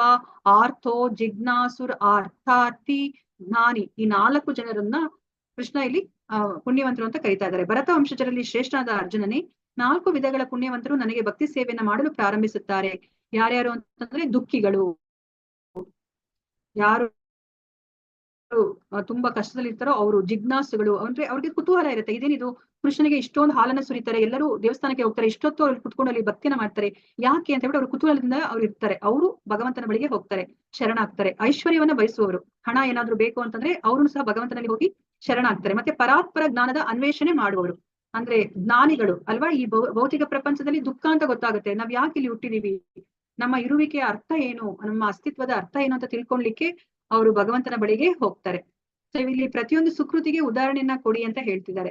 ಸೊ ಇಲ್ಲಿ ನಾವು ಇಲ್ಲಿ ಗಜೇಂದ್ರನನ್ನ ನೋಡ್ತಾ ಇದೀವಿ. ಗಜೇಂದ್ರ ಅವನು ಕಷ್ಟದಲ್ಲಿ ಇದ್ದಾಗ ಅವನು ಭಗವಂತನಿಗೆ ಪ್ರಾರ್ಥನೆಯನ್ನ ಮಾಡ್ತಾರೆ. ಭಗವಂತನ ಪ್ರಾರ್ಥನೆಯನ್ನ ಕೇಳಿ ಕೃಷ್ಣ ಅಂದ್ರೆ ವಿಷ್ಣು ಅವರು ಗರುಡನ ಮೇಲೆ ಬಂದು ಈ ಮೊಸಳೆಯನ್ನ ಸುದರ್ಶನ ಚಕ್ರದಿಂದ ಅವರ ಮೊಸಳೆಯ ಕುತ್ತಿಗೆಯನ್ನ ಕತ್ತರಿಸಿ ಗಜೇಂದ್ರನನ್ನ ಕಾಪಾಡ್ತಾರೆ. ಅಂದ್ರೆ ಗಜೇಂದ್ರ ಅವ್ರ ಹಿಂದಿನ ಜನ್ಮದಲ್ಲಿ ಅವರು ರಾಜನಾಗಿರ್ತಾನೆ, ಅವರು ಆ ಭಕ್ತಿಯನ್ನ ಮಾಡಿರ್ತಾರೆ, ಅವರು ಪ್ರಾರ್ಥನೆಯನ್ನ ಕಲ್ತ್ಕೊಂಡಿರ್ತಾರೆ ನೋಡಿ. ಆ ಪ್ರಾರ್ಥನೆಯನ್ನ ಅವರು ಪ್ರಾಣಿಯ ಜನ್ಮ ಬಂದಾಗ್ಲೂ ಸಹ ಅವರು ಅದನ್ನ ಜ್ಞಾಪಿಸ್ಕೊಂಡು ನೆನಪಿಗೆ ಬಂದು ಕೃಷ್ಣನೇ ನೆನಪು ಬರೋ ತರ ಮಾಡಿ ಅವ್ರು ಪ್ರಾರ್ಥನೆ ಮಾಡೋ ತರ ಅವರು ಮಾಡ್ತಾರೆ. ಸೊ ಇದ್ರ ಬಗ್ಗೆ ನಾವು ಭಾಗವತದಲ್ಲಿ ನಾವು ತಿಳ್ಕೊತೀವಿ. ಮತ್ತೆ ನಾವು ದ್ರೌಪದಿನ ನಾವು ನೋಡಿದೀವಿ, ದ್ರೌಪದಿ ಹೇಗೆ ಶರಣಾಗ್ತಾಳೆ ಅಂತ ನಾವು ತಿಳ್ಕೊಂಡಿದೀವಿ ಅಲ್ವಾ. ಅವಳು ಎರಡೂ ಕೈಗಳನ್ನ ಮೇಲೆತ್ತಿ ಅವಳು ಹರಿಯನ್ನ ಕೂದ್ಮೇಲೆ ಗೋವಿಂದ ಅಂತ ಕೂಗಿದಾಗ ಕೃಷ್ಣ ಬಂದು ದ್ರೌಪದಿಯ ಮಾನವನ ಕಾಪಾಡ್ತಾಳೆ. ಅವಳು ಸಹ ಕಷ್ಟದಲ್ಲಿ ಇದ್ದಾಗ ಕೃಷ್ಣನಿಗೆ ಶರಣಾಗ್ತಾಳೆ. ಅದೇ ತರ ನಾವ್ ಇಲ್ಲಿ ಯಾರನ್ನ ನೋಡ್ತಾ ಇದೀವಿ ಅಂತಂದ್ರೆ ವೇದವ್ಯಾಸರ ಹೆಂಡತಿ ವಾಟಿಕ. ಸೊ ವಾಟಿಕರ ಅವಳು ಗರ್ಭಿಣಿ ಆಗಿರ್ತಾಳೆ, ಅವ್ರ ಗರ್ಭದಲ್ಲಿ ಶುಕಮುನಿಗಳಿರ್ತಾರೆ. ಆ ಶುಕಮುನಿ ಅವರು ಇಲ್ಲಿ ಅಂದ್ರೆ ಜನನವನ್ನ ಪಡಿಲಿಕ್ಕೆ ಅವರು ತಯಾರಿಲ್ಲ, ಯಾಕೆಂದ್ರೆ ಹೊರಗಡೆ ಬಂದ್ರೆ ನಾನು ಮಾಯೆಗೆ ಒಳಗಾಗ್ಬಿಡ್ತೀನಿ ಅಂತ ಹೇಳ್ಬಿಟ್ಟು ಅವರು ಅಮ್ಮನ ಗರ್ಭದಲ್ಲೇನೆ ಅವ್ರು ಇದ್ದಾರೆ. ಆದ್ರೆ ಅಮ್ಮ ಎಷ್ಟು ವರ್ಷ ಅಂತ ಮಗುವನ್ನ ಎತ್ಕೊಂಡು ಇರ್ಲಿಕ್ಕೆ ಸಾಧ್ಯ ಆಗುತ್ತೆ, 16 ವರ್ಷ ಆದ್ರೂ ಅವ್ರು ಹೊರಗಡೆ ಬರ್ಲಿಕ್ಕೆ ತಯಾರಿರೋದಿಲ್ಲ. ಆಗ ಅವರು ಕೃಷ್ಣನ ಮೊರೆ ಹೋಗ್ತಾರೆ, ನನ್ನ ಹೆಂಡತಿಗೆ ಸಾಧ್ಯನೇ ಆಗ್ತಾ ಇಲ್ಲ, ನೀವಾದ್ರೂ ಬಂದು ಹೇಳಿ ಶುಕಮುನಿಗೆ ಅಂತ ಹೇಳ್ಬಿಟ್ಟು ಹೇಳಿದಾಗ ಕೃಷ್ಣ ಅವ್ರಿಗೆ ಅಭಯವನ್ನ ಕೊಡ್ತಾರೆ. ನೀನು ಹೊರಗಡೆ ಬಂದ್ರು ಮಾಯೆ ನಿನಗೆ ಮಾಯೆ ಪ್ರಭಾವಕ್ಕೆ ನೀನು ಒಳಗಾಗೋದಿಲ್ಲ ಅಂತ ಹೇಳ್ಬಿಟ್ಟು ನಾನು ನಿನಗೆ ಅಭಯವನ್ನ ಕೊಡ್ತೀನಿ, ಹೊರಗಡೆ ಬಂದಾಗ ಶುಕಮುನಿಗಳು ಹೊರಗಡೆ ಬರ್ತಾರೆ. ಅಂದ್ರೆ ಅವರು ಸಹ ಕಷ್ಟದಲ್ಲಿ ಇದ್ದಾಗ ಕೃಷ್ಣನಿಗೆ ಶರಣಾಗ್ತಾರೆ. ಮತ್ತೆ ನಾವಿಲ್ಲಿ ಯಾರನ್ನ ನೋಡ್ತಾ ಇದೀವಿ, ಪರೀಕ್ಷಿತ ಮಹಾರಾಜ. ಅವ್ರಿಗೂ ಸಹ ಅವರು ಶಾಪಗ್ರಸ್ತರಾಗ್ತಾರೆ ಅಲ್ವಾ. ಅವರು 7 ದಿನಗಳಲ್ಲಿ ಸರ್ಪ ಕಚ್ಚಿ ಸಾಯ್ಲಿ ಅಂತ ಹೇಳ್ಬಿಟ್ಟು ಋಷಿ ಮುನಿ ಶೃಂಗಿಯಿಂದ ಅವರು ಶಾಪಕ್ಕೆ ಒಳಗಾಗ್ತಾರೆ. ಆಗ ಅವರು ಸಹ ಕಷ್ಟದಲ್ಲಿ ಇರ್ತಾರೆ. ಅರ್ಥೋ ಅವರು ಯಾರು ಶುಕಮುನಿಗಳ ಹತ್ರ ಅವರು ಭಾಗವತವನ್ನ 7 ದಿನಗಳು 7 ರಾತ್ರಿಗಳು ಸತತವಾಗಿ ಅನ್ನ ಆಹಾರ ನಿದ್ರೆ ಇದೆ ಎಲ್ಲವನ್ನ ತ್ಯಜಿಸಿ ಅವರು ಭಗವಂತನ ಶ್ರವಣವನ್ನ ಮಾಡಿ ಅವರು ಮುಕ್ತಿಯನ್ನ ಪಡೀತಾರೆ. ಅವರನ್ನು ಸಹ ಕಷ್ಟದಲ್ಲಿ ಇದ್ದಾಗ ಅವರು ಭಗವಂತನಿಗೆ ಮೊರೆ ಹೋಗ್ತಾರೆ. ಮತ್ತೆ ಧ್ರುವ ಮಹಾರಾಜ ಅವರು ಧನಾರ್ಥಿಯಾಗಿ ಅಲ್ವಾ, ಅವರಿಗೆ ರಾಜ್ಯ ಬೇಕಾಗಿರುತ್ತೆ, ಅದಕ್ಕೋಸ್ಕರ ಅವರು 6 ತಿಂಗಳ ಕಾಲ ತಪಸ್ಸನ್ನ ಮಾಡಿ ಅವರು ವಿಷ್ಣುವನ್ನ ಒಲಿಸ್ಕೊಂಡು ಅವರು ವರವನ್ನ ಪಡ್ಕೋತಾರೆ. ಅದಾದ್ಮೇಲೆ ಇಲ್ಲಿ ವಾಲಿಯನ್ನ ನೋಡ್ತಾ ಇದೀವಿ. ವಾಲಿನೂ ಸಹ ಅವ್ರಿಗೆ ರಾಜ್ಯ ಕಳೆದುಕೊಂಡಿರುವಂತ ರಾಜ್ಯ ಬೇಕಾಗಿರುತ್ತೆ, ಹೆಂಡತಿ ಬೇಕಾಗಿರುತ್ತೆ, ಅದಕ್ಕೋಸ್ಕರ ರಾಮನಿಗೆ ಅವರು ಶರಣಾಗ್ತಾರೆ. ಮತ್ತೆ ಇಲ್ಲಿ ಶೌನಕಾದಿ ಋಷಿಗಳು ಅವ್ರಿಗೆ ಕುತೂಹಲಿಗಳು, ಅವ್ರಿಗೆ ಕೃಷ್ಣನ ಬಗ್ಗೆ ಅವರು ತಿಳ್ಕೋಬೇಕಾಗಿರುತ್ತೆ, ಅದಕ್ಕೋಸ್ಕರ ಅವರು ಸೂತ ಗೋಸ್ವಾಮಿ ಅವರಿಗೆ ಅವರು ಪ್ರಶ್ನೆಯನ್ನ ಅವರು ಕೇಳ್ತಾರೆ. ಮತ್ತೆ ಚತುಷ್ಕುಮಾರರು ಅವರು ಜ್ಞಾನಿಗಳಿಗೆ ಉದಾಹರಣೆಯಾಗಿ ಕೊಡ್ತಾರೆ. ಮತ್ತೆ ಇಲ್ಲಿ ಕೃಷ್ಣ ಹೇಳ್ತಾ ಇದ್ದಾರೆ, ಈ 4 ಜನರಲ್ಲಿ ನನಗೆ ಜ್ಞಾನಿಗಳು ಅಂದ್ರೆ ತುಂಬಾ ಪ್ರಿಯರಾದವರು, ಯಾಕಂದ್ರೆ ಅವ್ರು ಯಾವ್ದೋ ಒಂದು ಭೌತಿಕವಾದ ಇಚ್ಛೆನ ಇಟ್ಕೊಂಡು ನನ್ನಲ್ಲಿ ಬರೋದಿಲ್ಲ, ಅದಕ್ಕೆ ನನಗೆ ಜ್ಞಾನಿಗಳಂದ್ರೆ ತುಂಬಾ ಇಷ್ಟ ಅಂತ ಹೇಳ್ಬಿಟ್ಟು ಇಲ್ಲಿ ಕೃಷ್ಣ ಹೇಳ್ತಾ ಇದ್ದಾರೆ. ತೇಷಾಂ ಜ್ಞಾನಿ ನಿತ್ಯ ಯುಕ್ತ ಏಕ ಭಕ್ತಿರ್ ವಿಶಿಷ್ಯತೆ ಪ್ರಿಯೋ ಹಿ ಜ್ಞಾನಿನೋ ಅತ್ಯರ್ಥಂ ಅಹಂ ಸಚ ಮಮ ಪ್ರಿಯ. ಇವರಲ್ಲಿ ಪೂರ್ಣ ಜ್ಞಾನವಿರುವವನು ಮತ್ತು ಸದಾ ಶುದ್ಧ ಭಕ್ತಿ ಸೇವೆಯಲ್ಲಿ ನಿರತನಾಗಿರುವವನು ಶ್ರೇಷ್ಠನು, ಅವನಿಗೆ ನಾನು ಬಹಳ ಪ್ರಿಯನಾದವನು ಮತ್ತು ನನಗೆ ಅವನು ಪ್ರಿಯನಾದವನು ಅಂತ ಹೇಳ್ಬಿಟ್ಟು ಹೇಳ್ತಾ ಇದ್ದಾರೆ. ಸೊ ಇಲ್ಲಿ 4 ಜನರಲ್ಲಿ ಯಾರೇ ಆಗ್ಲಿ ಶುದ್ಧ ಭಕ್ತರ ಸಂಪರ್ಕಕ್ಕೆ ಬಂದ್ರೆ ಅವರು ಸಹ ಶುದ್ಧ ಭಕ್ತಿಯ ಮಾರ್ಗಕ್ಕೆ ಅವರು ಬಂದ್ಬಿಡ್ತಾರೆ. ಮತ್ತೆ ಇಲ್ಲಿ ಕೃಷ್ಣ ಹೇಳ್ತಾ ಇದ್ದಾರೆ, ಈ ಜ್ಞಾನಿಗಳು ಅವ್ರಿಗೆ ಹಲವಾರು ಜನ್ಮಗಳು ಬೇಕಾಗುತ್ತೆ, ನಾನೇನೆ ಎಲ್ಲದಕ್ಕೆ ಸಕಲ ಕಾರಣಗಳಿಗೆ ನಾನೇ ಕಾರಣ ಅಂತ ಹೇಳ್ಬಿಟ್ಟು ಅರ್ಥ ಮಾಡ್ಕೊಳ್ಳಿಕ್ಕೆ ಅವ್ರಿಗೆ ತುಂಬಾ ಬಹು ಜನ್ಮಗಳು ಬೇಕಾಗತ್ತೆ, ಆಮೇಲೆ ಅವರು ನನಗೆ ಶರಣಾಗ್ತಾರೆ ಅಂತ ಹೇಳ್ಬಿಟ್ಟು ಇಲ್ಲಿ ಹೇಳ್ತಾ ಇದ್ದಾರೆ. ಬಹುನಾಂ ಜನ್ಮ ನಾಮಂತೆ ಜ್ಞಾನವಾನ್ ಮಾಂ ಪ್ರಪದ್ಯತೆ ವಾಸುದೇವ ಸರ್ವಮಿತಿ ಸಮಹಾತ್ಮ ಸುದುರ್ಲಭ. ಅನೇಕ ಬಾರಿ ಹುಟ್ಟಿ ಸತ್ತ ನಂತರ ವಾಸ್ತವವಾಗಿ ಜ್ಞಾನದಲ್ಲಿ ಇರುವವನಿಗೆ ನಾನು ಎಲ್ಲ ಕಾರಣಗಳ ಕಾರಣ ಮತ್ತು ಅಸ್ತಿತ್ವದಲ್ಲಿರುವ ಎಲ್ಲದರ ಕಾರಣ ಎನ್ನುವುದು ತಿಳಿಯುತ್ತದೆ, ಆದುದರಿಂದ ಅವನು ನನಗೆ ಶರಣಾಗುತ್ತಾನೆ. ಅಂತಹ ಮಹಾತ್ಮನು ದುರ್ಲಭ. ನೋಡಿ ಕೃಷ್ಣನೇ ಹೇಳ್ತಾ ಇದ್ದಾರೆ ಅಲ್ವಾ, ಆದ್ರೆ ಅಂತಹ ಜ್ಞಾನಿನೂ ಸಹ ತುಂಬಾ ದುರ್ಲಭ ಅಂತ ಹೇಳ್ತಾ ಇದ್ದಾರೆ. ಮತ್ತೆ ಇಲ್ಲಿ ನಮ್ಗೆ ದೇವತಾ ಆರಾಧನೆಯ ಬಗ್ಗೆ ನಮ್ಗೆ ತಿಳಿಸಿಕೊಡ್ತಾ ಇದ್ದಾರೆ. ಇದು ತುಂಬಾ ಮುಖ್ಯವಾಗಿರೋದು ಅಲ್ವಾ. ನಾವೇನ್ ಅನ್ಕೊಂಡ್ಬಿಟ್ಟಿದೀವಿ, ಯಾರನ್ನೇ ಪೂಜೆ ಮಾಡಿದ್ರು ಕೇಶವಂ ಪ್ರತಿಗಚ್ಚತಿ ಅಲ್ವಾ, ಸರ್ವದೇವ ನಮಸ್ಕಾರ ಕೇಶವಂ ಪ್ರತಿಗಚ್ಚತಿ ಅಂತ ನಾವ್ ತಿಳ್ಕೊಂಡಿದೀವಿ.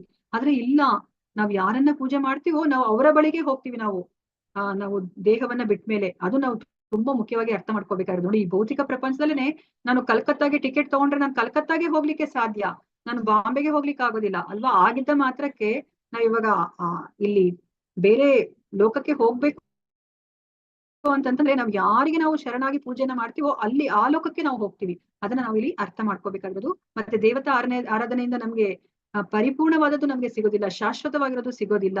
ಮತ್ತೆ ನಮ್ಗೆ ಈ ದೇವತೆಗಳನ್ನ ಆರಾಧನೆ ಮಾಡಿದ್ರು ಸಹ ನಾವು ಏನಾದ್ರೂ ವರವನ್ನ ಪಡ್ಕೊಂಡ್ರು ಅದನ್ನ ಕೊಡೋನು ಸಹ ಕೃಷ್ಣನೇ ಅಲ್ವಾ. ಯಾಕಂದ್ರೆ ಎಲ್ಲವೂ ಸಹ ಕೃಷ್ಣನಿಗೆನೆ ಸೇರಿರೋದು ಅಲ್ವಾ. ಇವಾಗ ದೇವತೆಗಳು ನಮ್ಗೆ ಏನಾದ್ರು ಕೊಡ್ಬೇಕಂದ್ರೆ ಕೃಷ್ಣನ ಮೂಲಕವೇ ಕೊಡ್ತಾರೆ. ಅದಕ್ಕೋಸ್ಕರ ನಾವು ದೇವತೆಗಳಿಗೆ ಹತ್ರ ಯಾಕೆ ಹೋಗ್ಬೇಕು, ನೇರವಾಗಿ ನಾವು ಕೃಷ್ಣನ ಬಳಿಗೆ ಹೋಗ್ಬೋದಲ್ವಾ. ಸೊ ಅದಕ್ಕೆ ಕೃಷ್ಣ ಹೇಳ್ತಾರೆ, ಅಂದ್ರೆ ಭಾಗವತವನ್ನು ನಮಗೆ ಹೇಳ್ತಾರೆ, ಅಕಾಮ ಸರ್ವ ಕಾಮೋ ವಾ ಮೋಕ್ಷ ಕಾಮ ಉದಾರದಿಹಿ ತೀವ್ರೇಣ ಭಕ್ತಿ ಯೋಗೇನ ಯಜೇತ ಪುರುಷಂ ಪರಂ ಅಂತ ಹೇಳ್ತಾರೆ. ಅಕಾಮ, ನಿಮ್ಗೆ ಏನು ಕಾಮನೆಗಳೇ ಇಲ್ವಾ, ಸರ್ವ ಕಾಮ ಎಲ್ಲ ಕಾಮನೆಗಳು ಇದೆಯಾ, ಮತ್ತೆ ಮೋಕ್ಷ ಕಾಮ, ಮೋಕ್ಷ ಬೇಕು ಅನ್ನೋ ಒಂದು ಕಾಮನೆ ಇದೆಯಾ, ಏನೇ ಇದ್ರೂ ಸಹ ನೀವು ಯಜೇತ ಪುರುಷಂ ಪರಂ, ಆ ಪರಮನಾದ ಸತ್ಯನನ್ನ ನೀವು ಶರಣಾಗಿ ಅವನಿಗೆ ಪೂಜೆಯನ್ನ ಮಾಡಿ ಅಂದ್ಬಿಟ್ಟು ಹೇಳ್ತಾರೆ. ಸೊ ನಾವ್ ಇವಾಗ ದೇವತಾ ಆರಾಧನೆ ಬಗ್ಗೆ ನಾವು ತಿಳ್ಕೊಂಡಂತೆ. ಕಾಮೈಸ್ತೈರ್ಸ್ತೈರುತಜ್ಞಾನಾಹ ಪ್ರಪದ್ಯಂತೆ ಅನ್ಯ ದೇವತಾಹ ತಂ ತಂ ನಿಯಮಂ ಆಸ್ತಾಯ ಪ್ರಕೃತ್ಯ ನಿಯತಾಹ ಸ್ವಯ. ಐಹಿಕ ಬಯಕೆಗಳು ಯಾರ ಬುದ್ಧಿಶಕ್ತಿಯನ್ನ ಕದ್ದಿವೆಯೋ ಅಂತಹವರು ದೇವತೆಗಳಿಗೆ ಶರಣಾಗುತ್ತಾರೆ ಮತ್ತು ತಮ್ಮ ಸ್ವಭಾವಗಳಿಗೆ ಅನುಗುಣವಾಗಿ ಪೂಜೆಯ ನಿರ್ದಿಷ್ಟ ನಿಯಮ ನಿಬಂಧನೆಗಳನ್ನ ಅನುಸರಿಸುತ್ತಾರೆ. ನಾವು ಇದನ್ನ ಮುಂದೆನೂ ಸಹ ನಾವು ತಿಳ್ಕೊತೀವಿ. ಇವಾಗ ಯಾರಾದ್ರೂ ಸತ್ವಗುಣದಲ್ಲಿದ್ದವರು ಅವರು ದೇವತೆಗಳನ್ನ ಪೂಜೆ ಮಾಡ್ತಾರೆ. ಅದೇ ರಜೋಗುಣದಲ್ಲಿರೋರು ಯಾರಾದ್ರೂ ಒಬ್ಬ ಪ್ರಭಾವಿ ವ್ಯಕ್ತಿಯನ್ನ ಅವರು ಪೂಜೆ ಮಾಡ್ತಾರೆ. ಯಾಕಂದ್ರೆ ಅವರಿಂದ ಅವ್ರಿಗೆ ಜೀವನ ಉದ್ಧಾರ ಆಗಿರುತ್ತೆ, ಅದಕ್ಕೆ ಅವ್ರನ್ನೇ ದೇವರು ಅಂತ ಹೇಳ್ಬಿಟ್ಟು ಅವ್ರನ್ನ ಪೂಜೆ ಮಾಡ್ತಾರೆ. ಅದೇ ತಮೋಗುಣದಲ್ಲಿರೋರು ಭೂತ ಪ್ರೇತ ಪಿಶಾಚಿಗಳನ್ನ ಅವರು ಪೂಜೆ ಮಾಡ್ತಾರೆ. ಅದಕ್ಕೆ ಇಲ್ಲಿ ಹೇಳ್ತಾ ಇದ್ದಾರೆ, ಅಂದ್ರೆ ಯಾರಿಗೆ ಐಹಿಕ ಬಯಕೆಗಳಿರುತ್ತೆ, ಈ ಮನುಷ್ಯ ಜನ್ಮವನ್ನ ಹೊಂದಿದಾಗ ನಾವು ಮುಕ್ತಿಯನ್ನ ಪಡಿಬೇಕು, ಭಗವಂತನ ಲೋಕಕ್ಕೆ ಹೋಗ್ಬೇಕು ಅನ್ನೋ ಒಂದು ಆಕಾಂಕ್ಷೆ ನಮ್ಗೆ ಇರ್ಬೇಕು. ಅದ್ರ ಬದಲು ನಮ್ಗೆ ಇಲ್ಲಿ ಭೌತಿಕ ಸುಖವನ್ನ ನಾವು ಪಡಿಬೇಕು ಅಂತ ಇಚ್ಛೆ ಇರುತ್ತೋ ನೋಡಿ, ಯಾರ ಬುದ್ಧಶಕ್ತಿಯನ್ನ ಕದ್ದಿದೆಯೋ ಐಹಿಕ ಬಯಕೆಗಳು, ಅವರು ದೇವತೆಗಳಿಗೆ ಶರಣಾಗ್ತಾರೆ. ಅವರು ತಮ್ಮ ತಮ್ಮ ಸ್ವಭಾವಕ್ಕೆ ಅನುಗುಣವಾಗಿ ಅವರು ಪೂಜೆಯನ್ನ ಮಾಡ್ತಾರೆ ಅಂತ ಹೇಳ್ಬಿಟ್ಟು ಇಲ್ಲಿ ಹೇಳ್ತಾ ಇದ್ದಾರೆ. ಯೋ ಯೋ ಯಾಂ ಯಾಂ ತನುಂ ಭಕ್ತಃ ಶ್ರದ್ಧೆಯಾಚಿತುಮಿಚ್ಛತಿ ತಸ್ಯ ತಸ್ಯಾಚಲಾಂ ಶ್ರದ್ಧಾಂ ತಾಮೇವ ವಿದಧಾಮ್ಯಹಂ. ನೋಡಿ ಇಲ್ಲಿ ಏನ್ ಹೇಳ್ತಾರೆ, ಇವಾಗ ನಾವ್ ಯಾವ್ದಾದ್ರು ದೇವತೆಗಳನ್ನ ಪೂಜೆ ಮಾಡ್ಲಿಕ್ಕೆ ನಾವು ಹೊರಟಾಗ ಭಗವಂತ ಏನ್ ಮಾಡ್ತಾರೆ, ನಮ್ಗೆ ಅವರಲ್ಲಿ ಹೆಚ್ಚು ಶ್ರದ್ಧೆ ಬರೋ ತರ ಮಾಡ್ತಾರೆ. ಯಾಕೆಂದ್ರೆ ಅಟ್ಲೀಸ್ಟ್ ಇವರು ಆ ವೇದಗಳಲ್ಲಿ ಏನನ್ನ ಹೇಳಿದಾರೆ ಅದನ್ನ ಪಾಲನೆ ಮಾಡ್ತಾ ಇದಾರಲ್ಲ, ಇವತ್ತಲ್ಲ ಮುಂದಿನ ಜನ್ಮದಲ್ಲೋ ಇನ್ಯಾವಾಗ್ಲೂ ಅವರು ಭಕ್ತಿಗೆ ಬರ್ತಾರೆ, ಭಕ್ತಿ ಮಾರ್ಗಕ್ಕೆ ಬರ್ತಾರೆ ಅಂತ ಹೇಳ್ಬಿಟ್ಟು ಭಗವಂತ ಏನ್ ಮಾಡ್ತಾರೆ, ಅವ್ರಿಗೆ ಆ ದೇವತೆಯಲ್ಲಿ ಯಾವ ದೇವತೆಯನ್ನ ಅವರು ಪೂಜೆ ಮಾಡ್ಲಿಕ್ಕೆ ಹೊರಟಿದ್ರು ಆ ದೇವತೆಯಲ್ಲಿ ಹೆಚ್ಚು ಶ್ರದ್ಧೆ ಬರೋ ತರ ಅವರು ಮಾಡ್ತಾರೆ. ನೋಡಿ, ನಾನು ಪರಮಾತ್ಮನಾಗಿ ಪ್ರತಿಯೊಬ್ಬರ ಹೃದಯದಲ್ಲಿ ಇದ್ದೇನೆ ಅಲ್ವಾ. ಯಾಕಂದ್ರೆ ದೇವತೆಗಳಿಗೆ ಗೊತ್ತಾಗೋದಿಲ್ಲ. ಇವಾಗ ಯಾವ್ದಾದ್ರು ಒಂದು ದೇವತೆಯನ್ನ ಸೂರ್ಯ ಚಂದ್ರ ವರುಣ ಅವ್ರನ್ನ ಪೂಜೆ ಮಾಡ್ತಾ ಇದ್ರೆ ಅವ್ರಿಗೆ ಗೊತ್ತಾಗೋದಿಲ್ಲ. ಯಾಕಂದ್ರೆ ಅವರು ಸಹ ನಮ್ಮ ತರನೇ ಜೀವಿಗಳು, ಆದ್ರೆ ಅವರು ಉನ್ನತ ಜೀವಿಗಳು, ನಮ್ಗಿನ ಉನ್ನತ ಜೀವಿಗಳಿದ್ದಾರೆ. ಅವರು ಹೆಚ್ಚು ಸ್ವರ್ಗ ಸುಖವನ್ನ ಅನುಭವಿಸ್ತಾರೆ ಅಂತ ನಾವು ತಿಳ್ಕೊಂಡ್ವಿ ಅಲ್ವಾ. ಅವರು ಸಹ ಜೀವಿಗಳೇ, ಅವ್ರಿಗೆ ಗೊತ್ತಾಗೋದಿಲ್ಲ. ಆದ್ರೆ ನಮ್ಮೆಲ್ಲರ ಹೃದಯದಲ್ಲಿ ಪರಮಾತ್ಮ ಇದ್ದಾನೆ, ದೇವತೆಗಳ ಹೃದಯದಲ್ಲೂ ಪರಮಾತ್ಮ ಇದ್ದಾನೆ. ಅವಾಗ ನಮ್ಗಿರುವ ಇಚ್ಛೆ ನಾವೇನ್ ಮಾಡ್ತಾ ಇದೀವಿ ಅನ್ನೋದನ್ನ ಅವರು ದೇವತೆಗಳಿಗೆ ಆ ಪರಮಾತ್ಮ ಅವರು ತಿಳಿಸಿಕೊಡ್ತಾರೆ. ಅದಕ್ಕೆ ಇಲ್ಲಿ ಹೇಳ್ತಾ ಇದ್ದಾರೆ, ನಾನು ಪರಮಾತ್ಮನಾಗಿ ಪ್ರತಿಯೊಬ್ಬರ ಹೃದಯದಲ್ಲಿ ಇದ್ದೇನೆ. ಯಾರಾದ್ರೂ ಯಾವುದಾದ್ರೂ ದೇವತೆಯನ್ನ ಪೂಜಿಸಲು ಇಚ್ಛಿಸುತ್ತಲೇ ಆತನು ಆ ದೇವತೆಗೆ ಮುಡಿಪಾಗುವಂತೆ ಅವನ ಶ್ರದ್ಧೆಯನ್ನ ಸ್ಥಿರಗೊಳಿಸುತ್ತೇನೆ ಅಂತ ಹೇಳಿ ಕೃಷ್ಣ ಹೇಳ್ತಾ ಇದ್ದಾರೆ. ಸತಯಾ ಶ್ರದ್ಧೆಯ ಯುಕ್ತಸ್ತಸ್ಯಾರಾಧನಾ ಮೀಹತೆ ಲಭತೆ ಚ ತತಃ ಕಾಮಾನ್ ಮಯ್ಯೈವ ವಿಹಿತಾನ್ ಹಿತಾನ್. ಇಂತಹ ಶ್ರದ್ಧೆಯನ್ನು ಪಡೆದು ಆತನು ಒಬ್ಬ ನಿರ್ದಿಷ್ಟ ದೇವತೆಯನ್ನು ಪೂಜಿಸಿ ತನ್ನ ಅಭಿಷ್ಟಗಳನ್ನ ಪಡೆಯಲು ಪ್ರಯತ್ನಿಸುತ್ತಾನೆ. ಆದರೆ ವಾಸ್ತವವಾಗಿ ಈ ಅನುಗ್ರಹಗಳನ್ನೆಲ್ಲಾ ನೀಡುವವನು ನಾನೊಬ್ಬನೇ. ನೀವು ಯಾವುದೇ ದೇವತೆಗಳ ಹತ್ರ ಹೋಗಿ ಏನೇ ಒಂದು ವರವನ್ನ ಪಡ್ಕೊಂಡ್ರು ನಿಮ್ಗೆ ಅದನ್ನ ಕೊಡ್ತಾ ಇರೋದು ನಾನೇ ಅಂತ ಹೇಳ್ಬಿಟ್ಟು ಇಲ್ಲಿ ಆ ದೇವತೆಗಳ ಮೂಲಕ ಅವರು ನಮ್ಗೆ ಕೊಡಿಸ್ತಾ ಇದ್ದಾರೆ ಅಲ್ವಾ. ಸೊ ಇವಾಗ ಒಬ್ಬ ಏನು ಮಗ ಅವನ ಅಪ್ಪನ ಮೇಲೆ ಕೋಪ ಮಾಡ್ಕೊಂಡು ಅವನು ಹೊರಗಡೆ ಹೋಗಿ ಬದುಕ್ತಾ ಇರ್ತಾನೆ. ಅವಾಗ ತಂದೆಗೆ ಅದನ್ನ ನೋಡ್ಲಿಕ್ಕೆ ಆಗೋದಿಲ್ಲ ಅಲ್ವಾ. ಸೊ ಇವಾಗ ಅಲ್ಲಿ ಮಧ್ಯದಲ್ಲಿ ಯಾರಾದ್ರೂ ಒಬ್ರು ಇದ್ರೆ ಆ ವ್ಯಕ್ತಿ ಹತ್ರ ಅವರ ಮಗ ಒಳ್ಳೆ ಟರ್ಮ್ಸ್ ಅಂಡ್ ಕಂಡೀಷನ್ ಇದ್ರೆ ಅವಾಗ ಆ ತಂದೆ ಏನ್ ಮಾಡ್ತಾರೆ, ಸರಿ ನನ್ ಮಗ ತುಂಬಾ ಕಷ್ಟ ಪಡ್ತಾ ಇದ್ದಾನೆ, ನೀನು ಇದನ್ನ ನಾನ್ ಕೊಟ್ಟಿದ್ದೀನಿ ಅಂತ ಹೇಳ್ಬೇಡ, ನೀನ್ ಅದನ್ನ ಅವ್ರಿಗೆ ಮುಟ್ಸು ಅಂತ ಹೇಳ್ಬಿಟ್ಟು ಹಣವನ್ನು ಅಥವಾ ಅವ್ನಿಗೆ ಏನ್ ಸಹಾಯ ಬೇಕೋ ಅದನ್ನ ಮಾಡ್ತಾರೆ ಅಲ್ವಾ. ಅದೇ ತರನೇ ಇಲ್ಲಿ ಕೃಷ್ಣ, ಇವಾಗ ನಾವ್ ದೇವತೆಗಳ ಹತ್ರ ಹೋದ್ರೆ ಅವರು ಏನು ನಮ್ಗೆ ಅನುಗ್ರಹವನ್ನ ಆ ದೇವತೆಗಳು ಕೊಡ್ತಾರೆ ಅಂತ ನಾವ್ ಅನ್ಕೊಂಡಿದೀವಿ, ಆದ್ರೆ ಅದನ್ನ ಕೊಡ್ತಾ ಇರೋದು ಕೃಷ್ಣ. ನೋಡಿ, ಈ ದೇವತೆಗಳಿಂದ ನಾವು ಯಾವ್ದಾದ್ರು ಒಂದು ವರವನ್ನ ಪಡ್ಕೊಂಡ್ರೆ ಅದರ ಪರಿಣಾಮ ಏನಿರುತ್ತೆ ಅಂತ ಹೇಳ್ಬಿಟ್ಟು ಕೃಷ್ಣ ಹೇಳ್ತಾ ಇದಾರೆ. ಅಂತವಂತು ಫಲಂ ತೇಷಾಂ ತದ್ವತ್ಯಲ್ಪ ಮೇಧಸಾಂ ದೇವಾನ್ ದೇವಯಜೋ ಯಾಂತಿ ಮದ್ಭಕ್ತ ಯಾಂತಿ ಮಾಮಪಿ ಅಲ್ಪ ಬುದ್ಧಿಯವರು ದೇವತೆಗಳನ್ನ ಪೂಜಿಸುತ್ತಾರೆ. ನೋಡಿ, ಕಡಿಮೆ ಬುದ್ಧಿಯವರು ದೇವತೆಗಳನ್ನ ಪೂಜಿಸ್ತಾರೆ. ಮನುಷ್ಯ ಜನ್ಮ ಸಿಕ್ಕಿರೋದೇ ಅಪರೂಪ. ಆ ಜನ್ಮ ಸಿಕ್ಕಿದಾಗ ನಾವು ಆ ಸದ್ಗುರುವನ್ನ ಆಶ್ರಯಿಸಿ ನಾವು ಭಗವಂತನ ಲೋಕಕ್ಕೆ ಹೋಗ್ಬೇಕಾಗಿದೆ. ಆದ್ರೆ ನಾವ್ ಇವಾಗ ಏನ್ ಮಾಡ್ತಾ ಇದೀವಿ? ದೇವತೆಗಳು ಅವರು ಸಹ ನಮ್ ತರನೇ ಜೀವಿಗಳು ಅಲ್ವಾ? ಹೌದು, ನಾವು ಅವರಿಗೆ ಗೌರವವನ್ನ ಕೊಡ್ಬೇಕು. ಯಾಕಂದ್ರೆ ಅವರು ಭಗವಂತನ ಆಜ್ಞಾನುಸಾರ ನಮ್ಗೆ ಏನೆಲ್ಲ ಬೇಕೋ ಅದೆಲ್ಲವನ್ನ ಒದಗಿಸಿ ಕೊಡ್ತಾ ಇದ್ದಾರೆ ಅವರು, ಅಲ್ವಾ? ಆದ್ರೆ ನಾವ್ ದೇವತೆಗಳನ್ನ ನಾವು ಶರಣಾದ್ರೆ ನಮ್ಮನ್ನ ಅಲ್ಪ ಬುದ್ಧಿಯವರು ಅಂತ ಕರಿತಾ ಇದಾರೆ ಕೃಷ್ಣ. ಅವರು ದೇವತೆಗಳಿಂದ ನಾವೇನಾದ್ರೂ ಒಂದು ಫಲವನ್ನ ಪಡೆದ್ರೆ ಅದು ಮಿತವಾದದ್ದು, ಅದು ಅಲ್ಪ ಕಾಲದ್ದು, ಶಾಶ್ವತವಾದದ್ದಲ್ಲ. ನಾವು ನೋಡಿದ್ವಿ ಅಲ್ವಾ? ಇವಾಗ ಹಿರಣ್ಯಕಶಿಪುವನ್ನೇ ಆಗ್ಲಿ, ರಾವಣನನ್ನೇ ಆಗ್ಲಿ, ಭಸ್ಮಾಸುರನನ್ನೇ ಆಗ್ಲಿ, ಅವರೆಲ್ಲನೂ ಸಹ ದೇವತೆಗಳನ್ನ ಪೂಜೆ ಮಾಡಿದ್ರು. ಆದ್ರೆ ಅವ್ರು ಪಡ್ಕೊಂಡಿರೋ ವರ ಶಾಶ್ವತವಾದದ್ದಲ್ಲ. ಆದ್ರೆ ಧ್ರುವ ಮಹಾರಾಜ ಈಗ ಅವರು ವಿಷ್ಣುವನ್ನ ಹೋಗಿ ತಪಸ್ ಮಾಡಿದ್ರು. ಆಗ ಅವ್ರಿಗೆ ಶಾಶ್ವತವಾದ ಧ್ರುವಲೋಕ ಸಿಕ್ತು ಅಲ್ವಾ? ಅದನ್ನ ನಾವಿಲ್ಲಿ ಅರ್ಥ ಮಾಡ್ಕೋಬೇಕಾಗಿದೆ. ಆದ್ರೆ ನನ್ನ ಭಕ್ತರು ಕಡೆಗೆ ನನ್ನ ಪರಮ ಲೋಕವನ್ನ ಮುಟ್ಟುವರು. ದೇವತೆಗಳನ್ನ ಪೂಜಿಸುವವರು ದೇವತೆಗಳ ಲೋಕಕ್ಕೆ ಹೋಗುತ್ತಾರೆ. ಆದ್ರೆ ನನ್ನ ಭಕ್ತರು ಕಡೆಗೆ ನನ್ನ ಪರಮ ಲೋಕವನ್ನ ಮುಟ್ಟುತ್ತಾರೆ ಅಲ್ವಾ? ನಾವು ದೇವತೆಗಳನ್ನ ಪೂಜಿಸಿದ್ರೆ ನಾವು ಇವಾಗ ಚಂದ್ರನ ಲೋಕಕ್ಕೋ, ಸೂರ್ಯನ ಲೋಕಕ್ಕೋ, ಅಥವಾ ಇಂದ್ರನ ಲೋಕಕ್ಕೋ, ಸ್ವರ್ಗಕ್ಕೋ ಹೋಗ್ಲಿಕ್ಕೆ ಸಾಧ್ಯ ಆಗುತ್ತೆ. ಆದ್ರೆ ನಾವು ಕೃಷ್ಣನನ್ನ ಪೂಜೆ ಮಾಡಿದ್ರೆ ಅಷ್ಟೇ ವೈಕುಂಠಕ್ಕೋ ಅಥವಾ ಗೋಲೋಕ ವೃಂದಾವನಕ್ಕೆ ನಾವು ಹೋಗ್ಲಿಕ್ಕೆ ಸಾಧ್ಯ ಆಗುತ್ತೆ. ನೋಡಿ, ಇಲ್ಲಿ ಭೌತಿಕ ಪ್ರಪಂಚದಲ್ಲಿ ಏನಾದ್ರೂ ಕಷ್ಟ ಬಂದ್ರೆ ದೇವತೆಗಳೆಲ್ಲರೂ ಸಹ ಓಡೋಡಿ ಅವರು ಬ್ರಹ್ಮನ ಹತ್ರ ಹೋಗ್ತಾರೆ. ಬ್ರಹ್ಮ ಏನ್ ಮಾಡ್ತಾರೆ? ಶಿವನನ್ನ ಕರ್ಕೊಂಡು ಅವರು ಆ ಕ್ಷೀರ ಸಮುದ್ರಕ್ಕೆ ಬರ್ತಾರೆ. ಈ ಕ್ಷೀರ ಸಮುದ್ರ ಅನ್ನೋದು ಈ ಭೌತಿಕ ಪ್ರಪಂಚದಲ್ಲೇ ಇದೆ, ಆದ್ರೆ ಅದು ಶಾಶ್ವತವಾದದ್ದು. ಇಲ್ಲಿ ಪ್ರಳಯ ಆದಾಗ, ಬ್ರಹ್ಮನ ಆ ದಿನದ ಕೊನೆಯಲ್ಲಿ ಪ್ರಳಯ ಆದಾಗ ಈ ಭಾಗ ಧ್ರುವಲೋಕ ಮತ್ತೆ ಮೇಲಿನ 3 ಲೋಕ, ಬ್ರಹ್ಮ ಎಲ್ಲ ಇದಾರಲ್ಲ, ಆ 3 ಲೋಕಗಳು ಅದು ಶಾಶ್ವತ ಅಂದ್ರೆ ಅದು ಪ್ರಳಯದಲ್ಲಿ ಮುಳುಗೋಗೋದಿಲ್ಲ. ಆ ಕೊನೆಗೆ ಬ್ರಹ್ಮನ 100 ವರ್ಷ ಆಯಸ್ಸಾದ್ಮೇಲೆ ಆ ಎಲ್ಲವೂ ಸಹ ಮುಳುಗು ಹೋಗುತ್ತೆ. ಸೊ ಇದು ಶಾಶ್ವತವಾದ ಜಾಗ. ಇಲ್ಲಿ ಕ್ಷೀರ ಸಮುದ್ರದಲ್ಲಿ ಕ್ಷೀರೋದಕ್ಷಾಯಿ ವಿಷ್ಣು ಇರ್ತಾರೆ. ಅವರೆಲ್ಲರನ್ನು ಸಹ ಕ್ಷೀರೋದಕ್ಷಾಯಿ ವಿಷ್ಣುವಿನ ಬಳಿಗೆ ಹೋಗಿ ಅಲ್ಲಿ ಪುರುಷ ಸೂಕ್ತವನ್ನ ಹೇಳ್ತಾರೆ, ಪ್ರಾರ್ಥನೆ ಮಾಡ್ತಾರೆ. ಆಗ ಒಂದೊಂದ್ಸತಿ ವಿಷ್ಣು ಅವರು ಕಣ್ಣಿಗೆ ಕಾಣಿಸ್ಕೊತಾರೆ, ಒಂದೊಂದ್ಸತಿ ಬ್ರಹ್ಮನ ಹೃದಯದಲ್ಲಿ ಅವರು ಪ್ರಕಟಗೊಂಡು ನೀವು ಏನು ಭಯ ಪಡಬೇಡಿ, ನಿಮ್ಗೆ ಏನ್ ತೊಂದರೆ ಆಗಿದೆ ಅದನ್ನ ನಿವಾರಣೆ ಮಾಡ್ಲಿಕ್ಕೆ ನಾನು ಯಾವ್ದಾದ್ರು ಒಂದು ಅವತಾರವನ್ನ ಎತ್ತಿ ನಾನು ಬರ್ತೀನಿ ಅಂತ ಹೇಳ್ಬಿಟ್ಟು ಅವರಿಗೆ ಆ ಅಭಯವನ್ನ ಕೊಡ್ತಾರೆ. ಅಂದ್ರೆ ನಾವ್ ಇಲ್ಲಿ ಏನನ್ನ ಅರ್ಥ ಮಾಡ್ಕೋಬೇಕು? ದೇವತೆಗಳಿಗೆ ಏನಾದ್ರು ತೊಂದರೆ ಆದ್ರೆ ಅವರು ವಿಷ್ಣುವಿನ ಮೊರೆ ಹೋಗ್ತಾ ಇದ್ದಾರೆ ಅಲ್ವಾ? ಹಂಗಿದ್ದ ಮಾತ್ರಕ್ಕೆ ನಾವು ಯಾರಿಗೆ ಶರಣಾಗ್ಬೇಕು? ನಾವು ದೇವತೆಗಳಿಗೆ ಶರಣಾದ್ರೆ ನಮ್ಮನ್ನ ಅಲ್ಪ ಬುದ್ಧಿಯವರು ಅಂತ ಪರಿಗಣಿಸಲಾಗುತ್ತೆ. ನಾವು ದೇವೋತ್ತಮ ಪರಮ ಪುರುಷನಿಗೆ ಶರಣಾಗ್ಬೇಕಾಗತ್ತೆ. ಸೊ ಇಲ್ಲಿ ನಮ್ಗೆ ಇನ್ನ ಏನನ್ನ ಹೇಳ್ತಾ ಇದ್ರೆ, ನಿರಾಕಾರವಾದದ ಬಗ್ಗೆ ನಮ್ಗೆ ಇಲ್ಲಿ ಹೇಳ್ತಾ ಇದ್ದಾರೆ. ಕೃಷ್ಣಲ್ಲಿ ತುಂಬಾ ನೊಂದುಕೊಂಡು ಹೇಳ್ತಾ ಇದ್ದಾರೆ. ಏನನ್ನ ಹೇಳ್ತಾರೆ ಅಂತ ನಾವು ನೋಡೋಣಂತೆ. ಅವ್ಯಕ್ತಂ ವ್ಯಕ್ತಿ ಮಾಪನ್ನ ಮನ್ಯಂತೆ ಮಾಮ ಬುದ್ಧಯ ಪರಂಭಾವಮಜ ಅನಂತೋ ಮಮ ಮಾವ್ಯಯಮನುತ್ತಮಂ. ನನ್ನನ್ನು ಪರಿಪೂರ್ಣವಾಗಿ ಅರಿಯದ ಬುದ್ಧಿಹೀನರು ದೇವೋತ್ತಮ ಪರಮ ಪುರುಷನಾದ ನಾನು ಕೃಷ್ಣನು ಮೊದಲು ನಿರಾಕಾರನಾಗಿದ್ದು ಅನಂತರ ಈ ವ್ಯಕ್ತಿತ್ವವನ್ನು ಪಡೆದುಕೊಂಡೇ ಎಂದು ಭಾವಿಸುತ್ತಾರೆ. ಅವರ ಅಲ್ಪ ತಿಳುವಳಿಕೆ ಕಾರಣದಿಂದ ಅವರಿಗೆ ನಾಶವಿಲ್ಲದ್ದು ಪರಮೋಚ್ಚವೂ ಆದ ನನ್ನ ಉನ್ನತ ಸ್ವರೂಪವು ಅರ್ಥವಾಗುವುದಿಲ್ಲ ಅಂತ ಹೇಳ್ತಾರೆ. ಇವಾಗ ನಮ್ಗೆ ಗೊತ್ತಿರೋ ಹಾಗೇನೆ ಕೃಷ್ಣ ಅವರು ದ್ವಾಪರ ಯುಗದಲ್ಲಿ ಅವ್ರು ಯಾವ ಒಂದು ರೂಪದಲ್ಲಿ ಅವರು ಗೋಲೋಕ ವೃಂದಾವನದಲ್ಲಿ ಇರ್ತಾರೋ ಅದೇ ರೂಪದಲ್ಲಿ ಅವರು ಬರ್ತಾರೆ ಅಲ್ವಾ? ಸೃಜಾಮ್ಯಹಂ, ನಾನು ಅಲ್ಲಿರೋ ಇಲ್ಲಿಗೆ ಬಂದಿದ್ದೀನಿ ಅನ್ನೋ ತರ ಹೇಳ್ತಾರೆ ಅವರು ಅಲ್ವಾ? ಸೊ ಇವಾಗ ಕೃಷ್ಣ ತಮ್ಮ ಮೂಲ ಸ್ವರೂಪದಲ್ಲಿ ಬಂದಿದ್ದಾರೆ. ಆದ್ರೆ ಈ ನಿರಾಕಾರವಾದಿಗಳು ಏನಂತ ಹೇಳ್ತಾರೆ ಅಂತಂದ್ರೆ, ಅವರು ಕೃಷ್ಣನಿಗೆ ಒಂದು ರೂಪ ಇದೆ ಅಂತ ಅವರು ನಂಬೋದಿಲ್ಲ. ಅವ್ರನ್ನ ಒಂದು ಶಕ್ತಿ ಅಂತ ಅನ್ಕೋತಾರೆ. ಅವರು ನಿರಾಕಾರ ರೂಪದಲ್ಲಿ ಇದ್ದಾರೆ, ಆದ್ರೆ ಇಲ್ಲಿ ಅವರು ಅವತಾರ ಮಾಡ್ಬೇಕಾದ್ರೆ ಒಂದು ವ್ಯಕ್ತಿ ರೂಪವನ್ನ ಪಡ್ಕೊಂಡು ಇಲ್ಲಿಗೆ ಬರ್ತಾರೆ ಅಂತ ಹೇಳ್ತಾರೆ. ನೋಡಿ, ಕೃಷ್ಣ ಅದಕ್ಕೆ ಹೇಳ್ತಾ ಇದಾರೆ, ನನ್ನ ಉನ್ನತ ಸ್ವರೂಪ ಅರ್ಥ ಆಗ್ತಾ ಇಲ್ಲ. ಯಾಕಂದ್ರೆ ನಾವು ಭಗವಂತನನ್ನ ಅರ್ಥ ಮಾಡ್ಕೋಬೇಕು ಅಂತಂದ್ರೆ 3 ಹಂತದಲ್ಲಿ ಅರ್ಥ ಮಾಡ್ಕೋತೀವಿ: ಬ್ರಹ್ಮನ್, ಪರಮಾತ್ಮ ಮತ್ತೆ ಭಗವಾನ್. ಅನ್ನೋದು ವ್ಯಕ್ತಿ ರೂಪ. ಪರಮ ಸತ್ಯನಿಗೆ ವ್ಯಕ್ತಿ ರೂಪ ಇದೆ ಅಂತ ಅರ್ಥ ಮಾಡ್ಕೊಳ್ಳೋದೇ ಪರಿಪೂರ್ಣವಾದ ಜ್ಞಾನ. ಆದ್ರೆ ಇಲ್ಲಿ ಈ ನಿರಾಕಾರವಾದಿಗಳು ಆ ಪರಮ ಸತ್ಯ ಒಂದು ಬೆಳಕೋ ಅಥವಾ ಒಂದು ಶಕ್ತಿನೋ ಅಂತ ಅನ್ಕೋತಾರೆ. ಅದಕ್ಕೆ ಕೃಷ್ಣ ಹೇಳ್ತಾ ಇದ್ದಾರೆ, ನಾನು ಮೊದಲು ನಿರಾಕಾರನಾಗಿದ್ದು ಅನಂತರ ವ್ಯಕ್ತಿತ್ವ ಪಡೆದುಕೊಂಡೆ ಅಂತ ಭಾವಿಸ್ಕೋತಾರೆ. ಆದ್ರೆ ಅದು ಅಲ್ಪ ತಿಳುವಳಿಕೆ, ಅವ್ರು ಅರ್ಥ ಮಾಡ್ಕೋತಾ ಇಲ್ಲ. ನಾಶವಿಲ್ಲದ್ದು ಪರಮೋಚ್ಚವೂ ಆದ ನನ್ನ ಉನ್ನತ ಸ್ವರೂಪ, ಈ ಭಗವಾನ್ ಸ್ವರೂಪ ಅವರಿಗೆ ಅರ್ಥ ಆಗೋದಿಲ್ಲ ಅಂತ ಹೇಳ್ತಾ ಇದ್ದಾರೆ. ಆದ್ರೆ ಕೃಷ್ಣ ಇನ್ನ ಒಂದು ಏನ್ ಹೇಳ್ತಿದ್ದಾರೆ, ಇಂತಹ ಮೂಢರಿಗೆ ನಾನೇ ಕಾಣಿಸ್ಕೊಳ್ಳೋದಿಲ್ಲ, ಅವ್ರಿಗೆ ನನ್ನ ಅರ್ಥ ಮಾಡ್ಕೊಳ್ಲಿಕ್ಕೆ ಅವಕಾಶವನ್ನ ಕೊಡೋದಿಲ್ಲ ಅಂತ ಹೇಳ್ತಾ ಇದ್ದಾರೆ. ನಾಹಂ ಪ್ರಕಾಶ ಸರ್ವಸ್ಯ ಯೋಗ ಮಾಯಾ ಸಮಾವೃತಃ ಮೂಢೋಯಂ ನಾಭಿಜಾನಾತಿ ಲೋಕೋ ಮಾಮಜಮವ್ಯಯಂ. ಮೂಢರಿಗೆ, ಬುದ್ಧಿಹೀನರಿಗೆ ನಾನು ಎಂದೂ ಕಾಣಿಸಿಕೊಳ್ಳುವುದಿಲ್ಲ. ಅವರ ಮಟ್ಟಿಗೆ ನಾನು ಅಂತರಂಗ ಶಕ್ತಿಯಿಂದ ಆವೃತನಾಗಿರುತ್ತೇನೆ. ಆದುದರಿಂದ ನನಗೆ ಹುಟ್ಟು ಇಲ್ಲ, ನಾನು ಅವ್ಯಯನು ಎಂದು ಅವರು ತಿಳಿಯರು. ನೋಡಿ, ಕೃಷ್ಣ ಹೇಳ್ತಾ ಇದಾರೆ, ಯಾರು ಮೂಢರಿರ್ತಾರೆ, ಬುದ್ಧಿಹೀನರಿರ್ತಾರೆ, ಅವ್ರು ನಾನು ಕಾಣಿಸ್ಕೊಂಡಿಲ್ಲ ಅಲ್ವಾ? ನಾವು ನೋಡಿದ್ವಿ ಅಲ್ವಾ? ಈಗ ದ್ವಾಪರ ಯುಗದಲ್ಲಿ ಕೃಷ್ಣ ಅವ್ರು ಓಡಾಡ್ಕೊಂಡಿದ್ರು ಎಲ್ಲರ ಮುಂದೆ, ಕೌರವ್ರಿಗೂ ಸಹ ಕಾಣಿಸ್ಕೊಂಡ್ರು. ಆದ್ರೆ ಕೌರವರು ಆ ಕೃಷ್ಣನ ಸರ್ವೋಚ್ಚ ಸ್ಥಾನವನ್ನ ಅರ್ಥ ಮಾಡ್ಕೊಳ್ಳಿಲ್ಲ. ಕೃಷ್ಣ ಆ ಸಂಧಾನ ಮಾಡ್ಬೇಕಾದ್ರೆ ಸ್ವತಃ ಅವರೇನೆ ಸಂಧಾನಕ್ಕೆ ಹೋಗ್ತಾರೆ. ಇವ್ರಿಗೆ ಅರ್ಥ ಆಗ್ಲಿ ಅಂತ ಹೇಳ್ಬಿಟ್ಟು ಅವರ ವಿಶ್ವರೂಪವನ್ನ ತೋರಿಸ್ತಾರೆ. ಪೂರ್ಣ ಪ್ರಮಾಣದ ವಿಶ್ವರೂಪ ಅಲ್ಲ, ಮಿನಿ ವಿಶ್ವರೂಪ ಅಂತ ಕರೀತಾರೆ. ಆ ಮಿನಿ ವಿಶ್ವರೂಪವನ್ನ ಅವರು ಆ ಕುರು ಸಭೆಯಲ್ಲಿ ತೋರಿಸ್ತಾರೆ. ಆದ್ರೂ ಸಹ ಕೌರವಾದಿಗಳು ಅರ್ಥ ಮಾಡ್ಕೊಳೋದಿಲ್ಲ.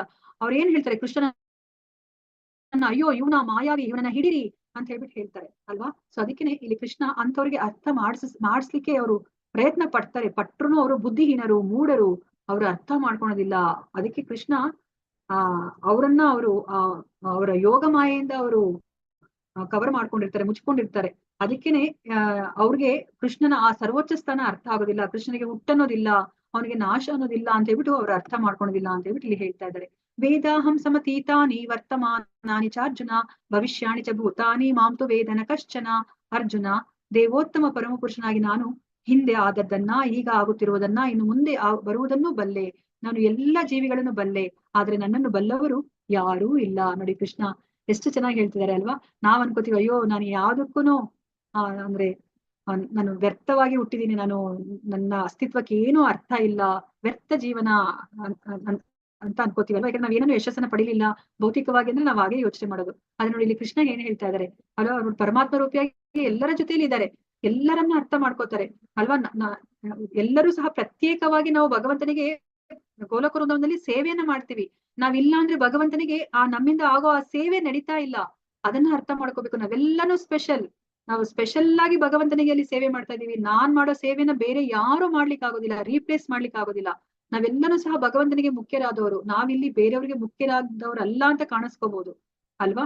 ಎಲ್ಲರ ಬಗ್ಗೆ, ಎಲ್ಲ ಜೀವರಾಶಿಗಳ ಬಗ್ಗೆ ಭಗವಂತನಿಗೆ ಗೊತ್ತಿದೆ, ಆದ್ರೆ ನಮ್ಗೆ ಭಗವಂತನ ಬಗ್ಗೆ ಗೊತ್ತಿಲ್ಲ. ಅದನ್ನ ಇಲ್ಲಿ ಹೇಳ್ತಿದ್ರೆ ಭಗವಂತನಿಗೆ ಎಲ್ಲ ಗೊತ್ತು. ಭೂತ, ಭವಿಷ್ಯ, ವರ್ತಮಾನ, ತ್ರಿಕಾಲ ಜ್ಞಾನಿ ಅಂತ ನಾವೇನ್ ಕರಿತೀವೋ ಎಲ್ಲವನ್ನ ಅವರು ಬಲ್ಲವರು.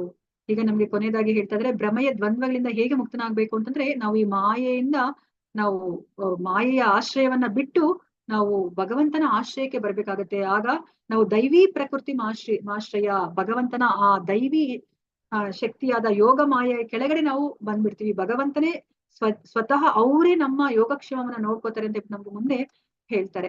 ಯೇಷಾಂ ತ್ವಂತ್ವ ಗತಂ ಪಾಪಂ ಜನಾನಾಂ ಪುಣ್ಯ ಕರ್ಮಣಾಂ ತೇ ದ್ವಂದ್ವ ಮೋಹ ನಿರ್ಮುಕ್ತ ಭಜಂತೆ ಮಾಂ ದೃಢವ್ರತಾಹ. ಯಾರು ತಮ್ಮ ಹಿಂದಿನ ಜನ್ಮಗಳಲ್ಲಿ ಮತ್ತು ಈ ಜನ್ಮದಲ್ಲಿ ಪುಣ್ಯ ಕರ್ಮಗಳನ್ನ ಮಾಡಿದ್ದಾರೆಯೋ, ಮತ್ತು ಯಾರ ಪಾಪ ಕಾರ್ಯಗಳು ಸಂಪೂರ್ಣವಾಗಿ ನಿರ್ಮೂಲವಾಗಿವೆಯೋ ಅವರು ಭ್ರಾಂತಿಯ ದ್ವಂದ್ವಗಳಿಂದ ಮುಕ್ತರಾಗುತ್ತಾರೆ. ಅವರು ದೃಢ ಮನಸ್ಸಿನಿಂದ ನನ್ನ ಸೇವೆಯಲ್ಲಿ ನಿರತರಾಗುತ್ತಾರೆ ಅಂತ ಹೇಳ್ತಾ ಇದ್ದಾರೆ. ನೋಡಿ, ನಾವಿವಾಗ ಈ ಭಕ್ತಿ ಮಾರ್ಗಕ್ಕೆ ಬಂದ್ವಿ ಅಂತಂದ್ರೆ ನಾವ್ ಈ ಭೌತಿಕ ಪ್ರಪಂಚದಲ್ಲಿ ನಾವು ಯಾರಾದ್ರೂ ನಮ್ಮನ್ನ ನೋಡಿದ್ರೆ ನಾವೇನು ಸಾಧನೆ ಮಾಡಿಲ್ಲ, ನಾವ್ ಯಾವ್ದೇ ಹಣ, ಆಸ್ತಿ, ಅಂತಸ್ತು ಏನನ್ನೂ ಗಳಿಸಿಲ್ಲ, ಇವರ ಜೀವನ ನಿರರ್ಥಕ ಅಂತ ಅವ್ರು ಅನ್ಕೋಬಹುದು. ಆದ್ರೆ ನಾವ್ ಇವಾಗ ಭಕ್ತಿ ಮಾರ್ಗಕ್ಕೆ ಬಂದಿದೀವಿ ಅಂತಂದ್ರೆ ನೋಡಿ ಕೃಷ್ಣನ ಪ್ರಕಾರ ಅಲ್ವಾ, ಕೃಷ್ಣ ಏನ್ ಅನ್ಕೋತಾರೋ ಅದು ತಮ್ಗೆ ತುಂಬಾ ಮುಖ್ಯ ಅಲ್ವಾ. ಸೊ ಇವಾಗ ಕೃಷ್ಣ ಏನ್ ಹೇಳ್ತಾ ಇದಾರೆ, ಯಾರು ಹಿಂದಿನ ಜನ್ಮದಲ್ಲಿ ಮತ್ತು ಈ ಜನ್ಮದಲ್ಲಿ ತುಂಬಾ ಪುಣ್ಯ ಮಾಡಿದಾರೋ, ಅವರೆಲ್ಲ ಪಾಪಗಳು ನಾಶ ಆಗಿದೆಯೋ ಅವರಷ್ಟೇನೆ ಈ ಭ್ರಾಂತಿಯಿಂದ ಹೊರಗಡೆ ಬರ್ತಾರೆ ಅಲ್ವಾ. ಈ ಸುಖ ದುಃಖ, ಈ ಮಾನ ಅಪಮಾನ, ಆ ದ್ವಂದ್ವತೆಗಳಂತ ಏನಿದೆಯೋ ಅದರಿಂದ ಅವರು ಹೊರಗಡೆ ಬರ್ತಾರೆ. ಆ ಭ್ರಾಂತಿಯಿಂದ ಹೊರಗಡೆ ಬರ್ತಾರೆ. ಅವರು ದೃಢ ಮನಸ್ಸಿನಿಂದ ಅವರು ಭಕ್ತಿ ಸೇವೆಯಲ್ಲಿ ನಿರತರಾಗ್ತಾರೆ ಅಂತ ಹೇಳ್ತಾ ಇದಾರೆ. ನೋಡಿ ಕೃಷ್ಣನೇ ಹೇಳ್ತಾ ಇದಾರೆ. ಇವಾಗ ಯಾರಾದ್ರೂ ನಾವು ಭಕ್ತಿ ಮಾರ್ಗದಲ್ಲಿ ಇರುವಂತಹ ಇವಾಗ ಪ್ರಭುಜಿ ಮಾತಾಜಿಗಳನ್ನ ನಾವು ನೋಡಿದ್ರೆ ನಾವ್ ಅರ್ಥ ಮಾಡ್ಕೋಬೇಕಾಗಿದೆ ಅಲ್ವಾ. ಅವ್ರು ಇವಾಗ ದ್ವಂದ್ವತೆಗಳಿಂದ ಮುಕ್ತರಾಗಿದ್ದಾರೆ, ದೃಢ ಮನಸ್ಸಲ್ಲಿ ಇದ್ದಾರೆ. ಅದಕ್ಕೆ ಅವ್ರು ಇವಾಗ ಭಕ್ತಿ ಮಾರ್ಗದಲ್ಲಿ ಹೋಗ್ಲಿಕ್ಕೆ ಸಾಧ್ಯ ಆಗ್ತಾ ಇದೆ. ಅವರೆಲ್ಲ ಪಾಪ ಕರ್ಮಗಳನ್ನೆಲ್ಲ ನಾಶ ಮಾಡ್ಕೊಂಡಿದ್ದಾರೆ, ಪುಣ್ಯ ಮಾಡಿದ್ದಾರೆ ಅಂತ ನಾವ್ ಅರ್ಥ ಮಾಡ್ಕೋಬೇಕಾಗಿದೆ. ನೋಡಿ ಈ ಮುಂದಿನ 2 ಶ್ಲೋಕಗಳು ನಾಳೆಯ ಅಧ್ಯಾಯಕ್ಕೆ ನಾಂದಿ ಇದು. ಸೊ ಇಲ್ಲಿ ಭಕ್ತಿ ಮಾರ್ಗವನ್ನು ಮಾಡಿ, ಯಾಕೆ ಅಂತಂತಂದ್ರೆ ನೀವು ನನ್ನನ್ನ ಸ್ಮರಣೆ ಮಾಡ್ಬೇಕು. ನೀವು ಸಾಯುವ ಸಮಯದಲ್ಲಿ ನೀವು ಸ್ಮರಣೆ ಮಾಡ್ಬೇಕಂದ್ರೆ ನೀವು ಅನವರತ ಪ್ರತಿ ಕ್ಷಣನು ನೀವು ನನ್ನನ್ನ ಸ್ಮರಣೆ ಮಾಡ್ಕೊಂಡ್ರೆ ಅಷ್ಟೇನೆ ನೀವು ಸಾಯುವ ಸಮಯದಲ್ಲಿ ನನ್ನನ್ನ ಜ್ಞಾಪಿಸ್ಕೊಳ್ಲಿಕ್ಕೆ ಸಾಧ್ಯ ಅಂತ ಹೇಳ್ಬಿಟ್ಟು ಇಲ್ಲಿ ಕೃಷ್ಣ ಅರ್ಜುನನಿಗೆ ಹೇಳ್ತಾ ಇದ್ದಾರೆ. ಜರಾಮರಣ ಮೋಕ್ಷಾಯ ಮಾಮಾಶ್ರಿತ್ಯ ಯತಂತಿಯೇ ತೇ ಬ್ರಹ್ಮ ತದ್ವಿದುಹು ಕೃತ್ಸ್ನಂ ಮಧ್ಯಾತ್ಮಂ ಕರ್ಮಂ ಚಾಕಿಲಂ. ಮುಪ್ಪು ಸಾವುಗಳಿಂದ ಬಿಡುಗಡೆ ಹೊಂದುವುದಕ್ಕಾಗಿ ಶ್ರಮಿಸುತ್ತಿರುವ ಬುದ್ಧಿವಂತರು ಭಕ್ತಿ ಸೇವೆಯನ್ನ ಮಾಡುತ್ತಾ ನನ್ನಲ್ಲಿ ಆಶ್ರಯವನ್ನ ಪಡೆಯುವರು. ನಿಜವಾಗಿ ಅವರು ಬ್ರಹ್ಮನ್, ಏಕೆಂದರೆ ಅವರು ದಿವ್ಯ ಕರ್ಮಗಳ ವಿಷಯದಲ್ಲಿ ಪ್ರತಿಯೊಂದು ಸಂಗತಿಯನ್ನ ಸಮಗ್ರವಾಗಿ ಬಲ್ಲರು ಅಲ್ವಾ. ಬ್ರಹ್ಮನ್ ಅಂದ್ರೆ ಯಾರು? ಬ್ರಹ್ಮ ಜಾನಾತಿ ಇತಿ ಬ್ರಾಹ್ಮಣ. ಸೊ ಬ್ರಹ್ಮನ್ ಅಂತಂದ್ರೆ ನಾವು ಈ ದೇಹ ಅಲ್ಲ, ಆತ್ಮ ಅಂತ ಯಾರು ತಿಳ್ಕೊಂಡಿರ್ತಾರೋ ಅವ್ರನ್ನ ಇಲ್ಲಿ ಬ್ರಹ್ಮನ್ ಅಂತ ಕರಿತಾ ಇದ್ದಾರೆ. ನಾವ್ ಇದಕ್ಕಿಂತ ಮುಂಚೆ ಬ್ರಹ್ಮನ್ ಅಂತ ನಾವ್ ತಿಳ್ಕೊಂಡ್ವಿ ಅಲ್ವಾ. ಬ್ರಹ್ಮನ್ ರಿಯಲೈಸೇಷನ್ ಅಂದ್ರೆ ಈ ಭಗವಂತನ ಶರೀರದಿಂದ ಬರ್ತಿರುವಂತಹ ಆ ಪ್ರಭೆಯನ್ನ ನೋಡಿ ಅದೇ ಭಗವಂತ ಅಂತ ಅನ್ಕೋತಾರಲ್ವಾ, ಅದು ಬ್ರಹ್ಮನ್. ಅಂದ್ರೆ ಈ ಬ್ರಹ್ಮನ್ ಅನ್ನೋ ಒಂದು ಪದವನ್ನ ಹಲವಾರು ಅಂದ್ರೆ ವಿಷಯಗಳನ್ನ ತಿಳಿಸ್ಲಿಕ್ಕೆ ಅವರು ಉಪಯೋಗಿಸ್ತಾರೆ. ಇಲ್ಲಿ ಬ್ರಹ್ಮನ್ ಅಂತಂತಂದ್ರೆ ನಾನು ದೇಹ ಅಲ್ಲ, ಆತ್ಮ ಅಂತ ಯಾರು ತಿಳ್ಕೊಂಡಿರ್ತಾರೋ ಅವ್ರು ಏನ್ ಮಾಡ್ತಾರೆ, ಈ ಜನ್ಮವನ್ನ ಈ ಮುಪ್ಪು ಸಾವಿಗಳಿಂದ ಬಿಡುಗಡೆ ಹೊಂದಲಿಕ್ಕೆ ಅವರು ಶ್ರಮವನ್ನ ಪಡ್ತಾರೆ ಅಲ್ವಾ. ಅವ್ರೇನ್ ಮಾಡ್ತಾರೆ, ಮುಪ್ಪು ಸಾವಿಗಳಿಂದ ಹೊರಗಡೆ ಬರ್ಬೇಕಂತಂದ್ರೆ ಭಕ್ತಿ ಮಾರ್ಗ ಒಂದೇ ಇದೆ ಅಂತ ಅವ್ರು ತಿಳ್ಕೊಂತಾರೆ ಅಲ್ವಾ. ಅದಕ್ಕೆ ಇಲ್ಲಿ ಕೃಷ್ಣ ಹೇಳ್ತಾ ಇದ್ದಾರೆ, ಅವ್ರು ಪ್ರತಿಯೊಂದು ನನ್ನ ಬಗ್ಗೆ, ಅವರು ನನ್ನ ದಿವ್ಯ ಕರ್ಮಗಳ ಬಗ್ಗೆ ಪ್ರತಿಯೊಂದು ಅವರು ಬಲ್ಲವರು. ಅದಕ್ಕೇನೆ ಅವ್ರು ಏನ್ ಮಾಡ್ತಾರೆ, ಈ ಮನುಷ್ಯ ಜನ್ಮವನ್ನ ಈ ಹುಟ್ಟು ಸಾವಿನ ಚಕ್ರದಿಂದ ಹೊರ್ಗಡೆ ಬರ್ಲಿಕ್ಕೆ ಅವರು ಉಪಯೋಗಿಸ್ಕೋತಾರೆ ಅಂತ ಹೇಳ್ತಾ ಇದಾರೆ. ಸಾದಿ ಭೂತಾದಿ ದೈವಂ ಮಾಂಸಾದಿ ಯಜ್ಞಂ ಚಯೇ ವಿದುಹು ಪ್ರಯಾಣ ಕಾಲೇ ಪಿಚಮ ತೇವಿ ದುರ್ಯುಕ್ತ ಚೇತಸಃ. ನನ್ನ ಸಂಪೂರ್ಣ ಪ್ರಜ್ಞೆ ಇರುವವರು, ಪರಮ ಪ್ರಭುವಾದ ನಾನೇ ಎಲ್ಲ ಐಹಿಕ ಅಭಿವ್ಯಕ್ತಿಯ ದೇವತೆಗಳ ಯಜ್ಞ ರೀತಿಗಳ ನಿಯಂತ್ರಕ ತತ್ವ ಎಂದು ಬಲ್ಲವರು. ದೇವೋತ್ತಮ ಪರಮಪುರುಷನಾದ ನನ್ನನ್ನು ಮರಣ ಕಾಲದಲ್ಲಿಯೂ ಅರ್ಥ ಮಾಡಿಕೊಳ್ಳಬಲ್ಲರು ಮತ್ತು ಅರಿಯಬಲ್ಲರು ಅಂತ ಹೇಳ್ತಾರೆ ನೋಡಿ ಕೃಷ್ಣ ಅಲ್ವಾ. ನಮ್ಗೆ ಜಸ್ಟ್ ಒಂದು ಜ್ವರ ಬಂದ್ರೆ, ಒಂದು ತಲೆನೋವು ಬಂದ್ರೆ ನಾವು ಕೃಷ್ಣನನ್ನ ನೆನಪಿಸ್ಕೊಳೋದೇ ಇಲ್ಲ ಅಲ್ವಾ. ಸೊ ಇವಾಗ ರೀಸೆಂಟ್ ಆಗಿ ನನ್ಗೆ ಹುಷಾರಿಲ್ದಲ್ಲಿದ್ದಾಗ ನನಗೆ ಕೃಷ್ಣನನ್ನ ಜ್ಞಾಪಿಸ್ಕೊಳ್ಲಿಕ್ಕೆ ಆಗ್ಲಿಲ್ಲ, ಚಾಂಟ್ ಮಾಡ್ಲಿಕ್ಕೇನೆ ಆಗ್ಲಿಲ್ಲ ಅಲ್ವಾ. ಹಿಂಗಿದ್ದಾಗ ನಮ್ಗೆ ಮರಣ ಸಮಯದಲ್ಲಿ ಏನ್ ಹೇಳ್ತಾರೆ ಅಂತಂದ್ರೆ, ಆ 1000 ಚೇಳುಗಳು ಒಂದೇ ಜಾಗದಲ್ಲಿ, ಇವಾಗ ಒಂದು ಚೇಳಿನ ಕುಟ್ಕುದ್ರೇನೆ ನಮ್ಗೆ ಆ ನೋವನ್ನ ತಡ್ಕೊಳ್ಲಿಕ್ಕೆ ಆಗೋದಿಲ್ಲ. ಆ 1000 ಚೇಳುಗಳು ಒಂದೇ ಬಾರಿ ಒಂದೇ ಜಾಗದಲ್ಲಿ ಕುಟ್ಕುದ್ರೆ ಎಷ್ಟು ನೋವಾಗುತ್ತೋ ಅಷ್ಟು ನೋವಾಗುತ್ತಂತೆ ಈ ಜೀವಾತ್ಮ ಹೊರಗಡೆ, ಈ ದೇಹದಿಂದ ಹೊರಗಡೆ ಬರ್ಬೇಕಾದ್ರೆ. ನೋಡಿ ಅಂತಹ ಸಮಯದಲ್ಲಿ ನಾವು ಭಗವಂತನನ್ನ ಜ್ಞಾಪಿಸ್ಕೊಳ್ಲಿಕ್ಕೆ ಆಗುತ್ತಾ? ಈಗ ಬರೇ ಒಂದು ಜ್ವರ ತಲೆನೋವು ಬಂದ್ರೇನೆ ನಮ್ಗೆ ಜ್ಞಾಪಿಸ್ಕೊಳ್ಲಿಕ್ಕೆ ಆಗೋದಿಲ್ಲ ಅಲ್ವಾ. ಸೊ ಅದಕ್ಕೇನೆ ಇಲ್ಲಿ ಹೇಳ್ತಾ ಇದ್ದಾರೆ, ಯಾರು ನನ್ನನ್ನ ಅರ್ಥ ಮಾಡ್ಕೊಂಡಿರ್ತಾರೆ, ಸಂಪೂರ್ಣವಾಗಿ ನನ್ನ ಆ ಸರ್ವೋಚ್ಚ ಸ್ಥಾನವನ್ನ ಅರ್ಥ ಮಾಡ್ಕೊಂಡಿರ್ತಾರೆ, ನನ್ನ ಆ ಶಕ್ತಿಯನ್ನ ಅವ್ರು ಅರ್ಥ ಮಾಡ್ಕೊಂಡಿರ್ತಾರೆ, ಅವರು ನನ್ನ ಪ್ರಜ್ಞೆಯಲ್ಲೇ ಇಟ್ಕೊಂಡಿರ್ತಾರೆ, ಆಗ ಮಾತ್ರನೇ ಅವ್ರಿಗೆ ಸಾಯುವ ಸಮಯದಲ್ಲಿ ನನ್ನ ಸ್ಮರಣೆನ ಮಾಡ್ಕೊಳ್ಲಿಕ್ಕೆ ಸಾಧ್ಯ ಆಗುತ್ತೆ ಅಂತ ಹೇಳ್ಬಿಟ್ಟು ಇಲ್ಲಿ ಹೇಳ್ತಾ ಇದ್ದಾರೆ. ಸೊ ಇವತ್ತಿನ ಅಧ್ಯಾಯದಲ್ಲಿ 30 ಶ್ಲೋಕಗಳಿತ್ತು. ಸೊ ಅದರಲ್ಲಿ ನಾವು ಕೃಷ್ಣನ ವೈಭವಗಳನ್ನ, ನಾವು ಆ ಐಶ್ವರ್ಯ ಜ್ಞಾನವನ್ನ ನಾವು ತಿಳ್ಕೊಂಡ್ವಿ. ಶ್ರೀಕೃಷ್ಣನಿಗೆ ಶರಣಾಗ್ಬೇಕು ಅಂದ್ರೆ ನಾವು ಮಾಯೆಗೆ ಒಳಗಾಗಿದ್ದೀವಿ. ಅದಕ್ಕೆ ನಾವು ಕೃಷ್ಣನೇ ಎಲ್ಲ ಕಡೆ ಇದ್ರೂ ಸಹ ನಾವು ಕೃಷ್ಣನನ್ನ ಅರ್ಥ ಮಾಡ್ಕೊಳ್ಲಿಕ್ಕೆ ಸಾಧ್ಯ ಇಲ್ಲ. ಯಾಕಂದ್ರೆ ನಾವು ಮಾಯೆಗೆ ಒಳಗಾಗಿದ್ದೀವಿ. ನಾವು ಮಾಯೆ ಭಗವಂತನ ಶಕ್ತಿ, ತುಂಬಾ ಶಕ್ತಿಶಾಲಿಯಾದ ಶಕ್ತಿ. ಅದರಿಂದ ನಾವು ಹೊರಗಡೆ ಬರ್ಬೇಕು ಅಂತಂದ್ರೆ ನಾವು ಕೃಷ್ಣನಿಗೆ ಶರಣಾಗ್ಬೇಕಾಗುತ್ತೆ. 4 ತರದ ಏನು ದುಷ್ಟರು ಕೃಷ್ಣನಿಗೆ ಶರಣಾಗೋದಿಲ್ಲ. 4 ತರದ ಸುಕೃತಿಗಳು, ಪುಣ್ಯವಂತರು ಕೃಷ್ಣನಿಗೆ ಶರಣಾಗ್ತಾರೆ ಅಂತ ಹೇಳ್ತಾರೆ. ಮತ್ತೆ ಅದಾದ್ಮೇಲೆ ದೇವತಾ ಆರಾಧನೆಯ ಬಗ್ಗೆ ನಮಗೆ ತಿಳಿಸಿಕೊಡ್ತಾರೆ. ಅಲ್ಪ ಬುದ್ಧಿಯವರು ದೇವತೆಗಳ ಆರಾಧನೆಯನ್ನ ಮಾಡ್ತಾರೆ ಅಂತ ಹೇಳ್ತಾರೆ. ನಿರಾಕಾರವಾದದ ಬಗ್ಗೆ ನಮಗೆ ತಿಳಿಸಿಕೊಡ್ತಾರೆ ಅಲ್ವಾ.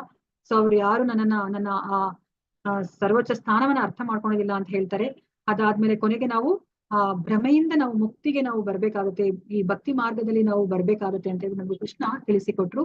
ಭಗವದ್ಗೀತಾ ಗ್ರಂಥ ಮಹಾರಾಜ್ ಕಿ ಜೈ, ಶ್ರೀ ಪ್ರಭುಪಾದ್ ಕಿ ಜೈ, ಶ್ರೀ ಗುರುದೇವ್ ಕಿ ಜೈ, ನೆರೆದಿರುವ ಅನಂತ ಕೋಟಿ ವೈಷ್ಣವ ಭಕ್ತರಿಂದ ಕಿ ಜೈ. ವಾಂಛಾಕಲ್ಪತರುಭ್ಯಶ್ಚ ಕೃಪಾ ಸಿಂಧುಭ್ಯೇವ ಚ ಪತಿತಾನಾಂ ಪಾವನೇಭ್ಯೋ ವೈಷ್ಣವೇಭ್ಯೋ ನಮೋ ನಮಃ. ಹರೇ ಕೃಷ್ಣ ಕೃಷ್ಣ ಕೃಷ್ಣ ಹರೇ ಹರೇ, ಹರೇ ರಾಮ ರಾಮ ರಾಮ ಹರೇ ಹರೇ.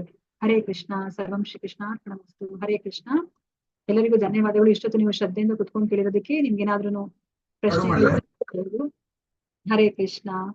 ಎಲ್ಲರೂ ಅಟೆಂಡೆನ್ಸ್ ಅನ್ನ ಹಾಕಿ, ಭವ್ಯ ಮಾತಾಜಿ ಅಟೆಂಡೆನ್ಸ್ ಅನ್ನ ಹಾಕಿದ್ದಾರೆ ಚಾಟ್ ಬಾಕ್ಸ್ ಅಲ್ಲಿ. ಯಾರಿಗಾದ್ರೂ ಡೌಟ್ ಇದ್ರೆ ಕೇಳ್ಬೋದು. ಸೊ ಇದು ನಮಗೆ ನಾಳೆ ತುಂಬಾ ಮುಖ್ಯವಾದ ಅಧ್ಯಾಯ. ನಮ್ಮ ಜೀವನದ ಎಕ್ಸಾಮ್ ಏನು ಅಂತ ನಾವು ತಿಳ್ಕೊಂತೀವಿ. ಆ ಎಕ್ಸಾಮ್ ಅಲ್ಲಿ ಯಶಸ್ವಿಯಾಗಿ ನಾವು ಪಾಸ್ ಆಗೋದು ಹೇಗೆ ಅಂತ ಹೇಳ್ಬಿಟ್ಟು ನಮ್ಗೆ ಕೃಷ್ಣ ತಿಳಿಸಿಕೊಡ್ತಾರೆ. ಹರೇ ಕೃಷ್ಣ.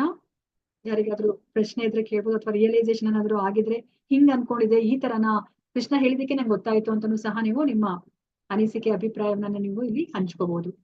ಹರೇ ಕೃಷ್ಣ. ಪ್ರತಿಕ್ಷಣ ಕೃಷ್ಣನ ನಾಮಸ್ಮರಣೆಯನ್ನ ಮಾಡ್ತಾ